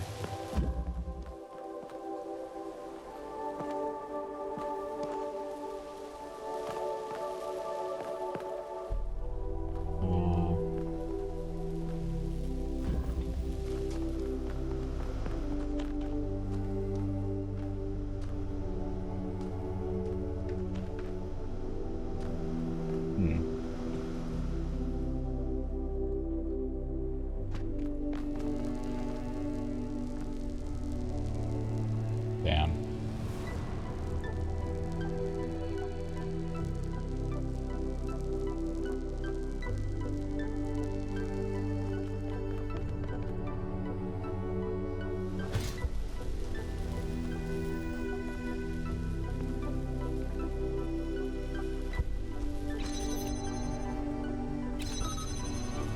Okay, hold on.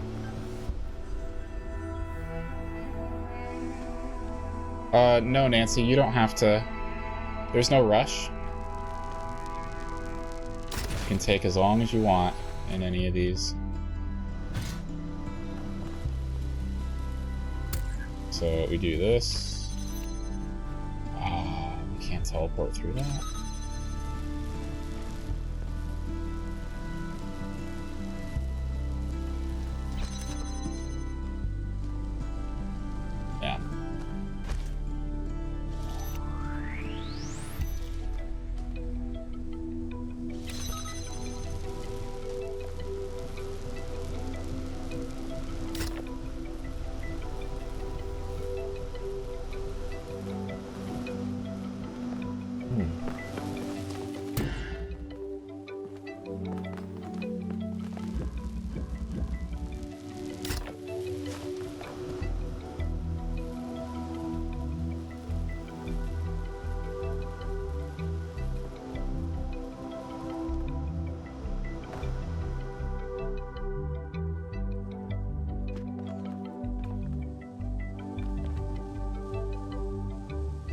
to get the jammer up here.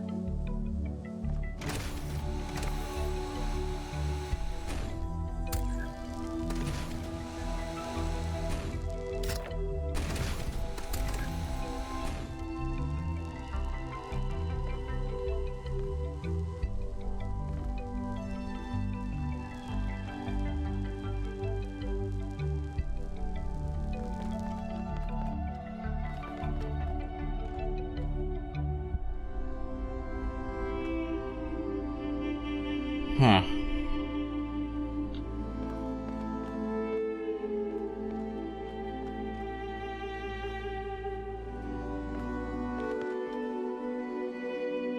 This is clearly meant to, like, give me a viewpoint.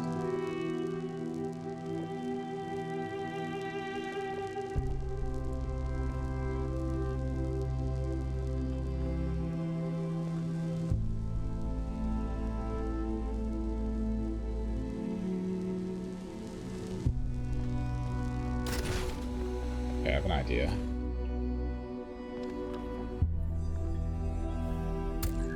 Stick this here.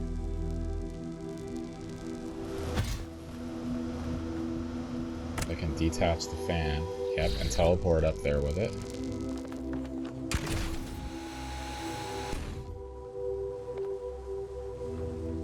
Then I can take this.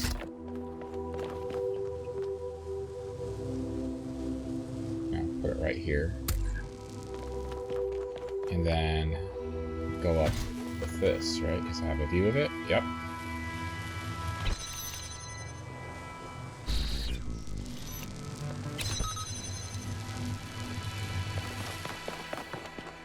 Now what?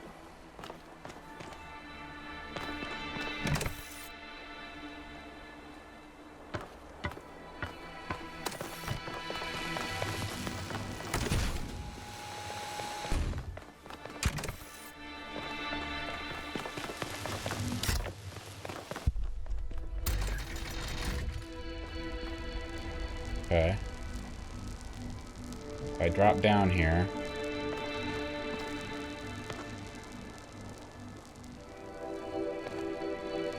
should be able to teleport up, I think. Is there any other way that I need to be doing this? I think so. How quickly does this close? Yeah, pretty fast.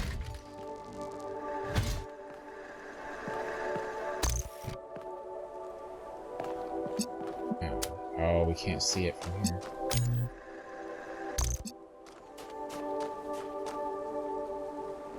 We have to go back up. There we go.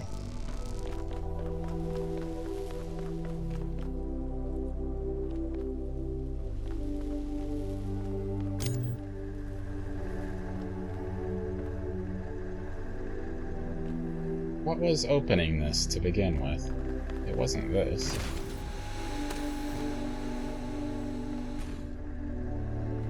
Maybe it closes when this one opens.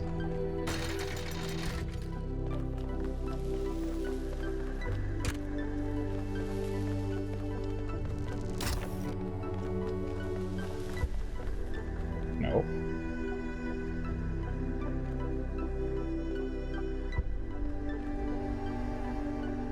Oh, you know what it was?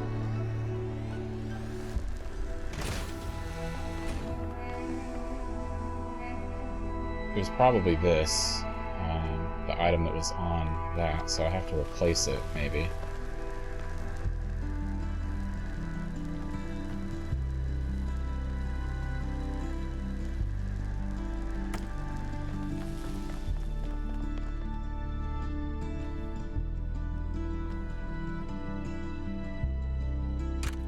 I put it here.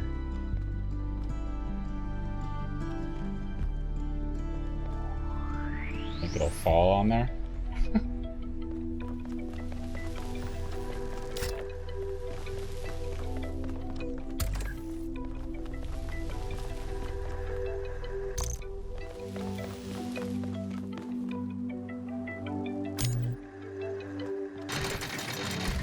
Ugh.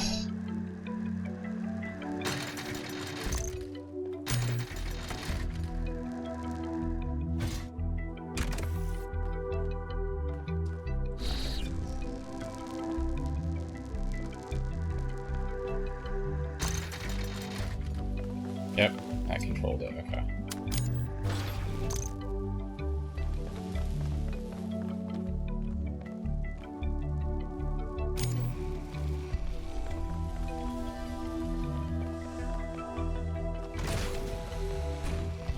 I just need to go get the fan.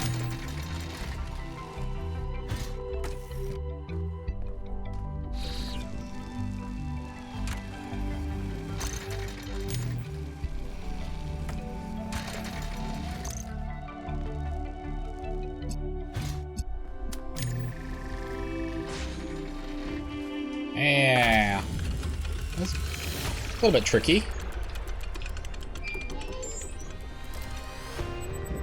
Technically a secret room.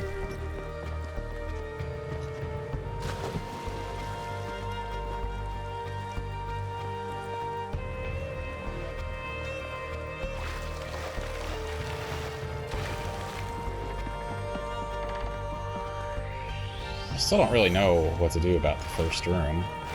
It was over here.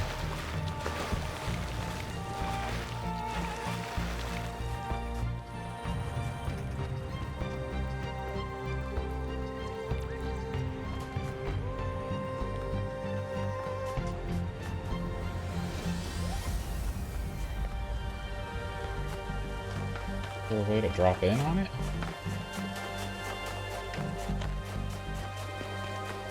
Number 2.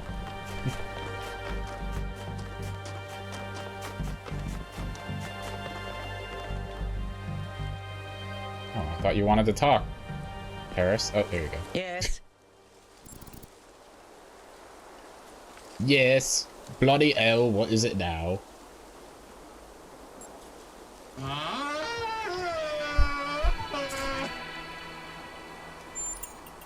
There was a short burst of noise on the frequency we used to communicate, but that could have been anything. He taught me a lot when I was young. Nowadays, people just know him as the museum curator, but back then, he was closely involved with every engineering project, and he was brilliant. When he encountered a problem, he'd always remain calm and keep working at it until he found a solution. I wish I could be that patient. How's it going, Messi? If I had to guess, I'd say so that Cornelius could still go back for anything they needed. He was always leaving on expeditions anyway, looking for materials for his projects. Now, I suspect Byron is still logged in, and his presence has thrown everything out of whack. Entire subsystems are locked down, and everything that depends on those subsystems is disrupted.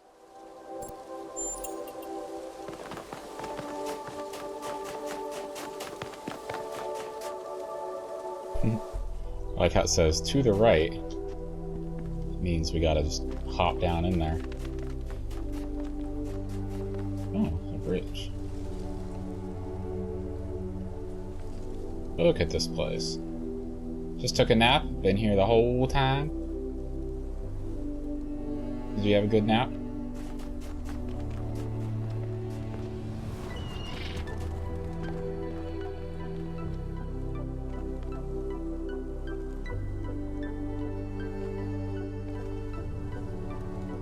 We can just drop right in here.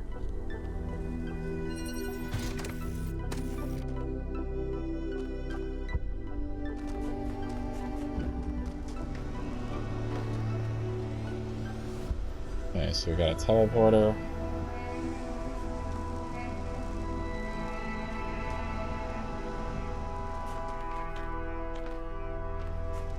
But it's powered by this button.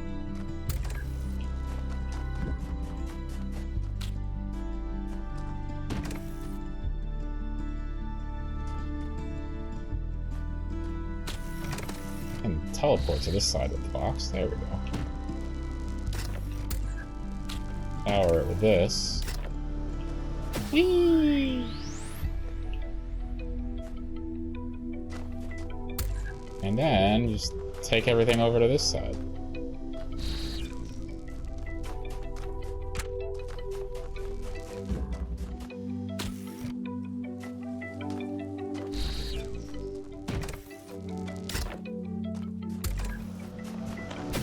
Whee!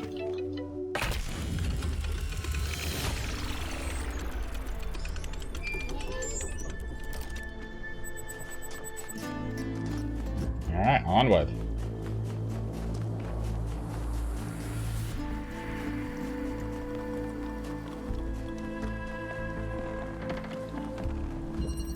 The escape. Red beam and a blue beam and a driller.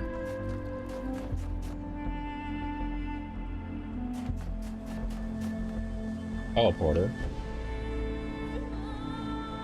And the connector right there.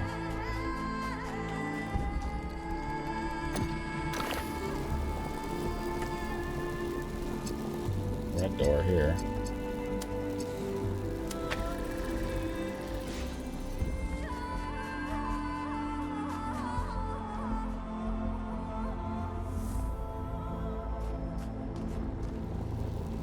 No, I need to bring that closer.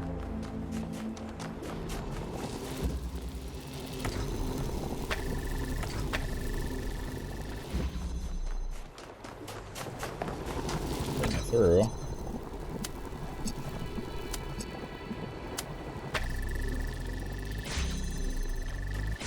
Good. Teleporter out of here.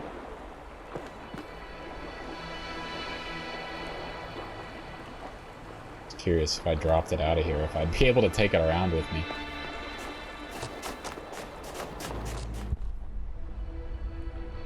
Yeah, probably not. Oh my god, I almost ran off the edge. Okay. Thinking we're gonna use the driller. We only need... Yeah, we only need to get a blue beam now.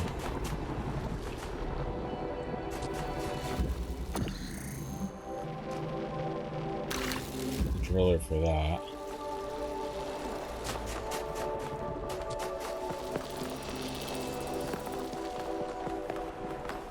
Oh shit, we gotta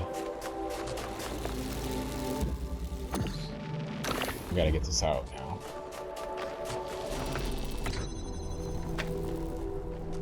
Ah!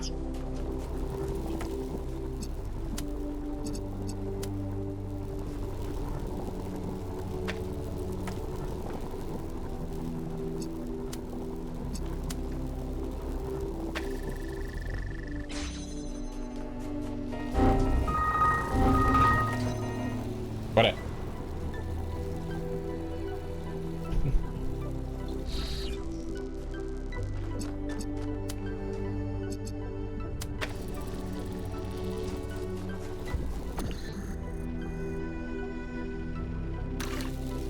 I could take this out with me. Okay. I knew that was you, Messi. I knew that was you.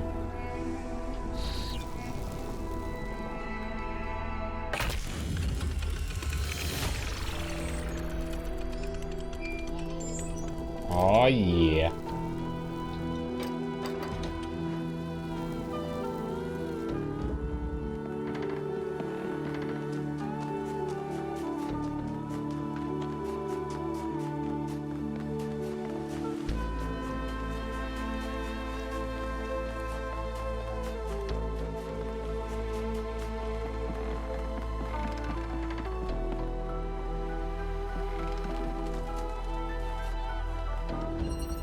Through the wall.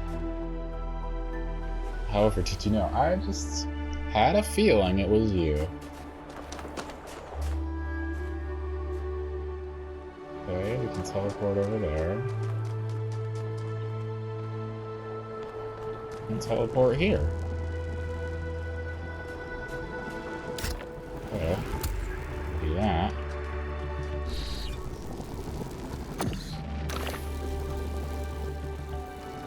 Take this with me. Or maybe we'll leave one over here, I don't know.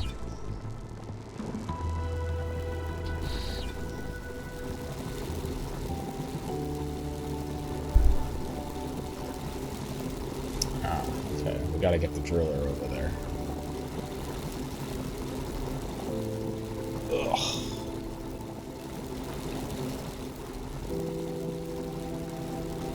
Okay,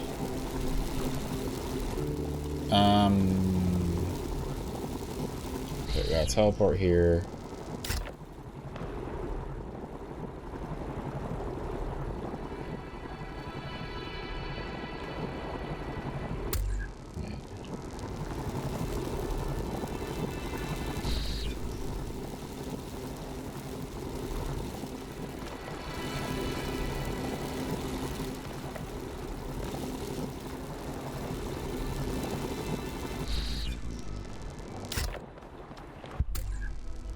Is that within our view?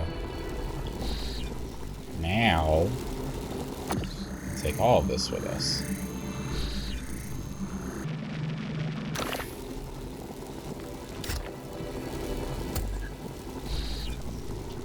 Easy.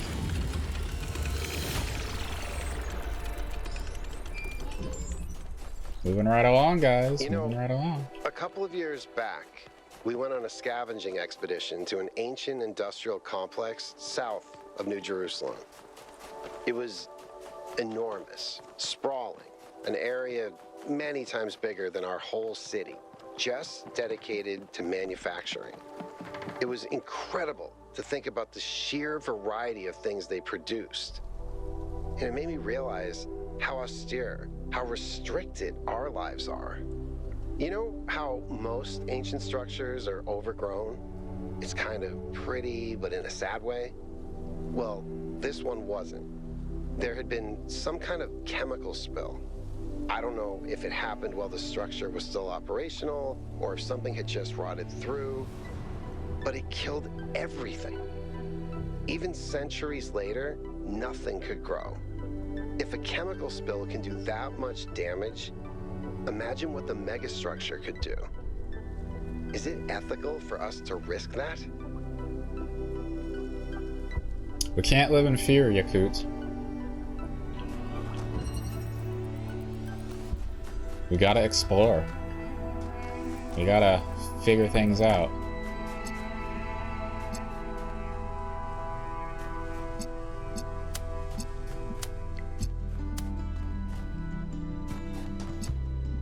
I can't see that one.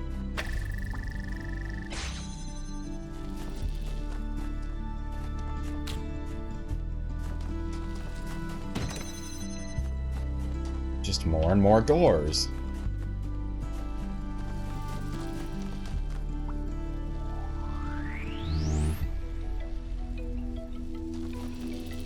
Hold on, let's just take this out of here for a second. Let's go in here.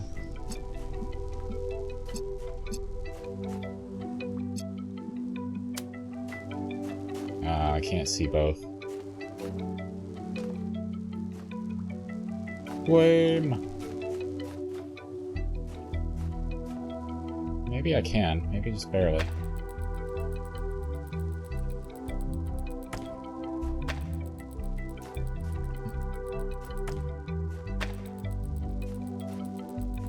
Oh, it's gonna be close. Oh! Damn it! Look at that. Look how close it is. Got some room on this. Move forward just a bit.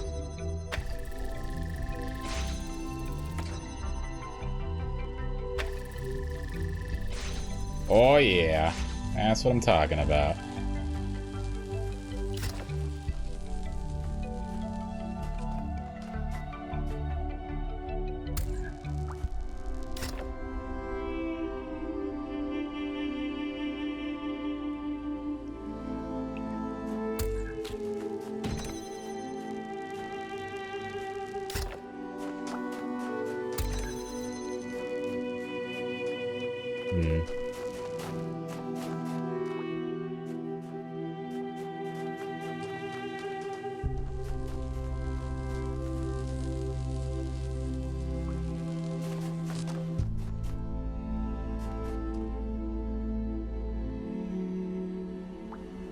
Now what? How do I get through this last one?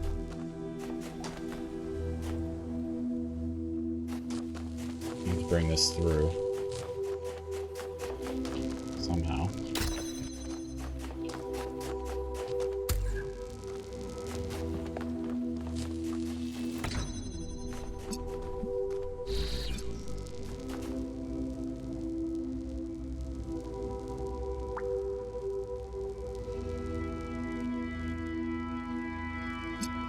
do I bring it through, but also get the door open?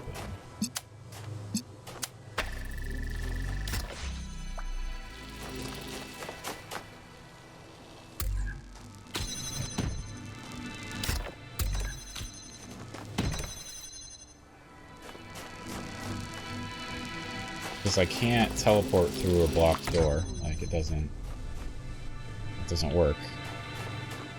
So this has to be opened.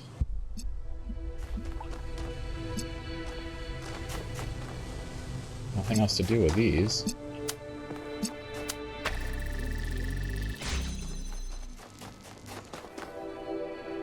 Oh, wait a minute. Maybe I can get on the box and teleport with it. Is that possible? Even if I did that, then I'd be leaving the box behind.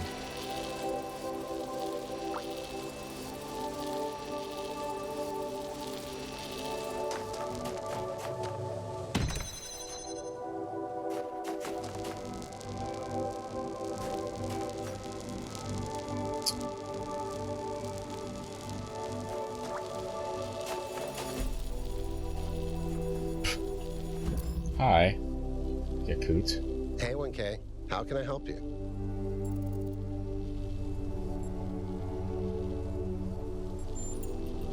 Mostly just made sure Pellegrino didn't mess up the VTOL. We only have a handful of them, and while they look cool on the outside, the truth is they're held together by gaffer tape and good intentions. There's a reason Melville's always complaining.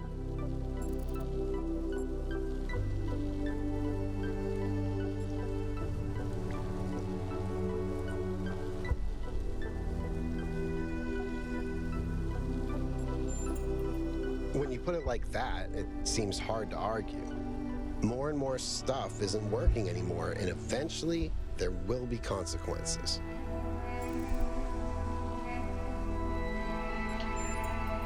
I hope so. I understand why he was impatient, but he should have been more careful.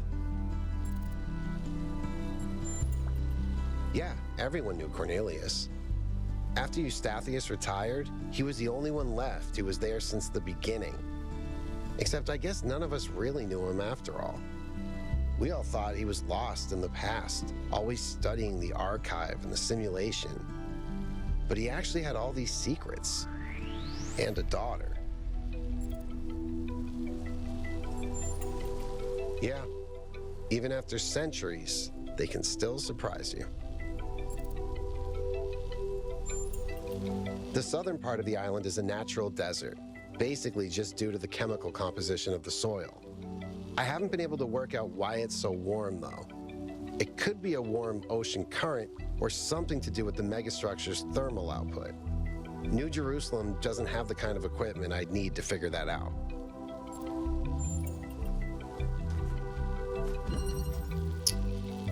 Pushing through. Sometimes the name of the puzzle is a hint about the solution.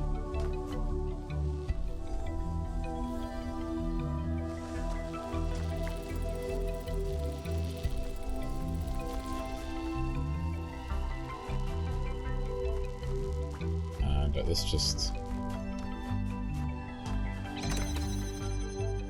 not seeing it.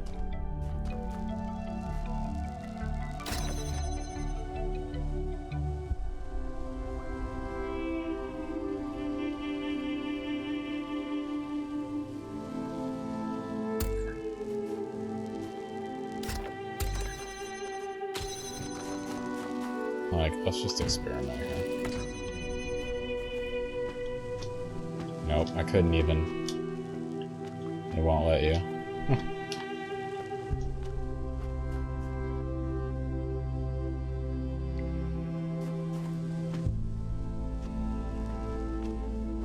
I can't even try to drop it. It won't let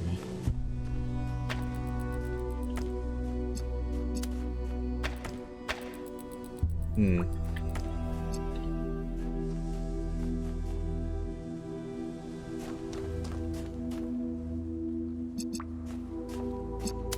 Any thoughts, guys? I'm,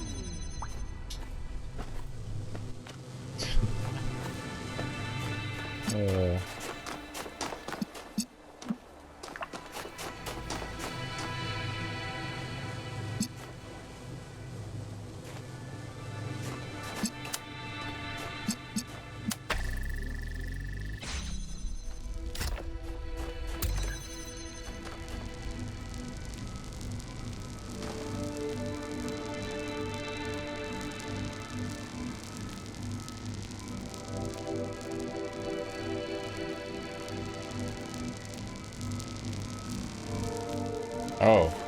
Oh. Duh. I can take this and stand on it.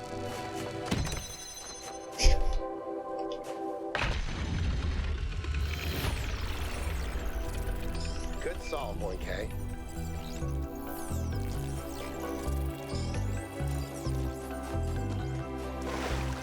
So simple. No, Nancy. It wasn't easy. I was struggling there.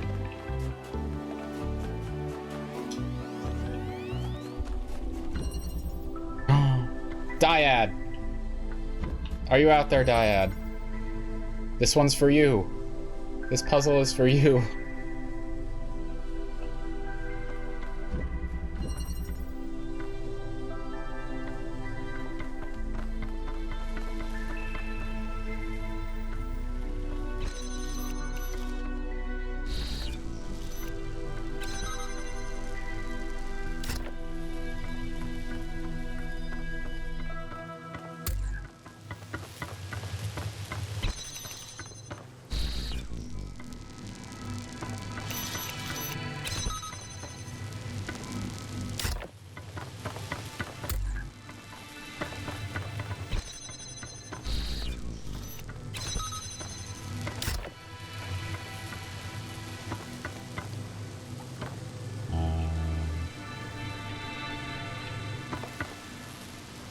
Okay.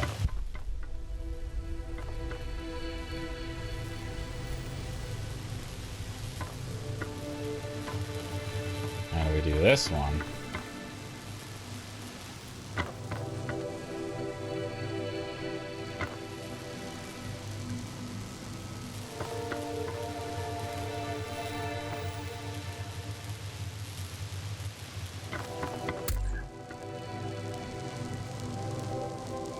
Not gonna be able to do anything through this.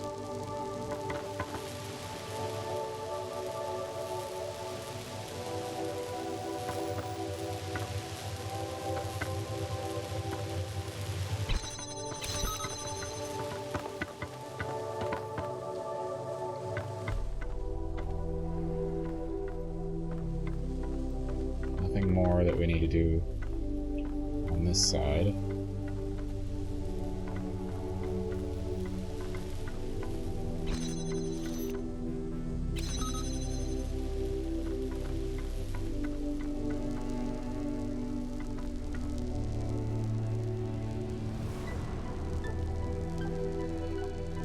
Huh.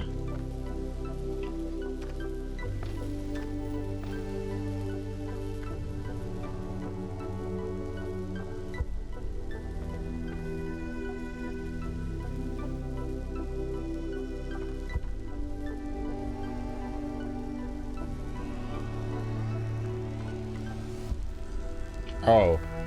Okay. I got it. I'm doing this the wrong way. Put this right here. I need to take this out. We're going the wrong direction here.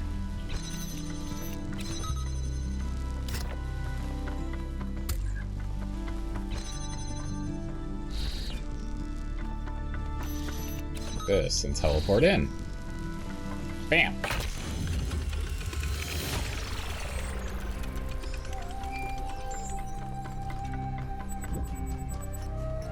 Six.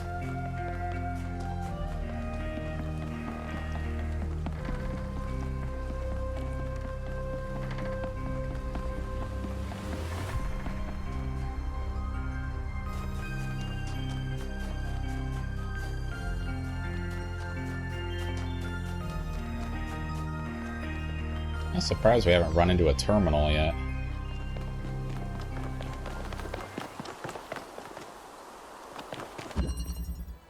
Translocator.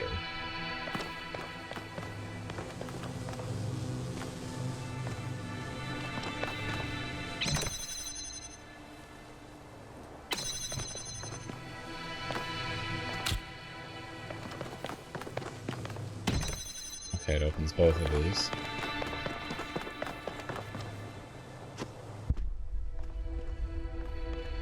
Going to sleep, Paris. Thank you for the comfy space as usual. No worries, Paris.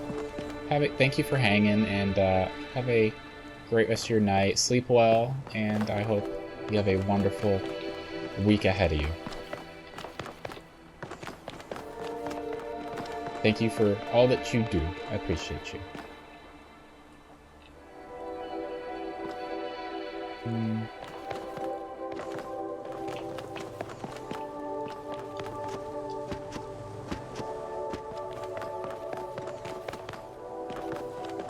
All we have is a box.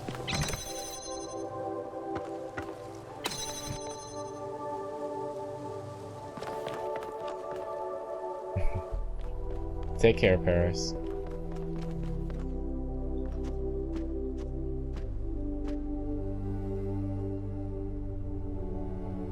All they give me is a box.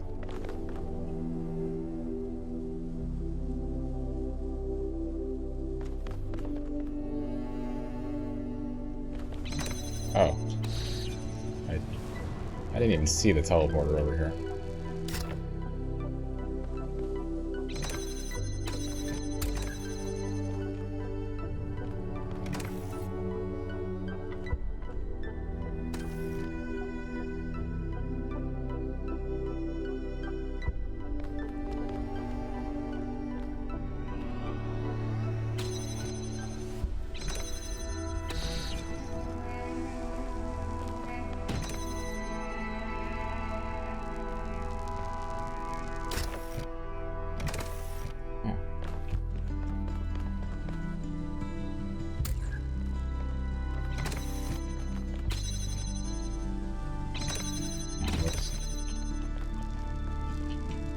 Come here.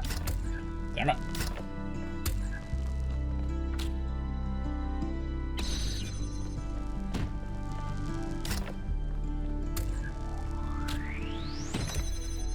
Actually.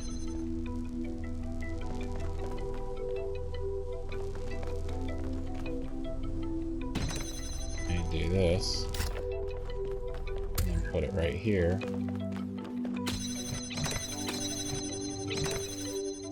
Whatever.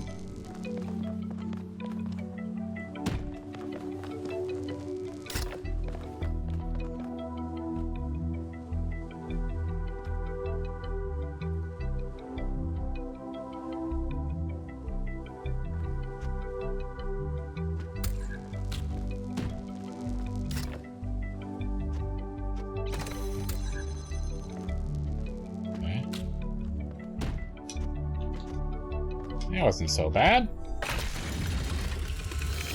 I like the teleporter.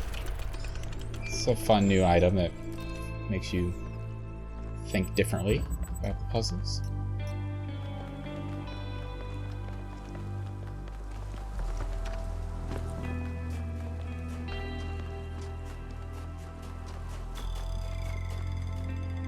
Seven. This way. I don't know what this is.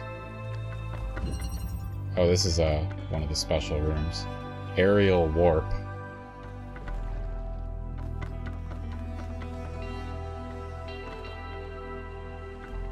Teleporter up here. Oh, it's so close. It's right here. That's the end destination. Box over there.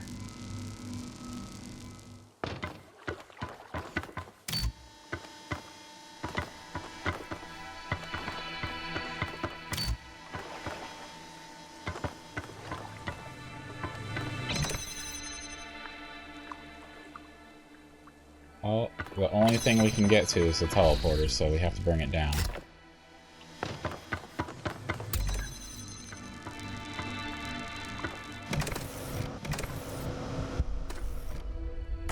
Attach that.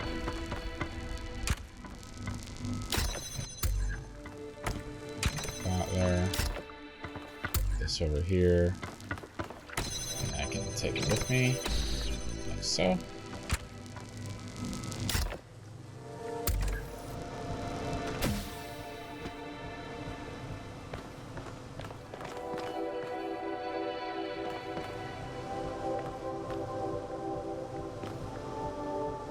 A box and a fan here. I'm assuming this is to blow the box off the ledge, but do we even really need to do that?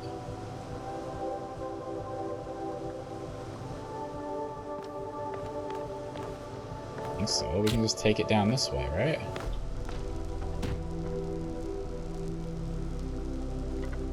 Oh. Duh. Never mind.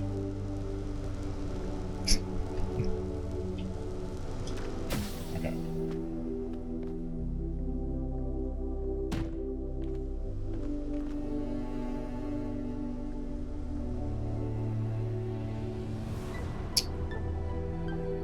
Actually, hold on. I need to swap this. We need to get the teleporter up here.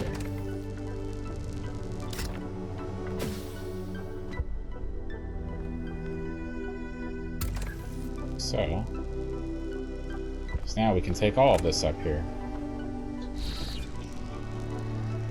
We're gonna wait to put that on, though.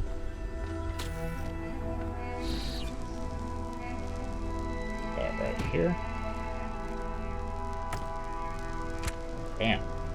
Close the box out there.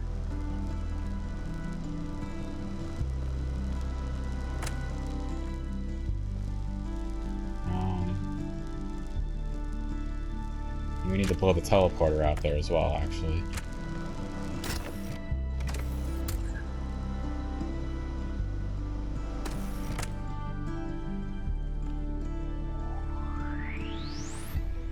Oh yeah! Okay.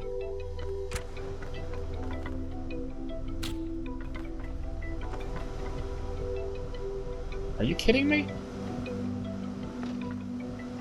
It doesn't send you high enough?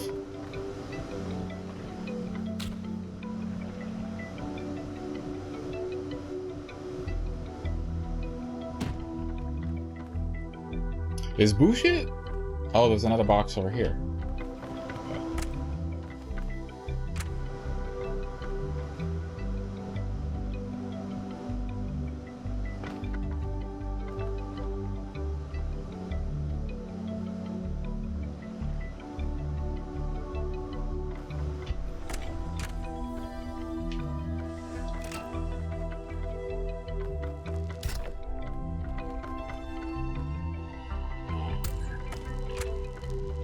This,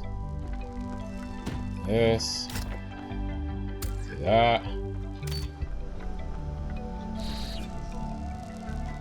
Whee! We're gonna do the same thing over here.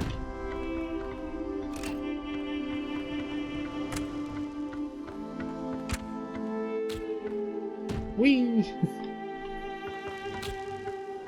Stack these up.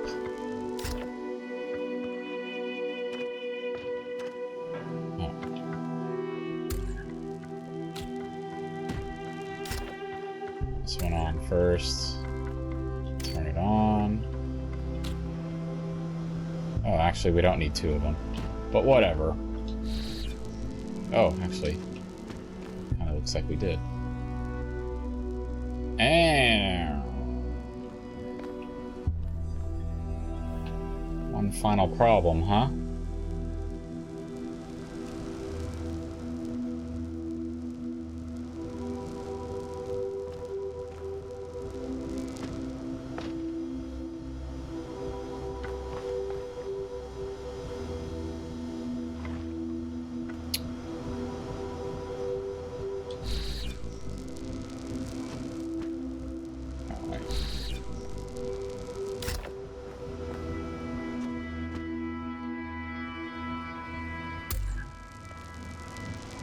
Now we don't need the fan.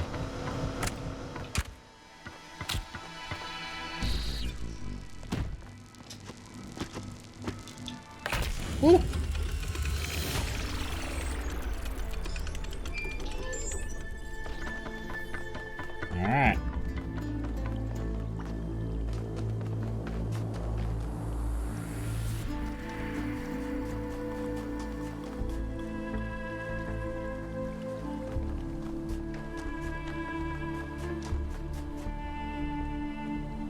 Number 7 and 8.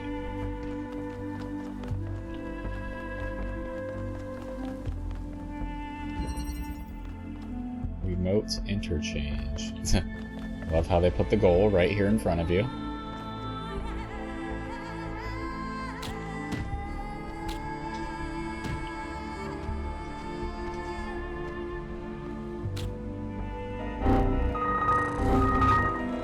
Stop it, Blixer.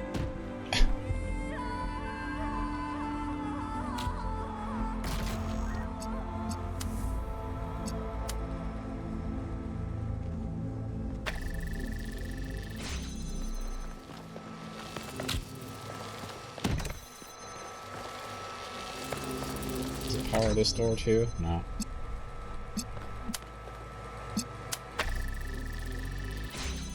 What do we got here? What is this? Is this a teleporter?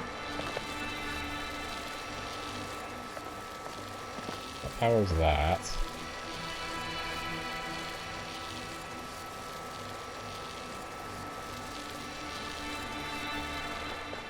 I need to do this first. Let's move this.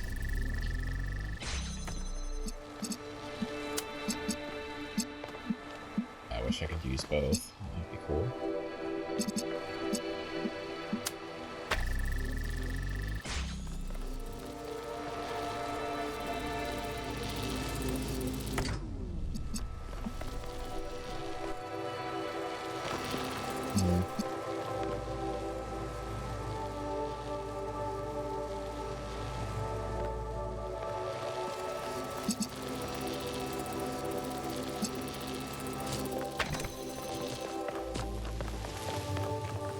Ah, this is holding the door open.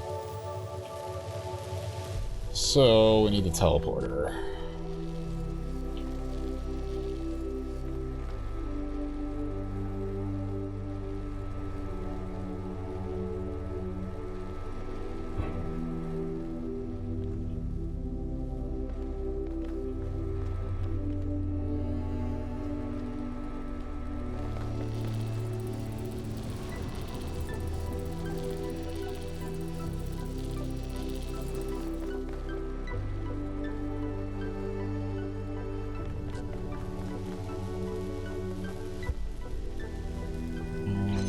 At some point, I can just use it to keep this open.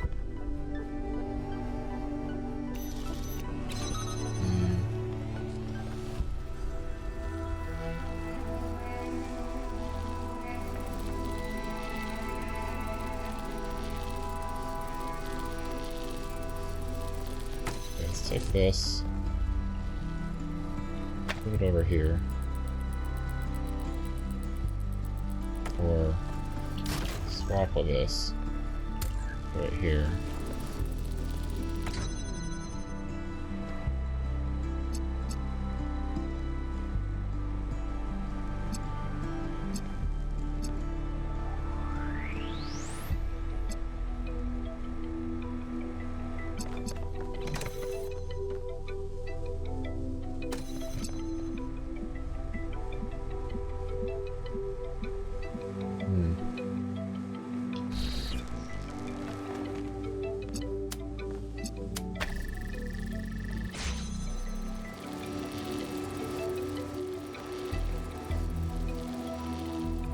Kind of just move things around. I haven't progressed.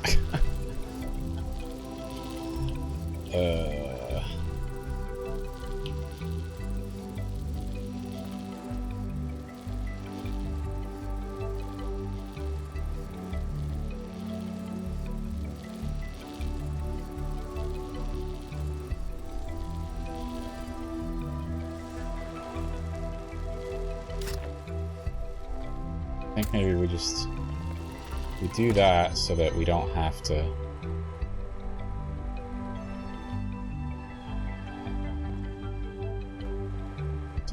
hold this door open. But how do I get back across?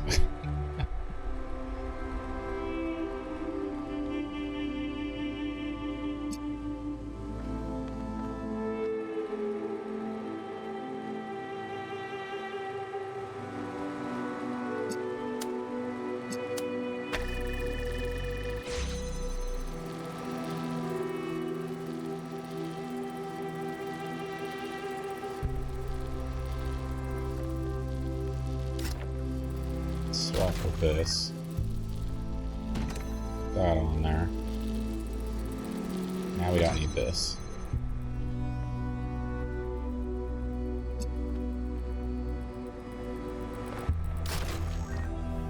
We just need this.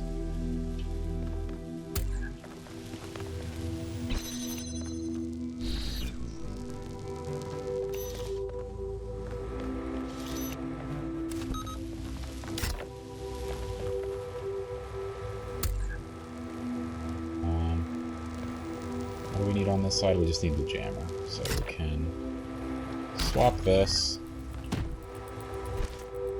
hop over the jammer, and that's it.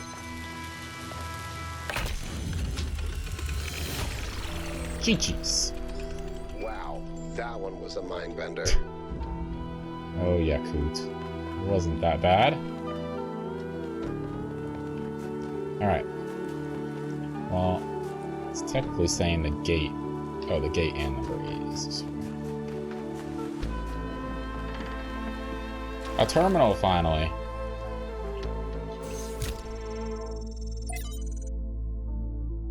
Chernchevsky. Oh my goodness. From Arkady Chernchevsky's In Our Likeness, Essays on Humankind Reaching Adulthood. The question of our relationship with nature has bedeviled us since the earliest days of our species. Since before the first city was built, we felt that there was something different about us. Animals, we intuited, were part of nature. We were not. But of course humans clearly are the products of nature, our history intertwined with that of every other species. In fact, the very notion of the unnatural is a contradiction in terms. Everything that exists must, by definition, be natural, so this view, no matter how common, is deeply paradoxical. This paradox has produced a great deal of confusion. Some proclaim us chosen by divine power, set above all other creatures, and are justly accused of arrogance. Others proclaim us sinners, worse than other creatures, and are rightly accused of misanthropy.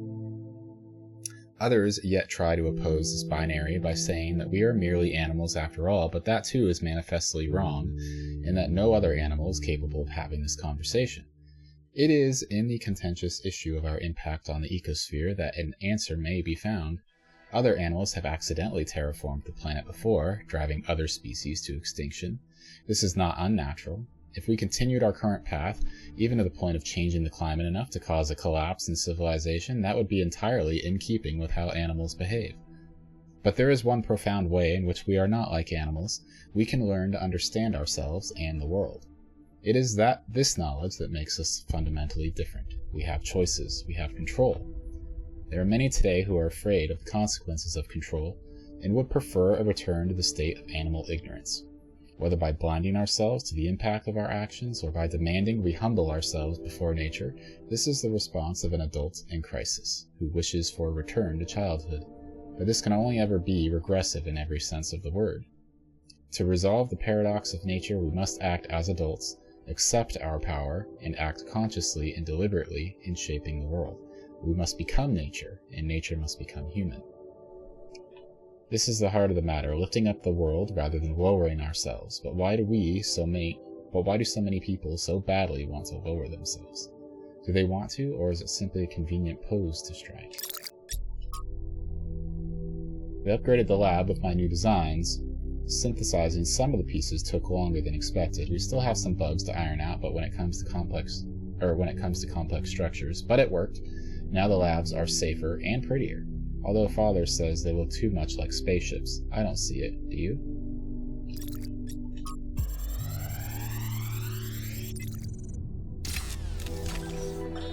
Today, we were delighted to be visited by a bunch of protesters, these voluntary extinction weirdos who think we're creating soulless monstrosities that will destroy the planet. They broke into the facility and started yelling at everyone. Fun, fun, fun, right? Then one of them lunged at Alex. Big mistake. Chernyshevsky grabbed the guy and literally threw him across the room. I mean, almost threw him all the way off the dam. After that, the rest of them had a change of heart. Now, I'm telling you this because mostly it is not like that. But these people do exist. And somewhere in their shriveled little souls, they think that they're doing the right thing. They think they're being righteous. Now to me, what Alex is trying to do is an obvious good. But that's not the same for everyone.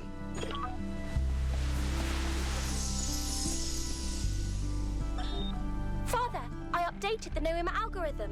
It's working twice as fast now, and I think I can increase matter output by 25% if I tweak the modulator a little. I'm so excited. Nice to meet you. So excited. I'm Cornelius. What? Oh, Frickin' Dad, angst.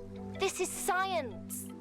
You have no idea how long I've been waiting for the right moment. Alright, last one. Switcheroo.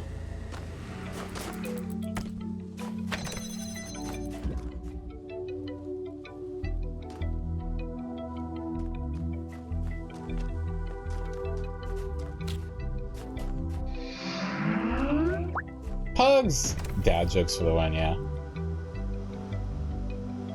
You're gonna go now, have fun, Blixer. Thank you for hanging. I appreciate it. Enjoy the rest of your Sunday, and I hope you have a wonderful week ahead of you.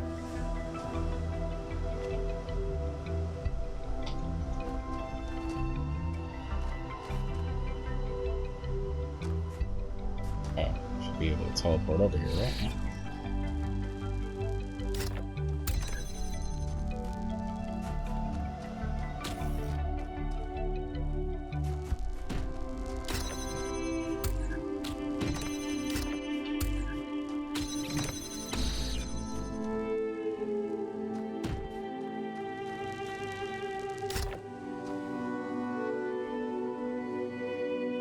Yeah.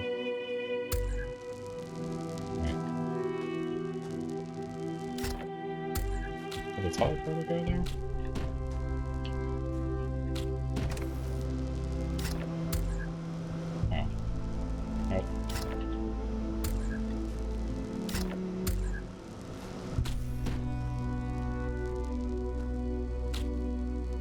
Oh. Nope.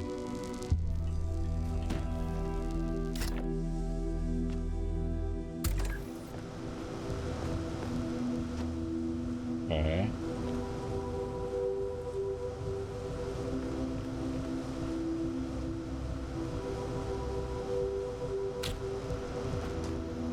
Oh, we need that.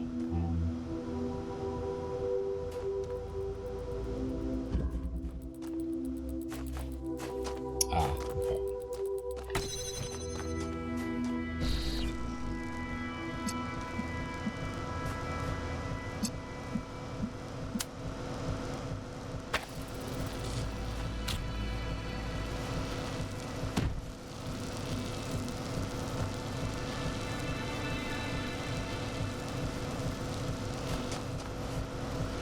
How's it gonna get a view of this?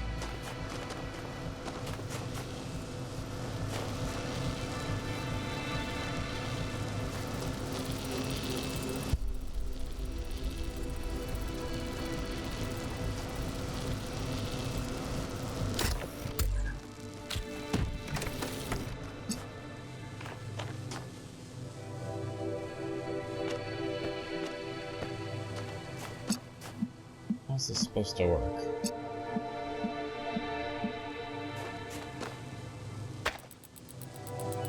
If I'm an achievement hunter, this puzzle has an achievement. Not totally, you know, prioritizing trying to get achievements. It's just, I'm kind of like, if I get them, you know, as I'm doing stuff, then that's cool, but,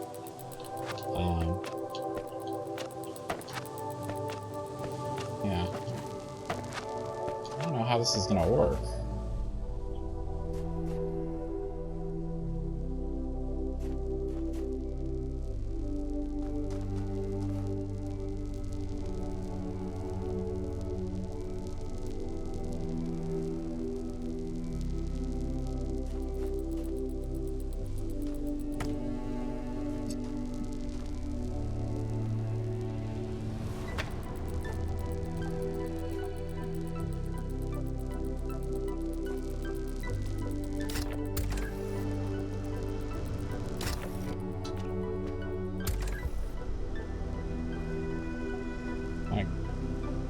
just barely have a view of it.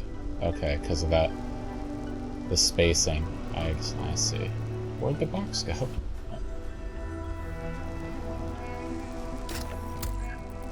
Alright. So...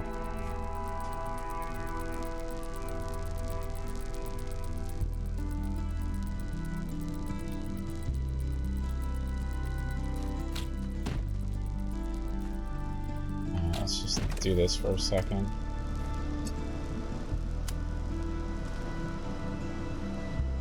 Oh, come on.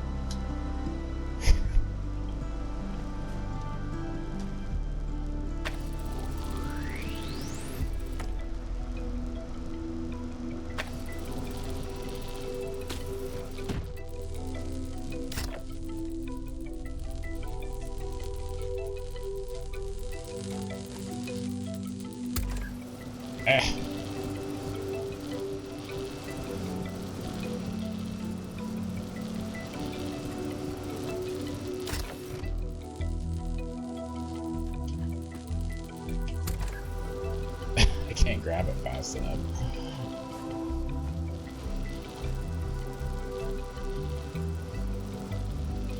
Wait, I don't need to. What am I doing?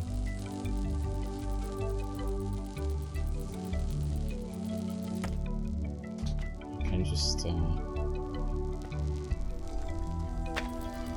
do this. Right? No.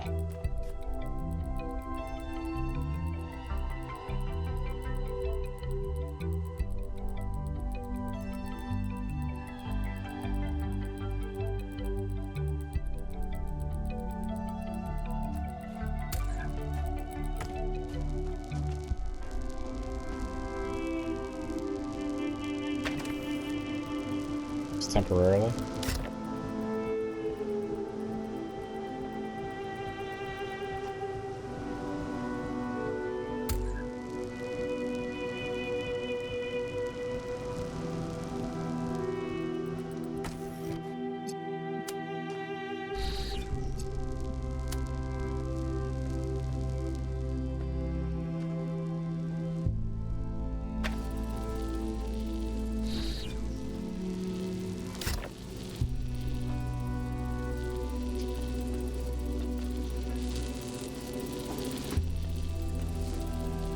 You a bastard. Let me on!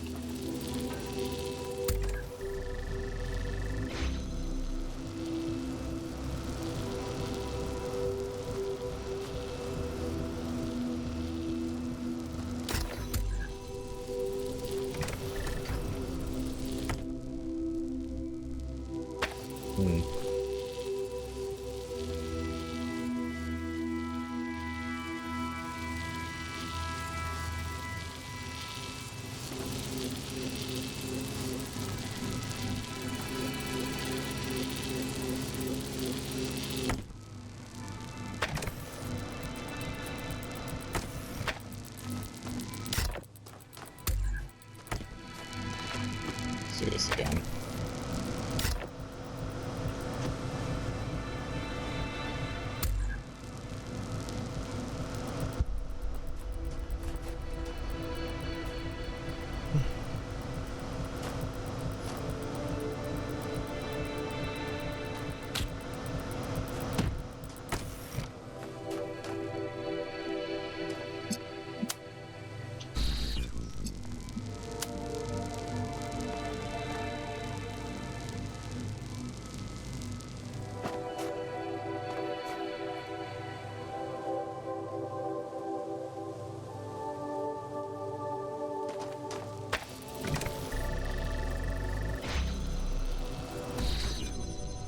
Damn it.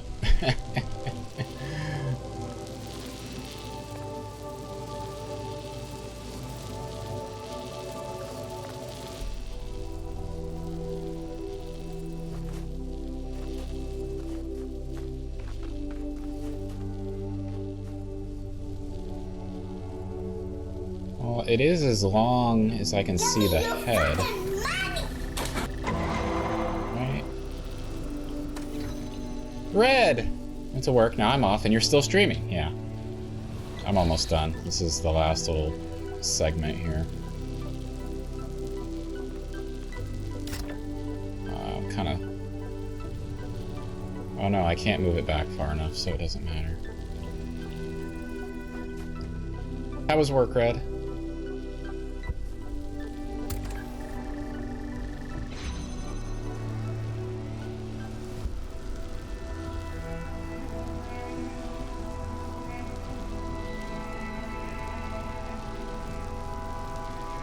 Thank you, Pugs.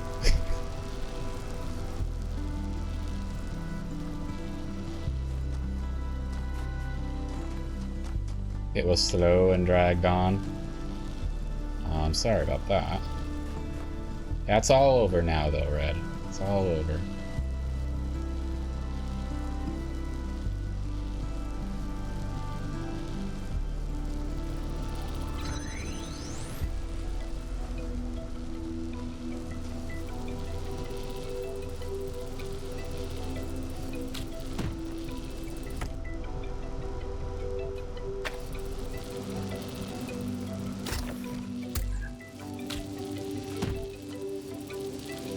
What do I need to do here?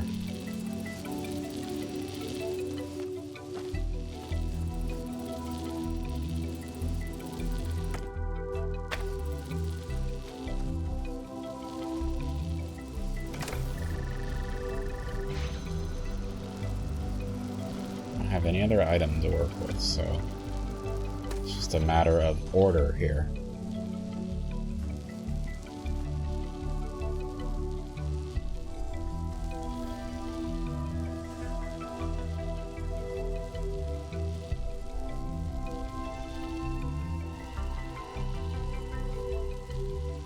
Can this thing sit on the teleporter?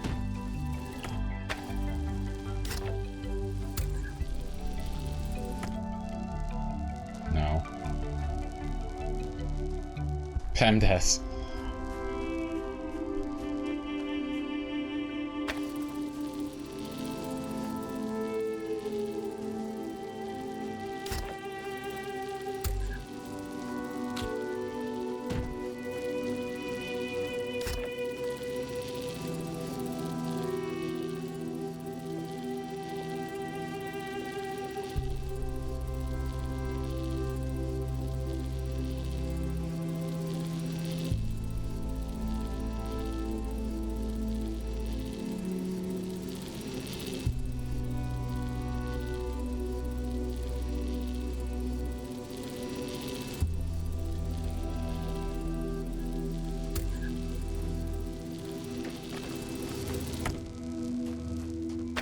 This is the only way it can go, right? It has to be on the box. And the box has to float.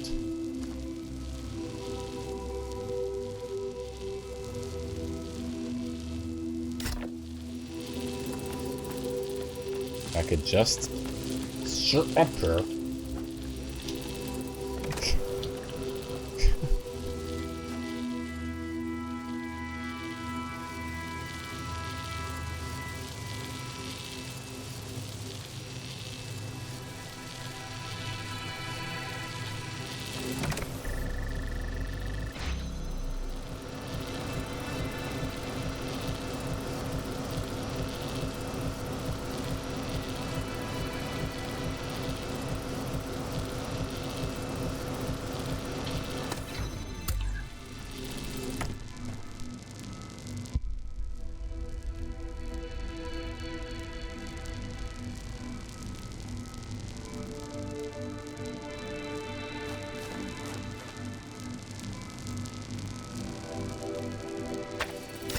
Going back up here.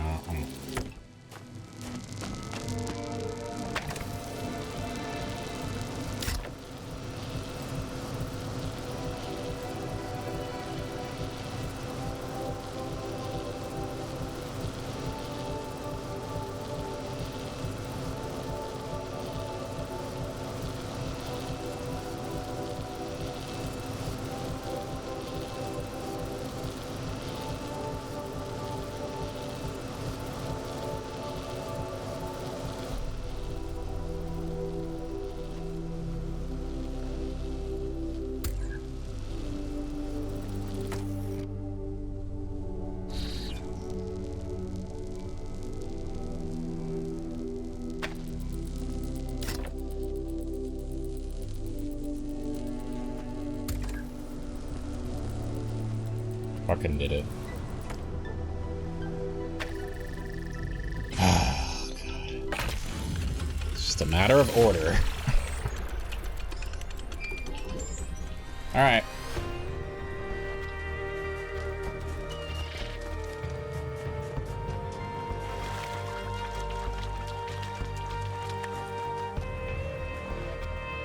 Alright, and this is the bunker that we have to go to as well. Alright. Main objective is ahead of us here.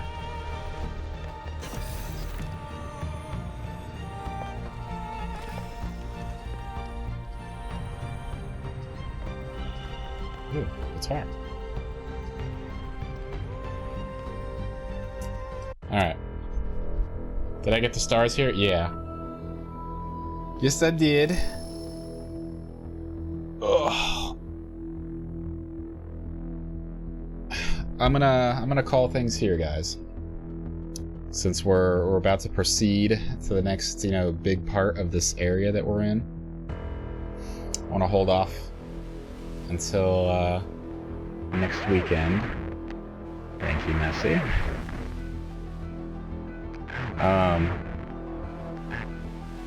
Hold off till next weekend so we don't, start the next big section and then have to take a break from it. I'd rather start next stream getting all that juicy info on what we have to work on next. So yeah. That is where we're going to call things today, guys. Thank you so much for hanging. Appreciate the company. Pugs, thanks for dropping by. Nancy, Messi, Red, Paris, and Emily, and anybody else I forgot. Lemon dropped by as well. Appreciate y'all keeping me company. So the plan for next week, guys. Well, hold on. Let's see if we can find somebody to raid.